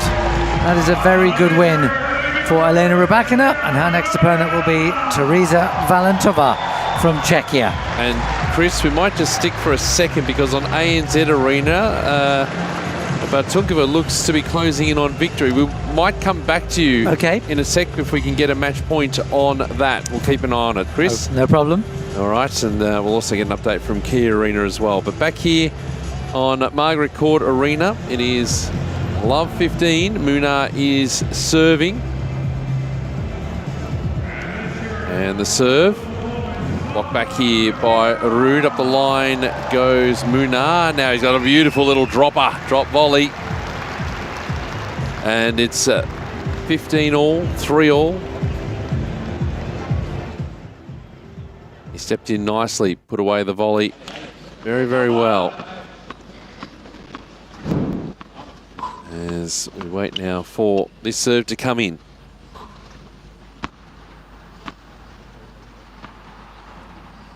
So the serve coming in. Going long and missing. Rybakina is through. Rounds out the Rod Laver Arena program for tonight. Still 3 more matches underway, although that may be coming to a rapid conclusion on one of the courts. Backhand here from Ruud on the return. Now backhand up that line. Cross-court forehand from Munar. Ruud is there with the cross-court. Forehand to forehand they go. Great angle from Munar. Up the line goes Ruud. Now gets one in the centre. Plays a slice backhand and the drop shot into the net by Munar. Right idea. He looks at his racket in frustration. It's 15-30. It was the right idea because he had completely fooled Casper Ruud. Just actually was going backwards. I saw Casper Ruud just slip to try and change direction. Let's go out to ANZ Arena. Chris, you got your running shoes on? Yeah, absolutely. And so has Nicole Bartunkova, because she has been doing an awful lot of running. And this would be a shock result. Belinda Bencic is the 10th seed, but she's been in such good form. She was in wonderful form, beating Iga Swiatek at the United Cup. But Bartunkova now has 3 match points. And this after Belinda Bencic took the second set, 6-love. Match point number 1, 2 hours 11 minutes on the match clock. Bartunkova all in orange. Serves into the body, backhand return, forehand from Bartunkova, backhand Bencic, forehand Bartunkova. Bencic goes backhand deep to the backhand of Bartunkova. It's backhand to backhand at the moment. Now a slice from Bartunkova. Bencic flattens it out and puts it into the net. Bartunkova falls to the turf. What a remarkable victory, and it means so much to her. A tremendous win. There's a warm embrace at the net. I think there's a fair bit of friendship between these two, but this has to count as a shock. A lot of people thought that Bencic might have that steal that she's slightly lacked throughout her career, but she's fallen at the second hurdle here despite a very, very good pre-season. At least she has her daughter to go back to. She says she doesn't take tennis as seriously now because there is something else to go back to, even if she loses a match. But she had a great chance here, and she's gone out. 6-4 in the third to Nicola Bartunkova. Oh, thank you for that, Chris Bowes. What a moment for the youngster coming through the juniors and making her mark. Oh, great crowd out there too. Good to see the support for both players. Amazing. And back-to-back big wins too. The first one against Rybakina and now Bencic. It's incredible. Yep. Back that up. Keep building. Yeah. Goodness. Well, that could be a very interesting storyline as Munar facing break point here. Saves it. The Ruud backhand return goes long, so we are at juice. Munar is definitely serving better in this second set, which is helping him get out of trouble. We still have this match and the Special Ks on Kia Arena, so Chris will be keeping an eye on that as it reaches its conclusion. They're into the third set there, final set, as Munar serves. Blocked back here by Ruud, off forehand from Munar, slice backhand by Ruud, put away by Munar, kind of, yeah, it did. It just sort of skidded across the court. Ruud got there, couldn't actually get it up. And it's a game point for Munar. He was able to knife that volley enough where he got pace on it to get it past Ruud, because Ruud was already moving in the right direction. And he played it safe. He didn't go too much of an angle, but it was enough. Yeah, it was the way that it bounced that just caught Ruud off guard. So, game point for Munar. The serve goes into the net, flies wide.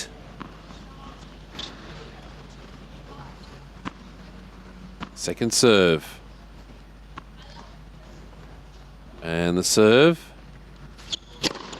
Onto the backhand of Ruud, who waits. Cross-court backhand. Backhand to backhand they go. And that's pulled wide by Ruud. So Munar holds. It's 4-3 now in set number 2. He had his opportunity to break there, did Ruud. He couldn't take it. It must mean their serves, with the players standing so far back, Jill, it just means that those serves could be awfully safe because they're not moving forward. The players staying so far back on the return. It means that the serve becomes a bit, you can put a bit more safety on the serve, knowing they're not standing on the baseline and clobbering it. Yeah, you can, but it's also giving the returner a lot more time. Oh no, absolutely, but they're not up on the ball. Yeah, the point I'm making is that they're not actually driving forward to try and take that time away. They're just content to sit back. On the return, yeah. Very play sort of style. Although that was the thing that stood out to me, because I was watching courtside, I was watching Jannik's match earlier, and that stood out to me. He doesn't start that far back, but he takes a massive leap forward to the ball, and it's like he goes flying through the ball. And he even said afterward he thought he was returning even better today. And I mean, Duckworth came up with some big serves too, and Jannik still felt like he had the time and the quick reaction to be able to take that leap and just go through the ball. It was incredible to watch, actually, on the side of the court. Yeah, absolutely. Well, commentary change coming up soonish. We'll keep an eye on what's happening on Kia Arena. We'll get to Chris in just a moment. We'll get some messages coming through as well. Keep Mike and Mark company. They want your call. They're ready and waiting for your call or your email. Mark's anxious to get into the booth. He came early. Well, he's waited all day for this. Serve down the tee from Ruud. Don't shake your head. People on YouTube can see. It's second serve onto the backhand here of Munar. Now Munar, big point up the line. He's went for the big one. He came up empty. He just waves that away. That's a shame. It's 15 love. don't know if it's better or worse when the close call comes up.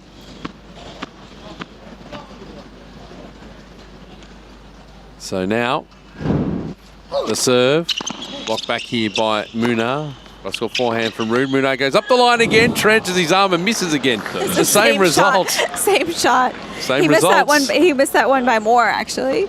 So it's but 30 love. He's taking it from so far back. I feel he could cut that off a little bit more angle. It'll help him actually try and bring the ball into the court a bit more. Hence my point about the safety. That I thought you were just talking about the return, though. That's true, the return, yes. Yeah, But okay. even the shot making, because if he's not willing to make that step forward and just content to rally, they put so much work on the ball. It's a clay sort of style of match at times. The serve here onto the backhand of Munar. Forehand up the line by Ruud. Cross-court backhands for both players. Sliced backhand by Ruud. Sliced by Munar. All in the ad court. And they go slice for slice and just continued now more topspin. Off forehand by Ruud. He's still in that ad court corner is Munar. Now he's in the juice court. Plays a big forehand. He's just run out of gas. Goes long. And that kind of, we're talking about his court position again, that kind of tends to happen when you feel like your opponent's controlling the points and controlling the ball a bit more. As soon as you start drifting back, you start to go further and further and further back so you can see what's happening. But you need to figure out intentionally, mentally, to get up back on that baseline. The serve here, blocked back here by Munar.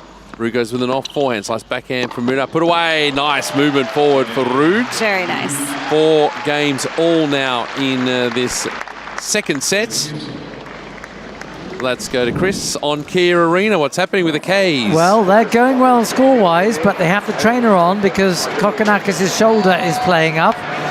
All rather dramatic. They broke 4-3-1. They've just held serve in a long game. Well, they didn't have to face a break point, but they were struggling. But the trainer is on and is really, well, Kokkinakis is wearing a short sleeved shirt, but the right sleeve is right up now so that the trainer can actually work on that shoulder.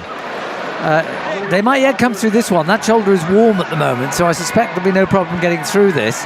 But if they come through, they've got a second round match against Jakob Powell from Switzerland and Marcus Willis from Great Britain, both of whom have done very well of late in doubles. And if they were to win that, then they'd be up in the third round, probably against the world's best pair from last year, Wimbledon champions Julian Cash and Lloyd Glasspool. So it's a tough draw for Kokkinakis and Kyrgios, but they're not through this one yet.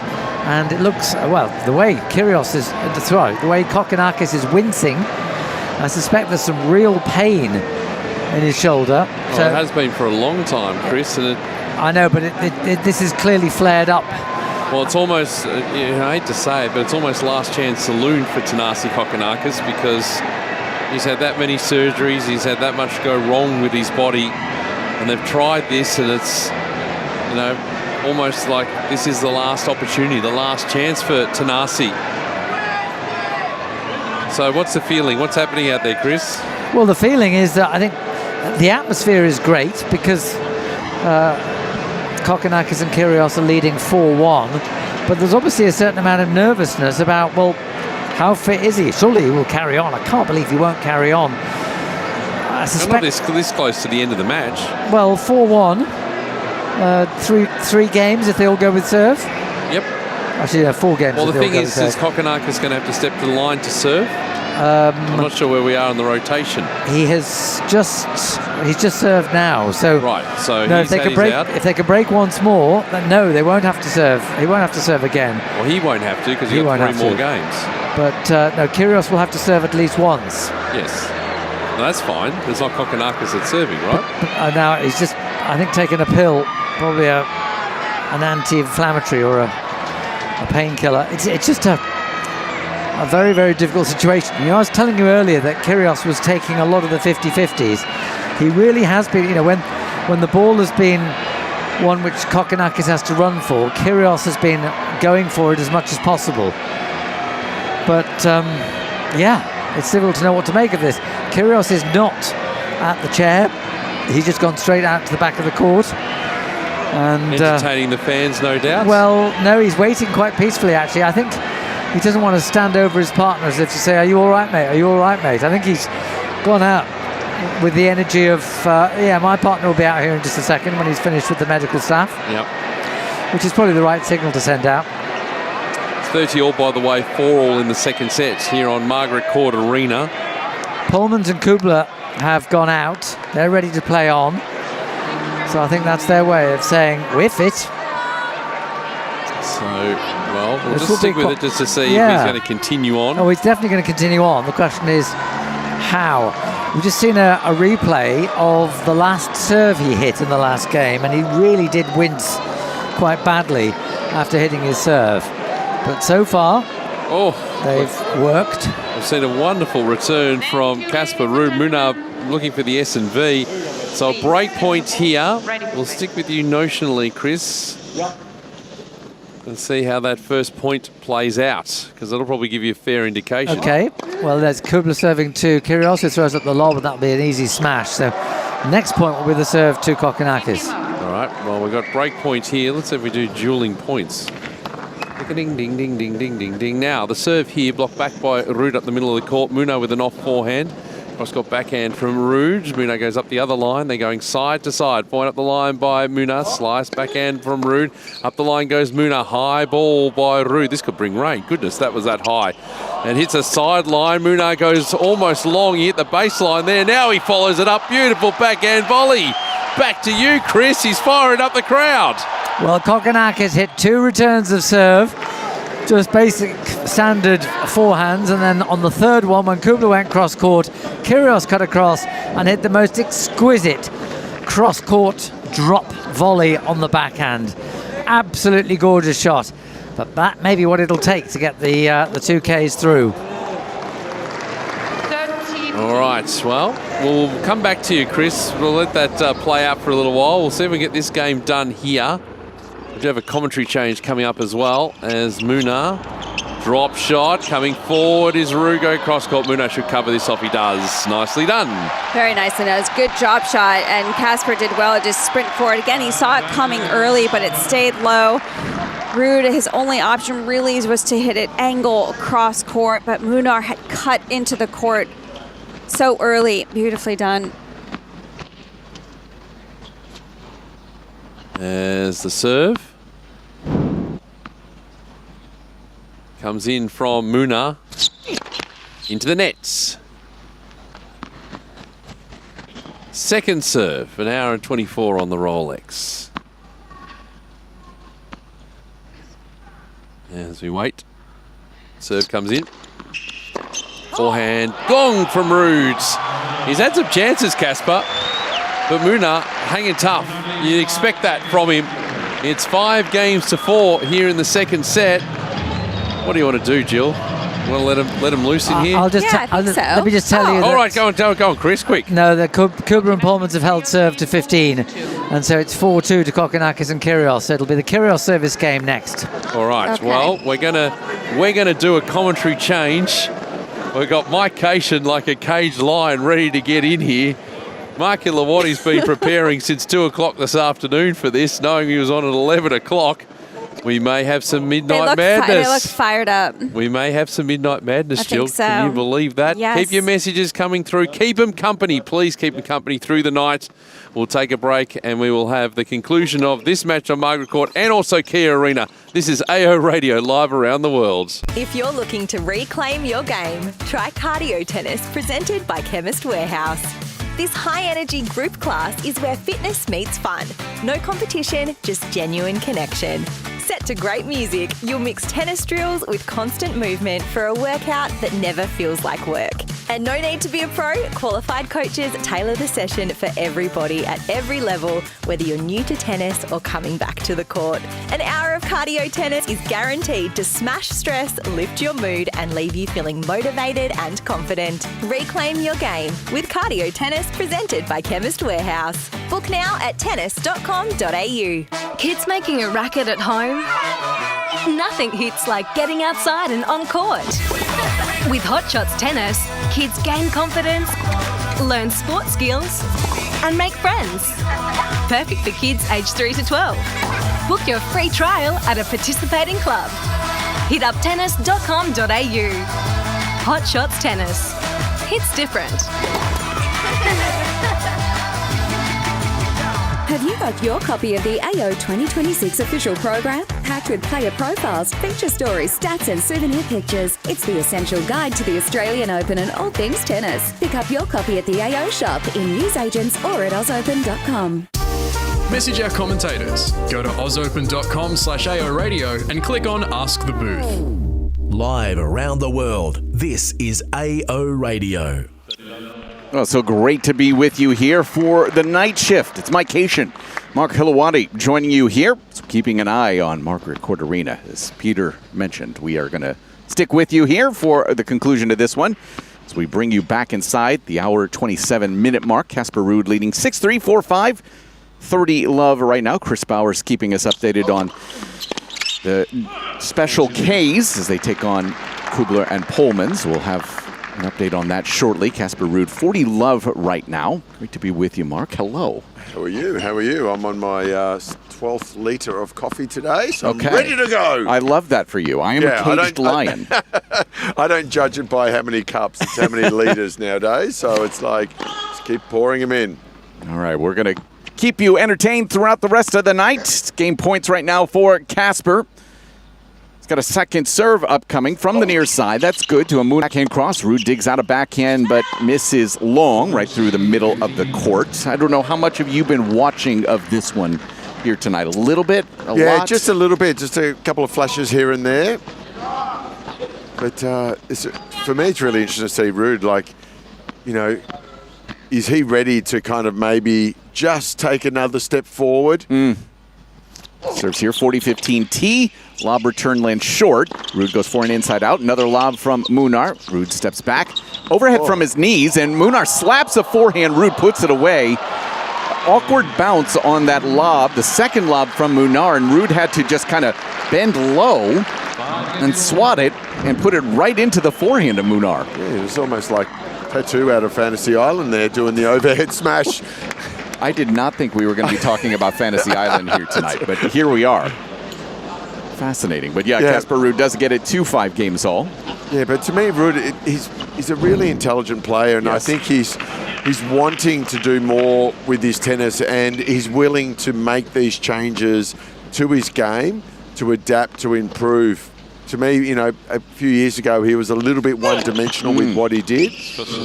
Now he's trying to add a little bit more of an aggressive play. Yeah, talk about what you've seen over the last year or so, maybe a year and a half in terms of that regard, Mark. Yeah, he was like he did everything really, really well. There was nothing that stood out, which for a lot of players, that's really tough to compete against. But there's a couple of guys there who are pretty good. Yes. And who like Sinner's pace and Alcaraz's all-court ability. There's some guys out there that are just doing things and doing something that's extraordinary with the way they play. And you can't just do everything really, really sound. You have to have some weapon that stands out. And that forehand is quite heavy. Yeah. We certainly know that. But yeah, I did some interviews with him last year in Dallas. And he talked about that idea of he really needed to learn how to flatten out that forehand more to be able to get through the court faster and use pace like Jannik and like Carlos have been doing. And these two did play in Dallas, actually, last year, with Ruud coming out on top in a third set tiebreak.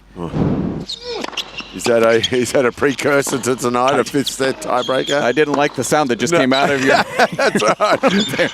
Tell me history can't repeat. It's a lob from Munar here while he leads 15-love in this 5-all game. It drops around the baseline. Overhead from Ruud there at the baseline and swats it into the ad corner for 15-all. So already in this, as we sit here in the chair doing this match, it's the fifth time Casper Ruud has been at net or transitioning to net. So I like that. I like that game style that he plays. 5-1 at tour level, 6-1 overall against Munar is Casper Ruud, separated by a few months on the birthday calendar. Ruud the younger, 27. Munar is now 28. 15-all serve out wide. Chip return. Munar in behind it. The volley misses wide. And some real trouble. 15-30. It was a great lunging return from Ruud. It was a good serve from Munar. Got him on full stretch. Unable to control that low volley. with Rudd on the move, ready to try to cover the open court. It just puts a little extra pressure on that volley. That's a real opportunity here for Casper Ruud. At 15:30, Munar wearing an orange creamsicle color sleeveless top. Second serve. Orange creamsicle. Yeah, you're not familiar with creamsicles? No, please do tell. We got to talk to you. I didn't know they didn't have them here in Yeah, Australia. no, what is that? Is that a medical condition? Or No, is it's a ice cream treat. Oh, right, okay. Well, I've got my computer in yeah, front of me. please Give me show 1 me a second. picture. A creamsicle, okay. Please tell me I'm not the only one. Cool. Ice cream. Okay, there we go. Let me get some images for you. I'm going to call this point 5-all, 30-all. Oh, yeah. You see? It's Okay. an orange. Yeah, valid. Yeah, that's him. Yeah. Throw a head and arms and legs on him. He's a creamsicle. He does have white shorts. Otherwise, it would be a complete creamsicle. With kind of like... He's been bitten into, obviously, with the... what has he got? A milky center, is it? A ice creamy... Yeah, exactly. Vanilla center. That's good. Second serve here. 5-all, 30-all. Serve good. Forehand for Ruud to it. Munar forehand up the line. Run around forehand for Ruud. Munar goes a fake drop shot, but he hits it into the net. A really quick take back to show that fake drop shot look. Tried to swat it, but it hits the tape of the net. And a break chance for Ruud at 30-40. Yeah, potentially not the best choice to shot with a high forehand like that at 30-all. Serving to stay in this set. I would have preferred maybe just to go out there and crunch that. Agreed. From that point, and he was also trying to go through the middle of the court too, not to one of the corners. Odd shot choice there for Jaume Munar. 30-40, break chance, serve, tee is long. Another look here for Munar. Very quiet inside Margaret Court Arena late into the evening. The second serve on this break chance. Good. Ruud forehand inside out to a Munar backhand middle. Ruud forehand again inside out. Munar has to throw up a lob. Ruud has to backtrack. Backhand into the net. He could have taken that out of the air, Mark, and instead chooses to let it bounce and then swing through a backhand and a mistake. Back to deuce now. Yeah, it's an unusual move from Rudd there to go backwards. Maybe that's just that lack of instinctive net play skills. When that hurt him as soon as he had to move back. Wasn't a clean hit there from Munar at all. So 2 deuce. It is eerily quiet inside Margaret Court Arena right now. Forehand return through the middle. Now has to hit a backhand up the line as Munar has tried to come in on a pass. He catches the line, does Casper Ruud, for another opportunity. Munar looking at the replay right now, and it's square on the line. He's hating that replay. Turn it off. Back to juice. Oh, no, it's ad. Yeah, right on it. Great shot that we're getting to look at right now of Munar looking and just hoping that that ball would miss wide. So another opportunity here for Casper. Munar, far side. Serve, tee, catches the baseline, gets a forehand, goes up the line to a runaround forehand for Ruud. Inside in, and it's clean into the deuce corner. Casper Ruud gets it to 6-5, and he'll serve for this second set in a moment with a 1-set-to-love lead already. He's very quick with his movement, yes, Ruud, isn't he? Boy, oh boy. He plays a lot of forehands, kind of almost like Rafa-like with his movement. Very quick to run around that backhand to hit as many forehands as possible. That's his big weapon. Yes. It does. It just looks like he might have lost 4 or 5 pounds of weight and maybe to just get a little bit extra speed. I mean, we talk about these margins being so thin. Yeah. And getting 5% more speed would do a world of difference for him. Yeah. Yeah, that just helps you covering the court. Also then turns situations where you may be in a little bit of trouble with a ground stroke into something that's a little bit more positive. Got his dad out of his seat.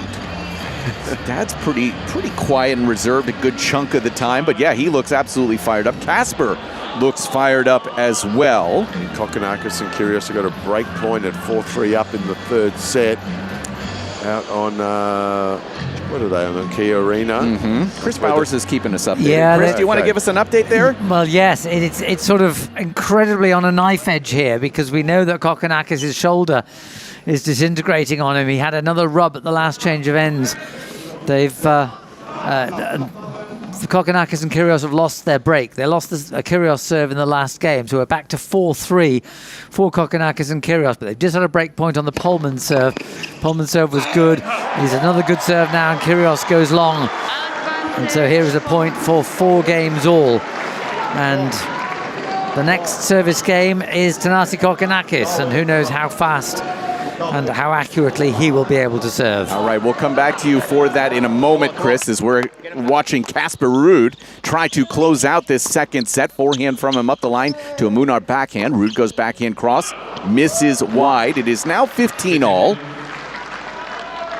Casper with a Arctic blue top, highlighter yellow shorts. Socks and shoes match the ombre effect of the top. Yellow piping on that top as well. Tried to use all the words I know about fashion. I think I got most of them. 6-5, 15-all. Chip return is into the net after a very good slider out wide. We check to see who's in Casper's little section, quarter. Who's he going to have to play? Sure. Potential. Yeah, so next would be Marin Cilic. Okay. Who took out Denis Shapovalov earlier today. Ben Shelton or Val Vachereau would be the 4th round opponent. And then Jannik Sinner in the quarters, if all seeds hold, of course. The potential, okay. So maybe a Shelton Sinner. It could be a Shelton Sinner quarter, yeah. Would you prefer, is that a better option for Sinner to be upset or beaten by compared to Ruud? That's a great question. Backhand from Ruud is into the net here for 30-all. I think Ben would be better against Alcaraz. That's a hunch. Yep, because Casper still has those days of just ups and downs. It's slight. And if Shelton serves the way he's capable of, I think he's the one who can do a little bit more damage. Yeah. So Shelton could do as much damage, less of a chance against. Yes, Sinner. I think so. Yeah. I mean, most people don't have a chance against any of them right now. It is a set point now for Casper Ruud. 40-30. Far side. Jean Munar is definitely looking a little bit agitated. Missed some really key moments in his last service game. Some big opportunities that were in front of him. 40-30, the serve for Ruud. Tees long.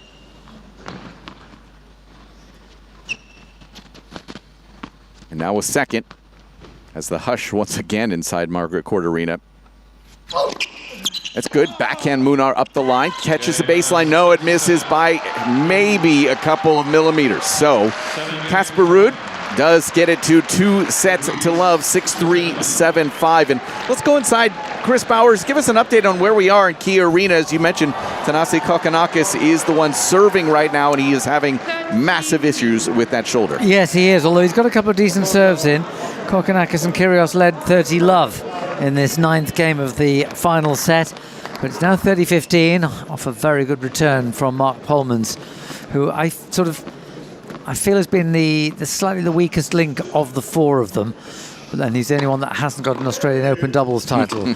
Forehand from Kokkinakis to the backhand of Polmans. Forehand Kokkinakis, Polmans onto the Kyrgios racket. He doesn't put that away. Kubler gets there. Up the middle from Kokkinakis. Kokkinakis hits a forehand. A volley from Kubler. Sits up for Kokkinakis, who goes up the middle. An attempted wrong footer by Polmans, which is a genius of a shot.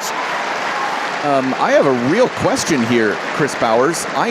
This is my first time with eyes on this matchup. Is Mark Polmans really not wearing his Legionnaires hat? Yeah, that's the first time I've seen for a long time.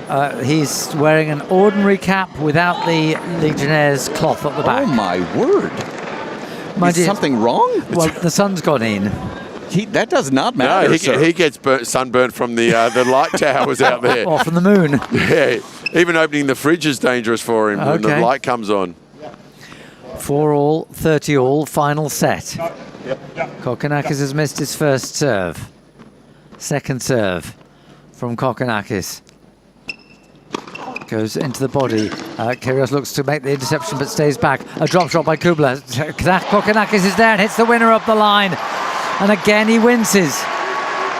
He's reluctant to come forward, is Kokkinakis. He's now looking up at the sky and saying, please just give me one more serve. Because this will be his last service game, but may not be his last serve if we go into a final set tiebreak. Which this would be is his first tournament back, really, from injury, from major surgery as well. Well, he did play a warm-up event. Yeah. Because Kokkinakis and Kyrgios won a round, and he was actually in the on-court interview afterwards. Kokkinakis was very emotional about all the people who'd helped him get back. Is this too big a spike of intensity? Well, I was just wondering. Yes. Mind you, this is their first round match here, so what worries me is not whether they can get through this. I'm sure they can. It's what shape is he going to be in for the next round. Backhand from Kokkinakis. This advantage to the special Ks. Up the line from Kokkinakis. Kyrgios goes across. Kubler will get there. Throws up the lob. Kyrgios has read it. He will go with another lob. That's going to go long. And Kyrgios throws his racket up and drops it on the way down. He's trying to do too much in a way, Kyrgios. Kokkinakis just pats him on the shoulder. He's aware that Kyrgios is trying to take on about 65% of the workload because he's aware of how his partner is struggling. Makes for great drama, but it is very, very edgy. A long confrontation between Kokkinakis and Kyrgios. So it'll be Kokkinakis serving to Polmans. 4-all deuce, final set. Serves out wide, that missed by a long way. Second serve from Kokkinakis. Just getting his instructions from Kyrgios. The signals behind the back. And the second serve is into the body. Kyrgios plays a defensive volley. Polmans goes at Kyrgios, but nets.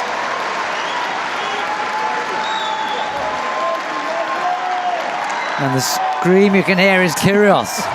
He's really trying to motivate this crowd. He doesn't need motivating. The crowd's in this. The only problem, and we had this in the final in 2022 when Kokkinakis and Kyrgios were in the final and ended up against an all-Australian team. And it did take away some of the partisanship. And in a way, you've got a bit of that tonight. And Polmans is such a just such a good person, and he's so respectful and well liked. Here's Kokkinakis at advantage. He's missed the first serve and he's annoyed with himself. 162 kilometers, so it's not a bad serve, but it's not up to the normal speed that he would reckon on delivering. Second serve, point for 5-4 to the backhand of Kubler. Forehand from Kokkinakis, deep to the backhand of Kubler. Into out forehand from Kokkinakis. He goes at Polmans. Polmans gets this back up the line. Polmans puts the volley away second time. You've got to keep the ball back to the baseliner in that situation. Polmans is handy at net. Well, I'm assuming that Kokkinakis was working out at what stage will Polmans go across. Either or, don't mind. Just go after him. Instructions from the Kubler-Polmans team. I think that was Andrew Harris. Yeah, He's just recently retired. Yeah. 4-all deuce again. 2 hours, 18 minutes. Kokkinakis serves, back in return, should be put away easily by Kyrgios, and it is. And the Polmans and Kubler are both saying it was let. They're saying it was clearly let. Polmans just saying a massive let.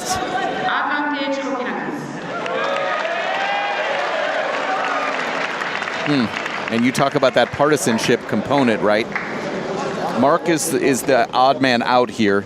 Obviously, Kubler, Kokkinakis, Kyrgios all came up together, and he's the one who's arguing for that let, not going to get any love from the special case. Not at this stage of the match, that's for sure.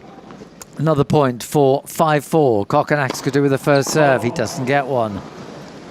Again, a 1-6-4. That seems to be his fastest at the moment.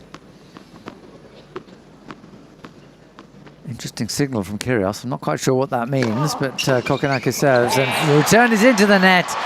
And Kokkinakis holds and screws up his face in pain. But at least he doesn't have to serve a full game now. He might have to serve a couple of points in the tiebreak. Well, thank you so much, Chris. We'll keep you updated on that one. Chris will have it if we get to a match point in the next. And Kokkinakis is indeed receiving just a little bit of changeover treatment on his right shoulder. Yeah, I remember calling some challengers in 2014. You had Kubler, you had Kokkinakis, you had Kyrgios, you also had Andrew Harris, who had an outstanding junior career. Yep. I think there was so much promise, and you see 3 of them right now. All 3 are bandaged up on court. Harris is retired. Just kind of happens that way sometimes. We're in the midst of a love-won service game right now for Casper Ruud. Gets a big inside-out forehand and a miscue off of the backhand from Munar to get us to 15-love.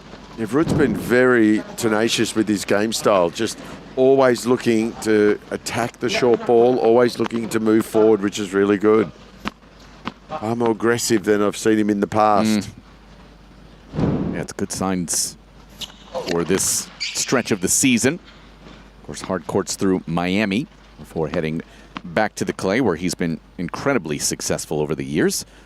15-love at love 1 with 2 sets to love lead. Serve good, backhand Munar.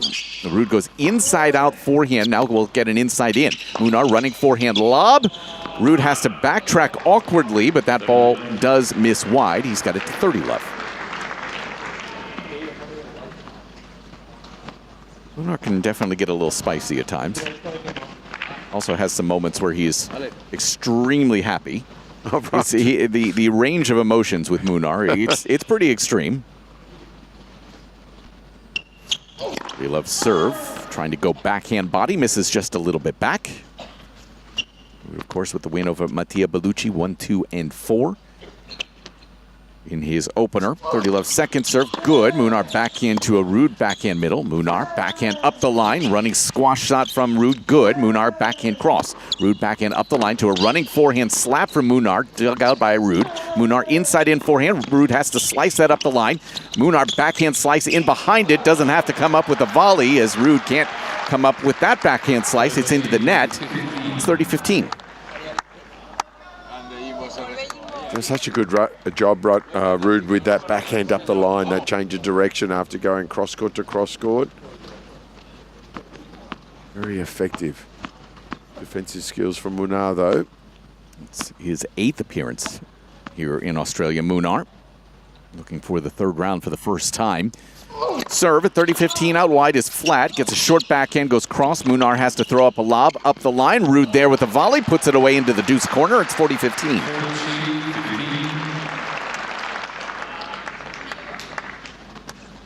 Yeah, interesting. We're seeing a graphic right now that Munar's forehand speed has dropped about 20 kilometers an hour from 115 to 94 in the last 10 points, while Ruud's is actually increasing. So might want to check the physicality here over the next couple of moments. Closing in on the 2-hour mark. Serve is out wide, but there's a let there. Munar keeps going like that. The ball's not going to make a sound off the strings in the last couple of games. It's going to be a whiff. It'll look like some of the amateurs in the one-point slam. Try this first serve again on a game point for Ruud. Tosses up, serve out wide. Munar forehand to a Ruud forehand that he tries to pull the trigger up the line into the ad corner, pushes it wide. That's a tough ball to change directions. Yeah, too deep to try to do that. This is, again, it's pretty late into the evening and no Aussies on court, Mark. It feels, it's kind of echoey in there, and it's reminiscent of the 2020 U.S. Open for me. Oh, really? Yeah, you had a bunch of, the workers all out there. But everybody was trying to be polite because they were just fewer people. Normally it's quite a raucous atmosphere. It is. Second serve here, 40-30. Good out wide. Munar backhand to a Ruud, backhand up the line, running forehand lob. Munar just clears the net, and Ruud just taps it. Tap into the ad corner. Gets it to 1 game all. Chris, where are we looking at Kia? Well, it's 5 games all now, and Kyrgios has just pulled up after his first serve. So I think he's double faulted now, and he's hobbling back, is Kyrgios. So I think both the 22 champions are walking wounded. Gents, this is like us showing up. I mean, we're all taped up and... Well, speak for yourself. I'm fit. Yeah, that looked like the landing after the serve for Kyrgios on that left leg. Well, he's put a decent serve in, but again, he's hobbling back. I mean, it's amazing that they got this far, actually. The only thing in Kyrgios and Kokkinakis' favour is that Kubler and Polmans will be thinking, we cannot lose this now. We're playing a partnership with only 2 good legs between them. There's a good serve out from Kyrgios, out wide. That was a great serve. But it makes you wonder how much Kyrgios is going to have to do it all on his serve. Yeah, it's a great point. Yeah, but the left knee is the one that he lands on those serves. And it's that's the one that's been taped. Yes, exactly. 30-15, Kyrgios. What will he do with this serve? It goes out wide. It's a great serve. I mean, he has got a fantastic serve. I remember when he was playing Nadal at Wimbledon, that breakthrough, was it 2019, when he beat Nadal in 4 sets? And I kept thinking, this is a teenager, he's inexperienced, there's no way he'll be able to keep up this serving level. And he did. And that's the essence. It's such an effortless serve from Kyrgios. He serves down the middle. He's missed the first serve. It's at 40-15. Again, he pulls up after the serve. Second serve from Kyrgios. It goes to the backhand and cut off by Kokkinakis, pulled up by Kubler. Kyrgios comes into the net and plays a volley. Kubler should put that away. He does. Chris, I think you have the better memory than me and are certainly more of a storyteller than me. I have to tell you, that was 2014 when he beat Nadal. Oh gosh, it was, wasn't it? Yes. I mean, it feels so fresh, but think about that. It's 12 years ago. I know why I said 2019, because Kyrgios was 19 years old. Yep. Yeah, but it was 2014 because he's now 30. Yeah. Still a point for 6-5. Kyrgios serves, backhand return. Kokkinakis should kill that one. He does. A volley at full stretch. That wouldn't have done the shoulder much good, but at least he achieved his purpose. And Kokkinakis and Kyrgios amble to their chair. They're normally, at this stage of a match, having held serve for 6-5, they'd be bouncing back to their chair. Not even sure that Kyrgios is going to sit down at this rate. Well, we've got some intrigue over on Margaret Court Arena. It's Casper Ruud with break chances right now. Munar has a volley. Ruud, can he get there? Forehand, cross court, misses just long. 1-all, now 15-40 in the Munar service game. It's all happening here. We're down to 2 courts, but heavy drama on both of them at the moment. It's going to be match points here, almost here for Ruud on these 2 break points on the Munar serve. Munar is serving. Very patient with his motion. You hear the seagulls overhead, far side. Ruud chip return is not a great one, almost into the chair umpire. It's interesting that he actually went for the chip return in that situation. Yeah, he wanted to make a ball to make Munar work and just fails. Maybe a little bit of tightness there. Normally he's been driving the ball quite well off the return of serve. He's 2 of 9 on his break chances. Munar not with a single break point at this stage of the match. 1-all. 30-40, third set.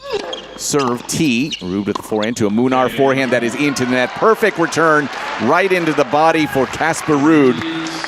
He does lead 2-1. Chris, how do you feel about calling some more doubles? Delighted, because this is the last regular game. If Polmans can hold serve, we go to a 1-10 tiebreak. Polmans serving to Kyrgios. Out wide. That's an ace. I brought up the Legionnaires cap with Mark Polmans because that's what he's known for. Yes, he is, absolutely. He even has an apparel line, the Ultimate Digger. Yep. He was kind enough to give my daughter one of the Legionnaires caps, really? and she loves it. Absolutely loves it. But they're part of school uniform in many schools in Australia, the Legionnaires caps, simply because the power of the sun. It's a badly missed volley by Jason Kubler. It was a really good serve into the body of Kokkinakis. He just about got it back. Kubler's so close to the net. I didn't see how he could possibly miss that, but he did. He put it into the net. Anyway, yes, the Legionnaires caps are part of school uniform in many Australian primary schools. And we have a policy, no hat, no play. Really? When the sun's out, yep. At your club? Oh, at schools. At schools. Yeah. Right, interesting. Good serve out wide by Polmans. Kyrgios' return is missed. Ivan Lendl used to wear the Legionnaires cap when he played here in Australia. Here we go, Cheeksy. 30-15 on the Polman's serve. He's taken 3 balls. He decides which is the... well, he's got 4 balls, actually. Thank you. He's taken the 2 fluffiest. And we'll serve now at 30-15 to Kokkinakis. Kokkinakis sticks at a racket. It goes back. Kyrgios has gone across as Kubler, trying to put Kubler off, but Kubler puts the volley away nicely. Yeah, certainly, you know, they have a lot of experience with Nick, so they know these moments are going to happen. Kokkinakis, actually, when he hit that return of serve, threw his arms up as if to say, was that not let? But then realised the ball was going over and that the rally was continuing. 40-15, 2 points for the tiebreak. Polmans goes down to the backhand of Kyrgios. A half volley from Polmans. Kyrgios with his backhand to Kubler. And Kyrgios lets it go with an air shot, a deliberate air shot. And it lands just long. Hey, Chris, you've been watching more than I. How's the dynamic between the two teams? It's actually quite respectful. Okay. At one stage when Kokkinakis was getting his shoulder massaged, Kubler went off for a bathroom break. When he came back on, he exchanged a couple of words with Kyrgios, and it was very respectful. Good.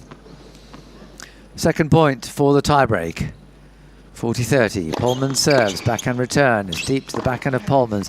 Kyrgios with the backhand. They're both at the baseline, and forehand from Kokkinakis. Now Kyrgios will play a backhand very softly to Polmans. It's Polmans to Kyrgios very gently. Kubler will cut across at some stage. Now Kyrgios comes into the net, plays the volley.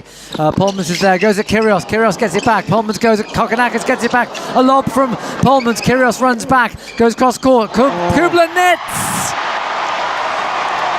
Dramatic stuff.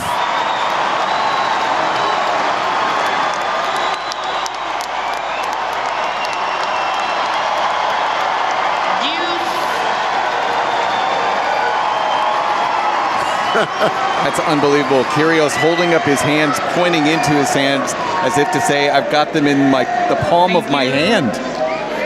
Always a showman. He's also wanting more noise. Oh, big moment here for Polmans on serve.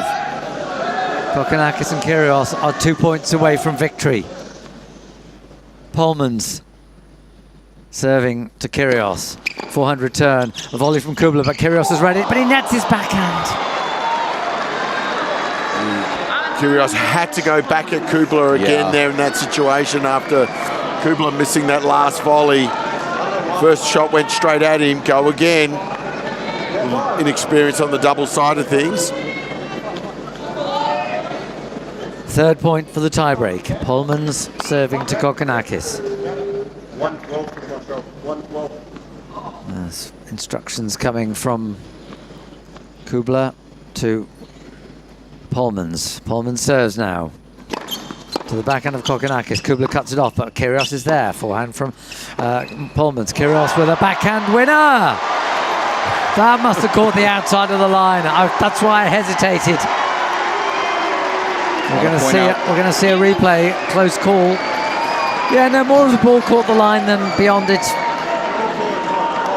But the great thing about Kyrgios is he stayed at the back of the court. He didn't go forward for Kokkinakis' return of serve, which meant that he was there to intercept the Kubler reflex volley. Again, Kyrgios and Kokkinakis 2 points from victory. Polmans at due, serves, forehand return is up the line but long. Kyrgios is about to throw his racket away but just controls himself at the last minute. I want to point out that, sorry Chris, that Munar does have a break chance right now but just missed a forehand. So deuce in the Ruud 2-1 service game. Back to you, Chris.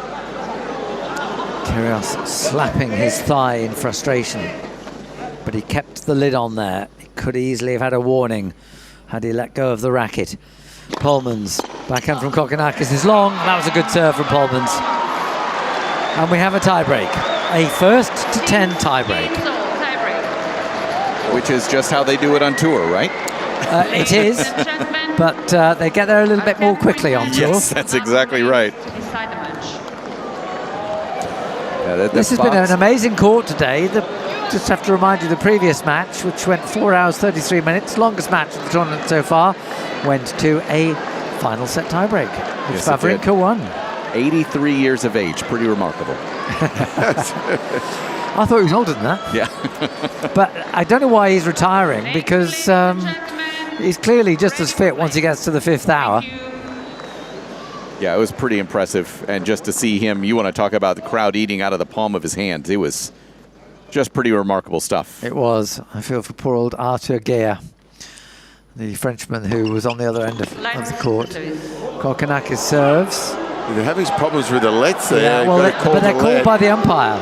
Correct. There's no machine. So they don't think the umpire got that one right.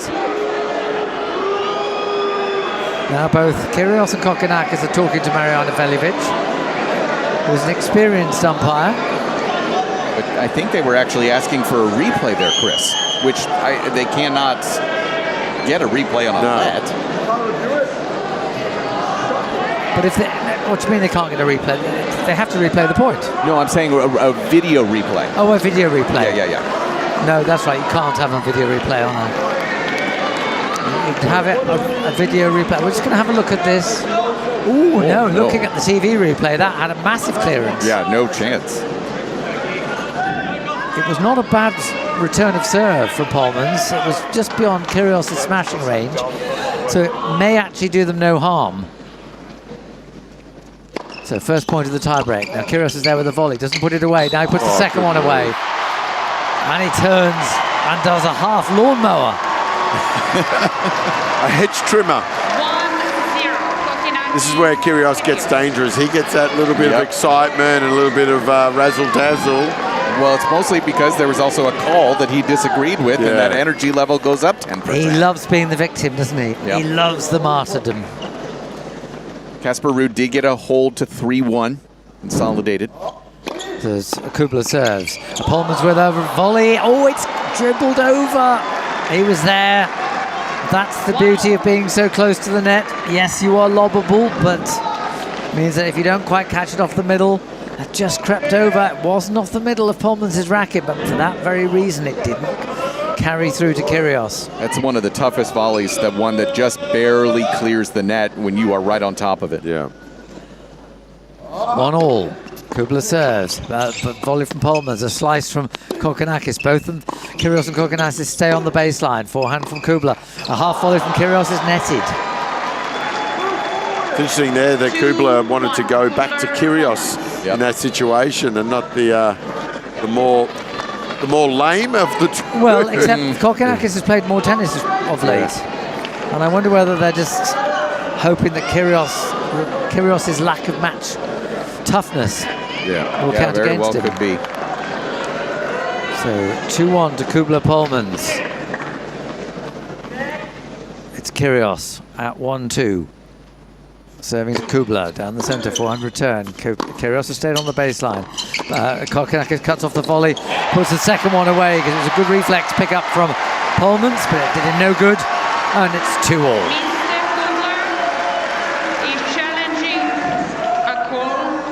If Mr. Kokkinakis hit the ball before he crossed the net to their side. Ooh, interesting. Well, it was the second volley. The first volley was a clear punched volley. Yes. And then there was a reflex half volley from Kubler, which came up, and that was the one swished away. Wow. That's a big call. Swished away by Kokkinakis. And the question is, did his racket cross the net before the ball was dead? He was very close to the net. He hit the ball before it came, a bit after it had come over. Did his racket cross the line of the net? Can you play that? Oh, I think he's in trouble here, Kokkinakis. I think. No, not for me. Up on the court. Well, I think Mariana Veljovic has decided that was a fault, but she wants this played out on the main screen. Right, because she knows she's going to get screamed at. When she gives the point to... Yep. Ladies and gentlemen, as you can see in the video review, Mr. Kokkinakis did indeed touch the ball before it crossed the net on their side. Therefore, they lose the point. That was actually well done from Mariana Veljovic. Yeah, that's a very clever move. In terms of crowd management.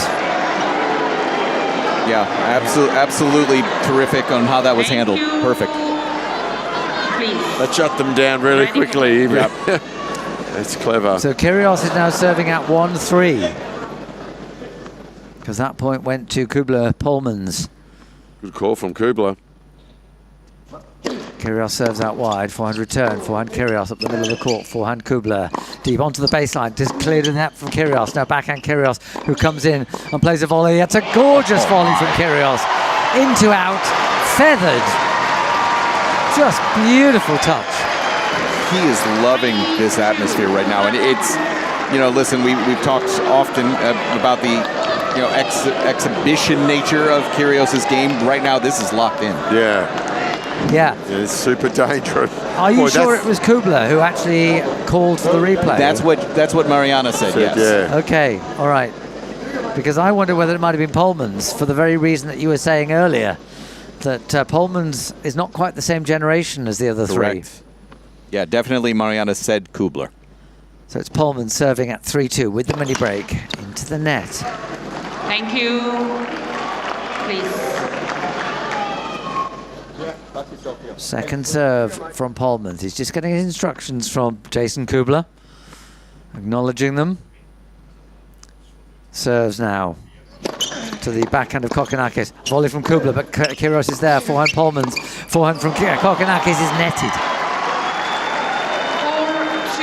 Good hands from Kubler at net. I thought that second forehand from Kyrgios was going to go straight at the esophagus of Kubler. It was that close to the net. Do you think it should have gone? Yeah, I reckon it almost had to go back there, back at the volleyer. Do you think there's so much respect between Kubler and Kyrgios that he decided not to go for the body? Yeah, Kyrgios is having a word. I'm not sure whether it's about the let or the video review. I tell you, this is not over yet. They changed ends. And if Kyrgios and Kokkinakis win, it'll be the most amazing spectacle. And they will cue 48 hours of the most intensive physiotherapy. Polmans serving out wide. Forehand return is wide from Kyrgios. That was a great serve from Polmans. Tremendous disguise on it. They didn't see the slider. Just a quick score update from inside Margaret Court Arena. Munar was able to get a hold to 30. It's now Casper Ruud after the change of ends, serving 3-2, 15-all. Only play by some rules tonight, guys, don't worry. That was a slightly unnecessary comment from Kyrgios. Anyway, 2-5 on the Kokkinakis serve. Goes to the backhand of Kubler. Forehand Kokkinakis down the middle. Taken by Kubler on the forehand. Forehand Kokkinakis to Polmans. A volley from Kyrgios. Kubler's read it. Goes up the middle of the court. Lovely cut off by Polmans. Kokkinakis went cross court and Polmans read it. And Polmans is growing into this match because he's reading the shots from Kokkinakis and Kyrgios so well. Yeah, this means a lot to him. I mean, these are three guys he's looked up to for a very long time and wants to be included as part of those names. It means a heck of a lot to him. He's a tough competitor too, Polmans. Kokkinakis serving into the net, and that serve is slowing down. That was a first serve of 149. 2-6. Second serve. Off the top of the net.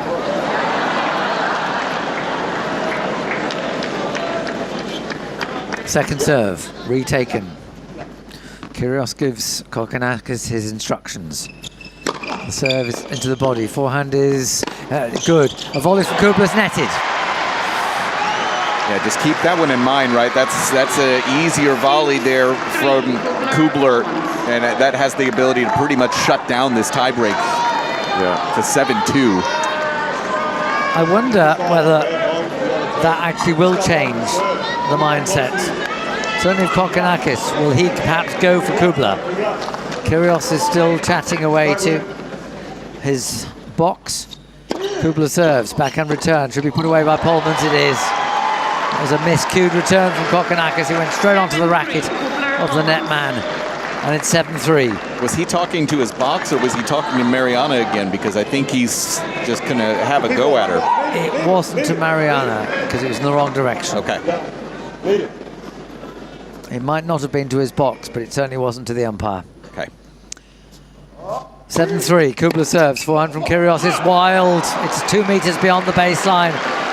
And that was perhaps a forehand of a bit of desperation. And the only positive thing that's going to come out of this defeat, assuming it is a defeat, is that Kokkinakis won't have to put his shoulder through the same thing again, which may increase his chances of coming back on the tour in a couple of months' time.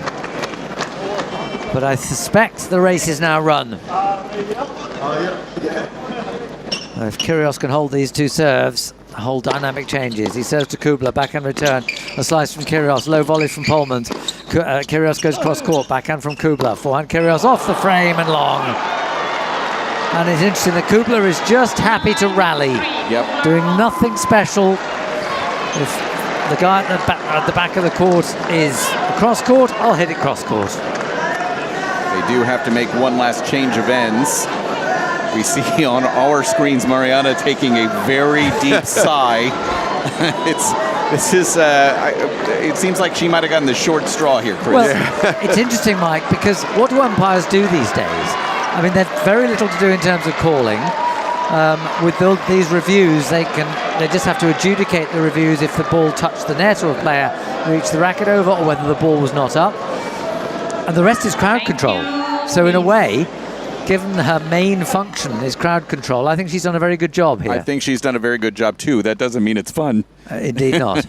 Kyrgios, match point against him and Kokkinakis. Serves out wide to the forehand now. Goes back to Polmans. Polmans back to Kyrgios. Kyrgios with an angle. Kokkinakis volleys. Puts that away nicely.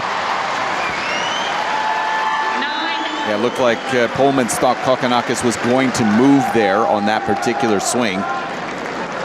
Nothing doing. First match point saved. Still another 5. Polmans wanted the ball back, but one particular one they wanted to look at. I'm not sure which one it was, given that they lost the previous point. But Polmans is serving now. Match point number 2 for him and Kubler. Polmans to Kokkinakis. Backhand return is not going to get over the net. And the attempt by Kyrgios and Kokkinakis to win another title ends at the first hurdle. They go out in a dramatic match to their fellow Australians, Jason Kubler and Mark Polmans. And you have to say that in terms of the next round, and who's going to play Jakob Powell and Marcus Willis, the fitter partnership is going through. They will at least make that competitive, whereas you do fear for the state of Kokkinakis' shoulder and Kyrgios' knee. But it's been a great spectacle, and at least they played, and what a pair they still are in entertainment terms if they can both get themselves fit. Got a feel for Kokkinakis now, like knowing that injury. He's just spent so much time off the court, and now it looks like he's going to spend even more time off the court once again. And you also you wonder if that's the last time those two guys are going to play here, with the bodies just having such difficulties. Hey, Chris. I'm still here. If I can, it's not my role. You know, there are other people who are in charge. Go home and get a little bit of sleep, will you? I'm delighted. Okay. Mike, you're in charge. Okay, I'm in charge now. This is fun. Right. Chris. Chris, thanks so much for all the updates, and just great to. Pleasure. Great material to work with. Okay, we'll talk to you tomorrow, and we'll bring you back inside Margaret Court Arena.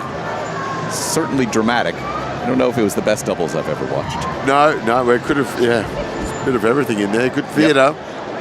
All right, so again, back inside Margaret Court Arena. Casper Ruud, as we resume play here, 4-3. He's at the far side of the court and serving right now. Just misses a forehand for 15-all.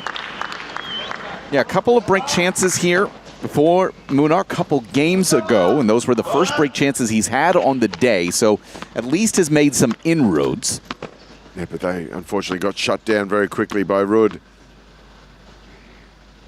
Again, far side for Casper at this moment. The Norwegian serves up the tee. We'll get a forehand, goes inside out. Lob coming from Munar. Ruud backtracks. It lands on the baseline. Forehand goes inside in to a Munar forehand inside out that misses wide.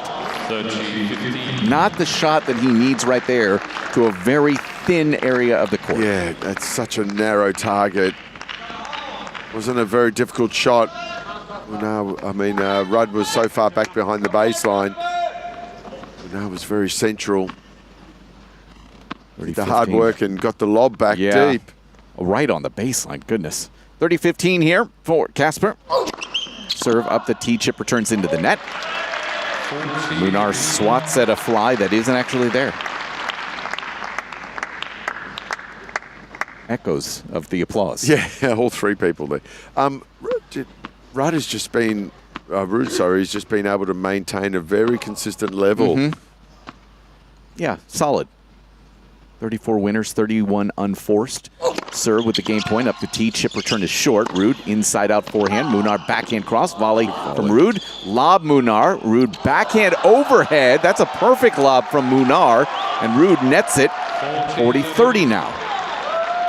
And yeah, you and I were talking at the outset just about that idea of more aggression for Casper Ruud of late.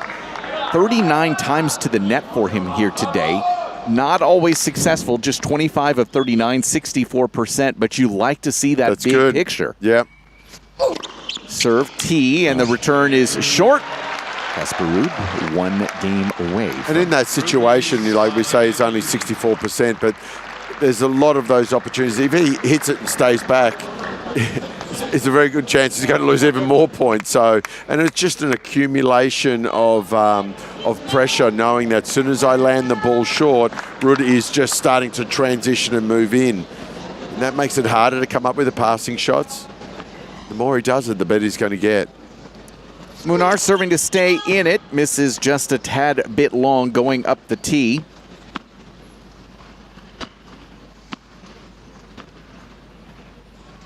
Five. Second serve. Long. No, it's good. Excuse me. Forehand from Munar now to a Ruud backhand middle. Munar backhand middle. Ruud backhand middle. Munar backhand a little bit cross. Now he has to slice a backhand to a Ruud backhand slice up a line. Running forehand from Munar. Caught the outside of the line. Now he gets another forehand. Fake drop shot to the deuce side. And Ruud can't keep up with that. This time, the fake drop shot slice forehand had angle and it caught Ruud. Yeah. Normally the player thinks that's going to be the drop shot. They start charging in. Far better use of the angle. Serve into the body is into the net.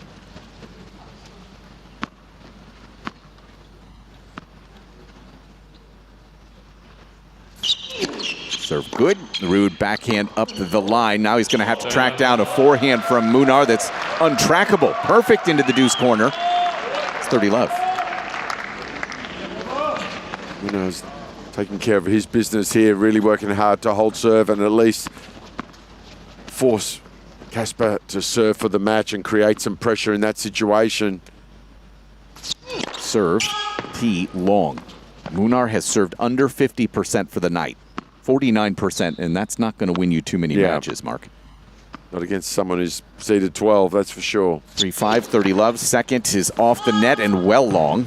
That is a heck of a bounce off the net cord there. Yeah, that's a really tightly strung net. It's healthy. You can hear people laughing in the crowd. That's not great when you just hit a double fault. Right. Come on, gents.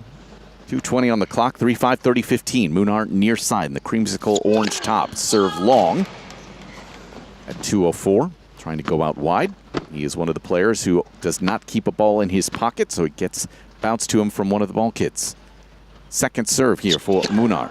Good. Ruud run around forehand to a Munar backhand middle.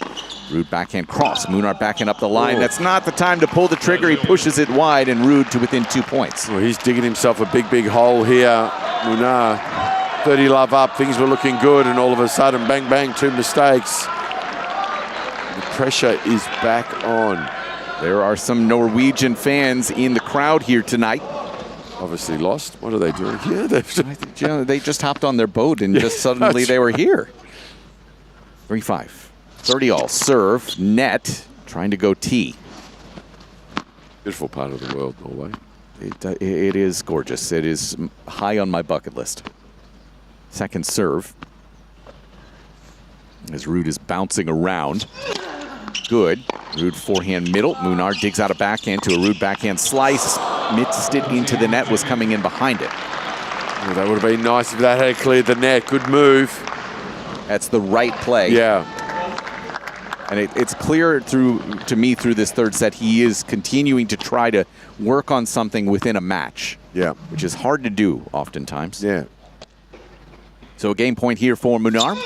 Serve T, chip return, good. Munar backhand middle. Ruud backhand up the line is also into the net there. So Munar has forced the issue, 5-4. Good. Now, I'd love to see at this change of ends here when they call time that Munar just starts to run down the other end of the court, show a little bit of extra energy and say, hey, Casper, I'm really going to be up for this return to serve game. You better come up with the goods. Better serve big. It's my Cation, Mark Hilawati, bringing you home tonight. We hit midnight. Oh!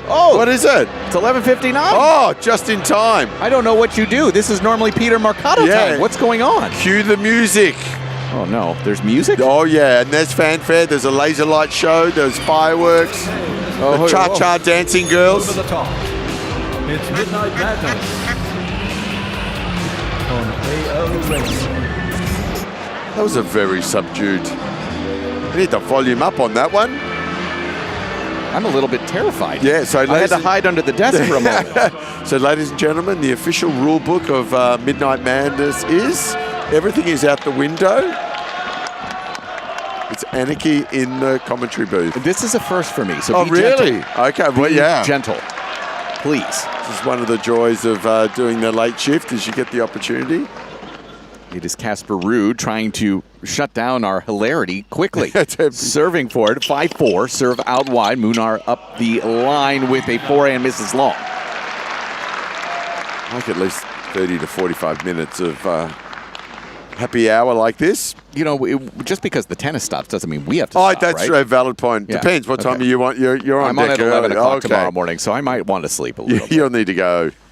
5-4, 15 love for Ruud. Near side into the net with his serve. We mentioned that Munar has really struggled, 48%. Ruud is better, 59%, a little bit low for him. Second serve, good. Munar backhand to a Ruud backhand cross. Munar backhand cross. Ruud backhand up the line to a running forehand. Munar. Ruud backhand cross misses wide. Alrighty, here we go. Munar's at 15 all. 17th backhand error for Ruud. We've seen 3 of them here in the last couple moments. Yeah. A bit unusual. That shot for him is rock solid, generally speaking. Yeah, you'll have some variations with the forehand from time to time.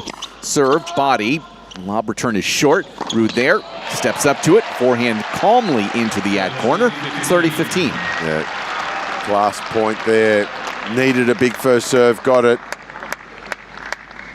Forced a weak return and then an easy put away. 30-15. Actually really, 2 points for the match. Yeah, Dad Christian really liked that one. Round of 16 appearance for him. 1997. Is Dad an official coach? Yeah. Yeah. Serve up the tee is long. Also has Pedro Clar in the box with him as well. Of course, his wife at home expecting right now, Casper.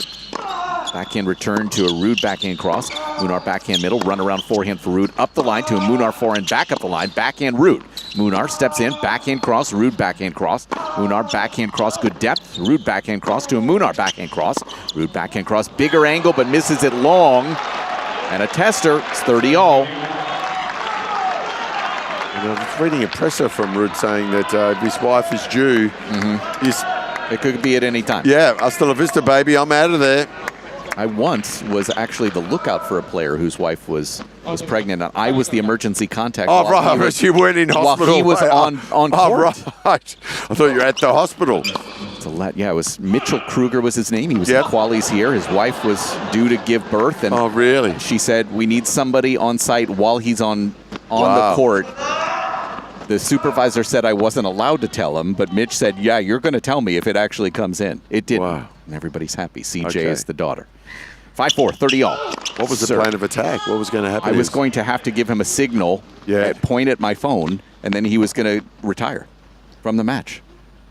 Crazy. Wow. Second serve here, 30 all. Good. Munar backhand through the middle. Ruud inside out forehand. Munar slices that back, but it's into the bottom of the net, and we've arrived at match point. Munar just chastising himself for hitting that slice into the net. Kind of probably felt that Rudd was ready to charge in. Had to keep it low over the net. That forced the mistake. First match point, the 12th seed. With the Hush ready to go. Serve T. Chip return lands good. Deuce corner. Ruud forehand cross. Munar squash shot back. Misses just long. And Casper Ruud, a fist pump towards his team. The hand through the hair. It always looks good. And straight sets here tonight over Munar. 3, 5, and 4. Friendly hug between those two. Munar says good luck. Casper Ruud moving on into the third round of the Australian Open. Very well played, Casper Ruud. Very, very solid. Gets a veteran in the next, Marin Cilic. Straight set win over Denis Shapovalov, as we mentioned a little bit earlier. After that comes Shelton Vachereau. And with the third round getting underway tomorrow, feels like now we're into the real business portion of this tournament. Yeah, and next few days, a little bit of extra heat coming into town. That could throw another element, another bit of drama into things as well. And that's why, frankly, it was so important for Casper to get through in straight sets today. Obviously, it's after midnight now. That's always a tough recovery, even with an extra day, these 2-day breaks that you have at the majors. It's still really tough to come back if you play till 2 or 3 in the morning. So good for him to get it done quickly, and now gets to move on into the third round. Yeah, because you know it's going to be, although it's after midnight for Casper, you got press, you got your cool down, potentially another couple of hours or an hour and a half minimum that he's still here. Then he's got to get some food, get back to the hotel, and then try to get back to sleep. So it could be a 3:30 by the time it's lights out for him. So and that then changes what your next day is going to be like. You anticipate he'll play later in the day, a couple days from now. You'll be going to Craig Tyler's office with a nice bottle of red or something like that and say, hey, Craig, I know you haven't done scheduling yet. Yeah, I think, that's not going to be Casper. That's going to be where Christian steps in. All right. Christian's going to be the one handling that. No doubt about it. We are waiting for Casper to do his on-court interview. He's carefully, quietly putting everything in its right place. Shout out to Radiohead. And he's just going to make sure it's all perfect, well manicured. The shirt has come off, hence the uproar. And we've got a nice little jacket that's coming on. Yeah, it's a nice cream-colored jacket to go along with the yellow shorts. I mean, this is all really well put together. Is it cream or is it like a light lime green? Maybe it's my goggles are not working so good. A lot of Casper Ruud fans in the crowd, that's for sure. I mean, how can he not be? Look at him. Yeah. He's actually really come into his own in terms of personality. We're seeing more and more of it in the last couple of years as well, which is great to see. And he now realizes, oh yeah, I have to do this interview right now. So he puts down his bags. I think he's now realizing he has to put on the watch now. The most important part of the gear. The watch it's Andrea needs to go Petkovic. on. We have to wait for this. It is important. Casper, well done. This was such an impressive performance against a dangerous opponent. What did you think about your tennis and your performance today?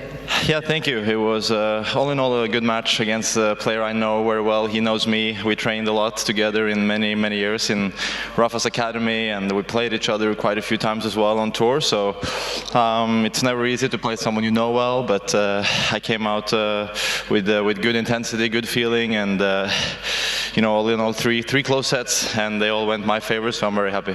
Well, your dad, Christian, actually said that you would have favored the day conditions, but your forehand was on fire today, as was your backhand. Are you now a night match player? I don't know. The only thing I hope is I play in the night on Saturday, because it's going to be like 40 degrees, so it's like triple tonight, the degrees, so I don't know what's going on in Melbourne, but it's like four seasons in a day, I guess that's what they say, and it's almost as cold as back home, so no problem. And yeah. You feel right at home, huh? Today. I feel right at home. It's almost freezing, but. No, I mean, then special thanks to everyone who stayed. I know it was cold, I know it was late, and yeah, thank you. I don't want to keep you too long because it's late. So just one last question, and I'm sure you're getting this question every day. What's the status back home? Can we still keep you in Melbourne for a few more days? As far as I'm concerned, yes. I'm going to check my phone right away when I get off the court, see if something has happened. But everything is well. They're both healthy. They had a check yesterday, so still in the clear to stay. And let's see what the next days and weeks bring. You played absolutely amazing today. Thank you so much. Casper Ruud into the third round. Sorry. I kind of get the feeling that he would take care of Cilic. I don't know. I really don't. I understand why you would say that, Mark. Yeah. I still don't know that I necessarily trust Casper in fast conditions. Yep, okay. It is still a work in progress and obviously is cognizant of it and knows what has to get done. I'm not going to sit here and tell you that, yes, that's an easy win. I mean, Cilic is playing very well right now. He has a new perspective, having some time away from the sport as well, and going and playing some more challengers of late. Yeah. So to see him playing well with that appreciation against a guy who doesn't always love playing on fast courts in 40 degrees. Yeah. Okay, gotcha. And Cilic has got game too. He's got a big game, so he can definitely hurt Casper.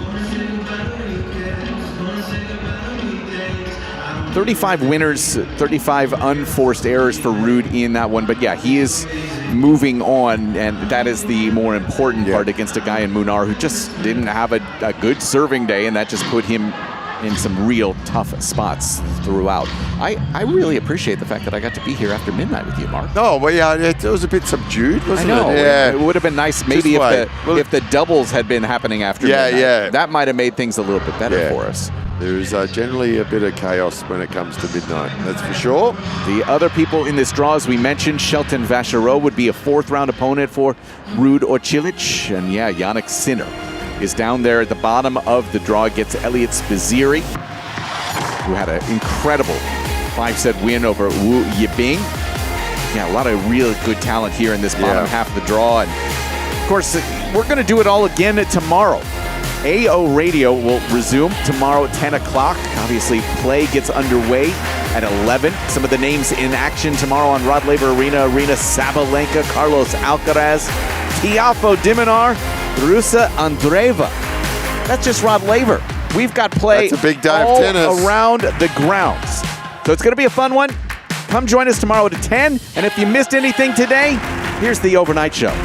This is AO Radio Overnight, bringing you the best of the Australian Open until our live coverage continues.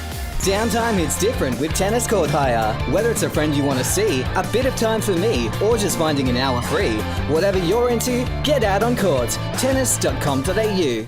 Kids making a racket? Nothing hits like Hot Shots Tennis. Perfect for kids aged 3 to 12. Book your free trial at a participating club. Hit up tennis.com.au. Hot Shots Tennis. It's different. Australian Tennis Magazine has been serving up news, features and game insights for 50 years. Pick up your copy of Australia's only tennis publication or subscribe to have every issue delivered at tennismag.com.au and keep up with all things tennis via our social channels. If you're looking to reclaim your game, try Cardio Tennis presented by Chemist Warehouse. This high-energy group class is where fitness meets fun. No competition, just genuine connection. Set to great music, you'll mix tennis drills with constant movement for a workout that never feels like work. And no need to be a pro, qualified coaches tailor the session for everybody at every level, whether you're new to tennis or coming back to the court. An hour of cardio tennis is guaranteed to smash stress, lift your mood and leave you feeling motivated and confident. Reclaim your game with Cardio Tennis presented by Chemist Warehouse. Book now at tennis.com.au. Family time hits different with Tennis Court Hire. From less eyes on screens to more time with your teens or smashing fitness routines. Whatever you're into, get out on court. Tennis.com.au. The sound of summer. AO Radio. This is AO Radio Overnight, bringing you the best of the Australian Open until our live coverage continues. Hi everyone, and welcome to another episode of The Sit Down. I'm Matt Trollope, a writer and editor for OzOpen.com, and it's just me in the chair this week. Viv has just finished up 3 incredible weeks at Wimbledon and is making her way back to Melbourne as we speak. But for this week's episode, we're bringing you a slightly different format. We've got back-to-back interviews with a couple of Australian tennis legends, Ken Rosewall and Mel Anderson. I got the opportunity to talk with both Ken and Mel in Brisbane earlier this year. It was in April when Australia was hosting the Billie Jean King Cup qualifiers tie against Kazakhstan and Colombia. And this was happening at Pat Rafter Arena, and both Ken and Mel came along to watch because they live in Brisbane. So while they were there, we had this incredible opportunity to film the moment when Mel received his International Tennis Hall of Fame ring from Ken 25 years after he was inducted into the Hall of Fame in 2000. And there's a story behind that and why Mel has taken so long to receive his ring, which you'll hear about in this interview. And this interview was also an opportunity to celebrate Ken's longevity, because just last week, Novak Djokovic became the oldest Wimbledon men's singles semi-finalist in the Open era, behind Ken Rosewall. And there were a couple of other age-related achievements and statistics that Novak has been recalling that are linking him with Ken throughout what he's been doing at Grand Slams this year. So we had an opportunity to talk with Ken about that. But first, we'll hear from Mel about the honour of being presented with his International Tennis Hall of Fame ring from Ken, who himself is an inductee.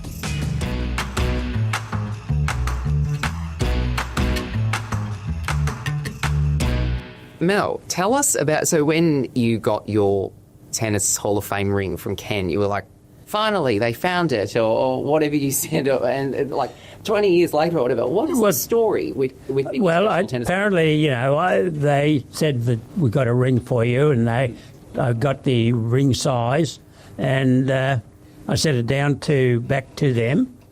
They sent it out to Australia, but somehow it got lost in down at Tennis Australia office, and I'd forgotten about it for a number of years, and Ken mentioned it to them that, I haven't received it. So then they did a bit of research, and it would have been 23 years ago since I filled in everything. Yeah. And it's a great honour to get it too, because it was a great honour to be nominated and accepted as a member of the International Tennis Hall of Fame. So it was a great honour, and also to receive it today from Ken, because I've always looked up to Ken. And even though he's the old one, he's 4 months older than I am. But look at the ring and say, well, gee, I'm a member. Yeah. So you were inducted in, I think, the year 2000. Yep, yeah, that's right. So 25 years ago. Did you go to Newport for your ceremony? Yeah. Yeah. So what was that like? It was fantastic. They do a great job. It's very well organised. It's done during the tournament they have there too, the Newport Open tournament. So it was great to see some of the matches, but they really looked after us very well, and my wife and I went over, and we had a great time there, and it was just great honour to be recognised for what I did for tennis, and it's greatly appreciated. Yeah.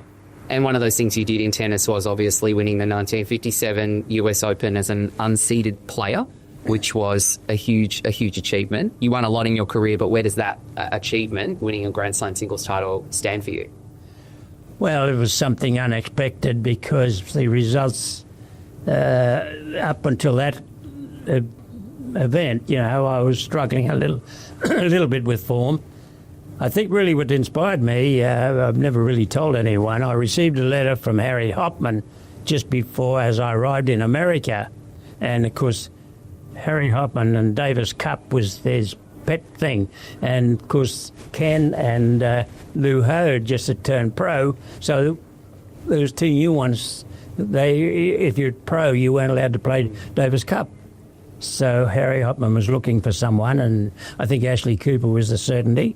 And number 2, and he wrote me a letter and said, well, Mel, he said, if you lose first or second round in the in the US Open, I want you to return to Melbourne and cancelled my wedding. I was getting married as soon as I got back.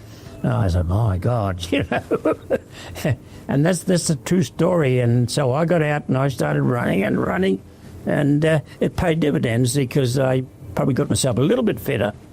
And you know, luckily someone was looking down on me, wanted me to get married, and which I'm happily do so. So that letter really kicked my career started a bit. Yeah. I didn't know that story, but I do. No, I don't tell it much because I didn't mention it even to Daff, my wife, because I think she would have murdered Hopman anyway. So I didn't want her up for murder. No. We want a happy life. Everyone's staying. Exactly. And you went on to donate your US Open trophy to your local club in Theodore. Yes, which is pretty cool that a regional club has a Grand Slam trophy. Not every club can say that. Well, yeah, if I'd have won as many as Cain, I would have probably given it to the family, but I only had one, and my daughter here was with me today. Was a bit disappointed, but I knew it would be there for another 100 years. And it might inspire some youngster up there, ever what sport it is, that you can make it from the country. So I thought it'd be a good idea, and they've looked after it, and I gave them the Australian also doubles, which I won with John Newcomb, and they were very thrilled with it. They built a special cupboard, so that, yeah. So it's going to be looked after well. Good. And then I don't have to polish it. Yeah, next little stake, nice and dust-free behind the cabinet. That is interesting you should say that because, yes, you won US Open in the amateur era in the 50s and you won with Newcomb in the doubles in 73? 73. 73, yeah. So in between, you had a really successful pro career. You turned pro pretty early. I think it was at 1959? It was before the 60s. Yeah, I did. Well, I just got married and I wanted to, in 58, have a trip overseas with Daff, my wife, and Tennis Australia. And I was in the finals of the Australian in January, and they were meeting after the Australian, and I had my application in to privately. And they came back and said, no, you can't do that. So I wasn't going to travel with the team, so I said, OK, I'm not going away. So I then went back up to where I came from, Theodore. Mum and Dad had a cattle property, and I was there, and then finally I got a message from Jack Kramer's agent in Sydney, and he wanted to come up, and we had a discussion. We met in Rockhampton, and he told me a contract, what they wanted to sign. I said, good enough. So, but on the conditions that I play Wimbledon and the US, and so I did. But in 58, before 58, and then unfortunately I had to forfeit in 58. I did my ankle in the quarterfinals, and then I got to the finals of the US Open or US Amateur. And unfortunate things happened there too. So 58 wasn't a good year. Yeah. So then I turned pro in 59, and I was happy, and because just getting married, I needed a future, and it was good. Yeah. And so when finally you came back, the Open era was about 10 years after that, 68, 69, and everyone was back competing together. I've got two more questions for you. You played Cain in the 1972 Australian Open final, which is another thing that draws the two of you together. On the Tennis Australia website, I can't remember whose profile it is, one of yours, but calls that final the Golden Oldies final, when you mowed 36 and 37, and you both had kids, and you come out of retirement, I think. Well, ish, to play that final. Like, when you think, and Cain remains the oldest Grand Slam champion in the Open era. Like, it's quite historic that happened. What do you remember of that match? Well, no one's ever had a career as well as Cain, And it's funny, when they turned pro, all the critics were saying, Cain will get burnt out and Lou will, but it was reversed. I think if you love the game, and Cain does like the game, like myself, I just love to play, and So then, I started playing a lot, and then Neil rang in 71 whether I'd be interested in playing Davis Cup. And I thought, well, yes, you must be scraping a barrel. So I got to and trained hard, and so I managed to win the Queensland hard court in the grass and the Australian hard court three tournaments in a row, and then I get to the finals against Cain in 72, so I decided I'd play Davis Cup again if he wanted me, and I was very happy, very honoured to represent this country. That's what I wanted to do before I played.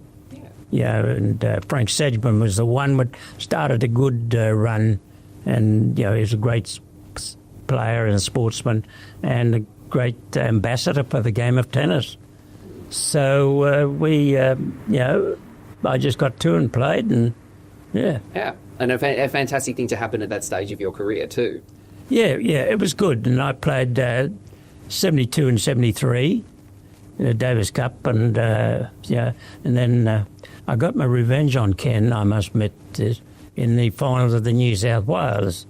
He wasn't very popular with beating him in New South Wales, but no, he's a gentleman as he is. Yeah. And also, I know in your post-playing career, you coached a lot in regional Queensland and did that as well. So obviously, another sign of your passion for tennis coming through. What was that part of your tennis journey like? Well, a lot of people went out of their way to help me, and I thought if I could just inject a little bit back into the game of tennis and help kids just enjoy the game a bit more. And Tennis Queensland, we used to travel throughout Queensland. We'd go away for a week or 10 days, and I'd take 2 juniors with me, and girls or boys, they'd be either boys or girls, and we'd do our coaching in schools, and then they'd play an exhibition at the tennis centre, and we'd coach their best juniors there in the afternoon. And I thought that was very good. But I just felt that, okay, I can put a bit back in, it's only a bit of energy. So it was good. And I should say, before we let you go, we need to tell people where we are now. We're at Duckworth Arena. He told me that you love watching tennis as well, too, and you still do. You come to the Brisbane International. We're here at Billie Jean King Cup. What are you enjoying about this weekend and seeing the tennis? Well, I just enjoy watching different players, the way they execute strokes, their tactics and that, and just to see how the game has changed. It's completely changed, and equipment has helped a lot. Back we just had one string you used, a wooden racket, you used one set of strings until it broke. Whereas we didn't change after every 9 games because we couldn't afford the strings those days. And so it's just interesting to see. And apparently the strings lose their tension very quickly, what they use. And they got to really change. Otherwise, the ball reacts totally different. So all these things are just good to see, And the players of today are great athletes. Gee, they are. They're full-time at it, whereas we were 3/4 at it or 2/3 at it, whereas they're 100%, and dietitians and how they found out how to get better out of the body, more out of the body and that. So, but it's a tough game. It's a tough profession, and there's a lot of great players. Like today, the 700 player in the world, he's a good tennis player. He's a damn good tennis player. Wonderful to hear from Mal Anderson there. And again, what an honour to receive his ring from, a lifelong friend and rival and competitor in Ken Rosewall. So next we sat down with Ken, and he holds the distinction of being the oldest Grand Slam singles champion, man or woman, in the Open era. And that was following his victory at the Australian Open in 1972 against Mal Anderson in the final when he was 37 years old. So that's a record that has stood for 53 years, but it's one that Novak Djokovic is coming incredibly close to breaking himself. He's just turned 38 and this year has made 3 Grand Slam semi-finals in a row. So if Novak was to get over the hump and win a 25th major title, he would break that long-standing tennis record. And so we got a chance to ask Ken about that and some more other things about his incredible career in the second part of this interview. chatted to Mal, and you had the honour of presenting him with his International Tennis Hall of Fame ring. What was that like? Because your tennis careers have overlapped and intersected quite a lot, and you're very good friends. So that's right. Yeah, presenting him with the ring, what was that like? Well, it was a nice honour. I feel honoured to be able to give that to him because he certainly deserves it. He's been a strong part of it in the growth of Australian tennis, and he's performed pretty well. I mean, he had a few obstacles in his physical situation in playing tennis in some years, but we played together a lot, and we played against each other a fair bit. Yes.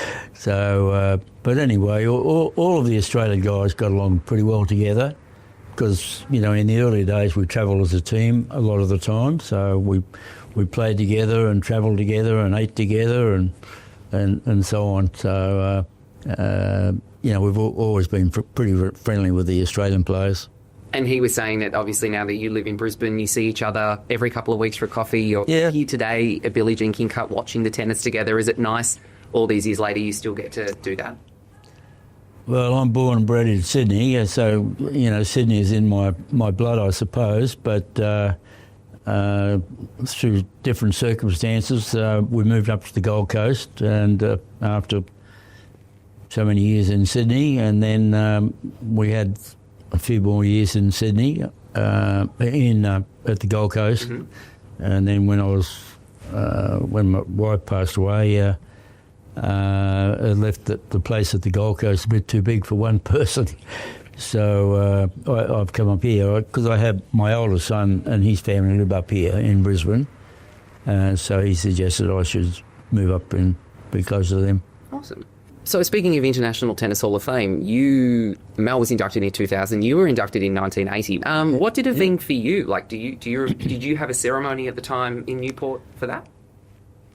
Well, I was not there, and it's funny you should bring that up right now because I saw something on TV. I think it was one of those old ones that they collect, and it was when Harry Hopman and Lou Hode were in Newport for their induction, and I was supposed to be there for the induction as well with Lou, and I was home in Sydney, so I was noticeable for my absence. But you have your ring as well, do you? Yeah. Well, I got that later on. I mean, I think that was with the circumstances at the International Hall of Fame. They proved to be pretty successful in raising money and in making the place look better and whatever else. So they gave all the players that had been inducted the rings. I think I've seen that photo where you're all... Is it like you and Yvonne and Margaret and Rod and there's a whole lot of you, maybe 8 or 10 of you? Yeah, that's right. John Newcomb maybe as well? Yeah. What was that like getting together? Because they obviously... Well, we're all together at different times anyway, so it was just another occasion where we... But it was nice that it was during the Australian Championships or Australian Open in Melbourne, so that's usually a time when most of the players are there together. Speaking of the Australian Championships, we mentioned to Mel that he played that final against you in 1972. So that was a pretty historic final, and it was your last Grand Slam singles title. What do you remember about that? Like kind of later in your career. There was still a lot of conflict within the tennis because of the professionals and the WCT group and everything like that. I always wanted to come back to Sydney where the family was, and so I was prepared to play, a fair bit in Australia. And I guess my memory is that having grown up in Sydney and played a lot at the White City tennis courts in Sydney, it was always something to think that I wanted to play there more or less when I finished. But they had the Australian Open there in 71, and I won the tournament without dropping a set, which is the first time. So that was, and as it turned out, it was the last time the Australian Open or the Australian Championship was played anywhere except in Melbourne, because the next year in 1972 it was played in Melbourne at Kooyong, and so I played there, and even though the field wasn't as strong as it could have been because a lot of European players didn't like to play on grass too much in Australia, and they never made the effort to play grass court tennis. So the 72 tournament all of a sudden was very exciting for the tennis fanatics in Melbourne, and the crowds were record crowds. So it was quite good when Mel and I played off in the final. And it's a record you still hold to this day. You're the oldest Grand Slam singles champion in the Open era, men or women. And every time Novak Djokovic plays a Grand Slam now, he could pass that record, but he hasn't. So because he's about to turn 38. Yeah, so I think it might have been US Open last year where he clicked over you're both 37, but he's older. Right. And he's, he made the semis of the Australian Open. Oh, yeah. He made last year's Wimbledon final. He's getting close, but he hasn't quite done it. But I mean, it's a record that has stood for more than 50 years. What would you think if Novak was to break it, or do you want to keep holding it? I'm not sure. Either way, I wouldn't mind. But Novak, he deserves his record. What he has, he's won more Grand Slams than anybody else. And so another one wouldn't hurt, I guess. But for me, it was just one of those things. I mean, I stayed playing tennis, and that's what kept me playing well and kept me feeling well. And unfortunately, you got to sacrifice being away from home and the family quite a bit because tennis was still played more in the Northern Hemisphere than anywhere else. But playing and winning in 72 was, something I remember anyway. Yeah. Have you met Novak or spent much time with him? Oh, yeah. Not a lot of time, no, because the players at the big tournaments now are kind of protected. I've been to Melbourne for the Australian quite often, but it's difficult to meet up with the players because there's so much protection, and as a past player, I only get limited areas as to where I can go in the facility, and I can't go in the change room. So it's hard to go in there to see anybody you might know or to have a talk to. So it's a bit difficult that way. But yeah, I've only met him a few times when I've been down here when he's won the tournament and so on. Because you might have presented the trophy to him, haven't you? Yeah, I did. That 1 year he won. Yeah. Yeah. I think, I can't remember, 2016, 2015? I've definitely seen giving him the trophy. It was either then, 18 or 19. Oh, okay, it was more recent. Yeah, he won in 19. Yeah. Okay. I think it might have been then. And you also presented the French Open trophy to Rafa, I'm pretty sure. But we've seen him in Paris as well. That was 2018. Okay. Yeah, because it was 50 years since I won the French Championship, so I was kindly invited by the French Federation to come back, and so I was there that year, 2018, because I'd won the French, when I first played there, or second time I played there in 1953, and then again when the Open tennis started in 1968. What do you get to say to them or speak to them when you're on the trophy? Like, do you get to have much? Oh well, you don't really talk too much. I don't think. It's just that they're the ones that are in the limelight. So you kind of do the trophy celebration, and then you step back. Okay. Yeah. Your name has come up a bit this year because there are some players. Djokovic is one. Gael Monfils is another. Winning titles and doing really well at age 38, 39, and, oldest since Ken Rosewall in 74 and things like that. So I guess it's this achievement, this generation of players who are having such success this late in their career. It's not very common, and it's kind of shining a light on what you did was so significant back in the 70s. Is that something that you remain really proud of? You said it was good for you to keep playing and staying fit, but you have done a lot of things that, in terms of longevity records, that no one's done. Right. So, how proud, I don't know if you ever get reflective on your career, is that, how proud of that are you? Well, the only thing I think about is some of the tournaments that I should have won or could have won, had a chance to win.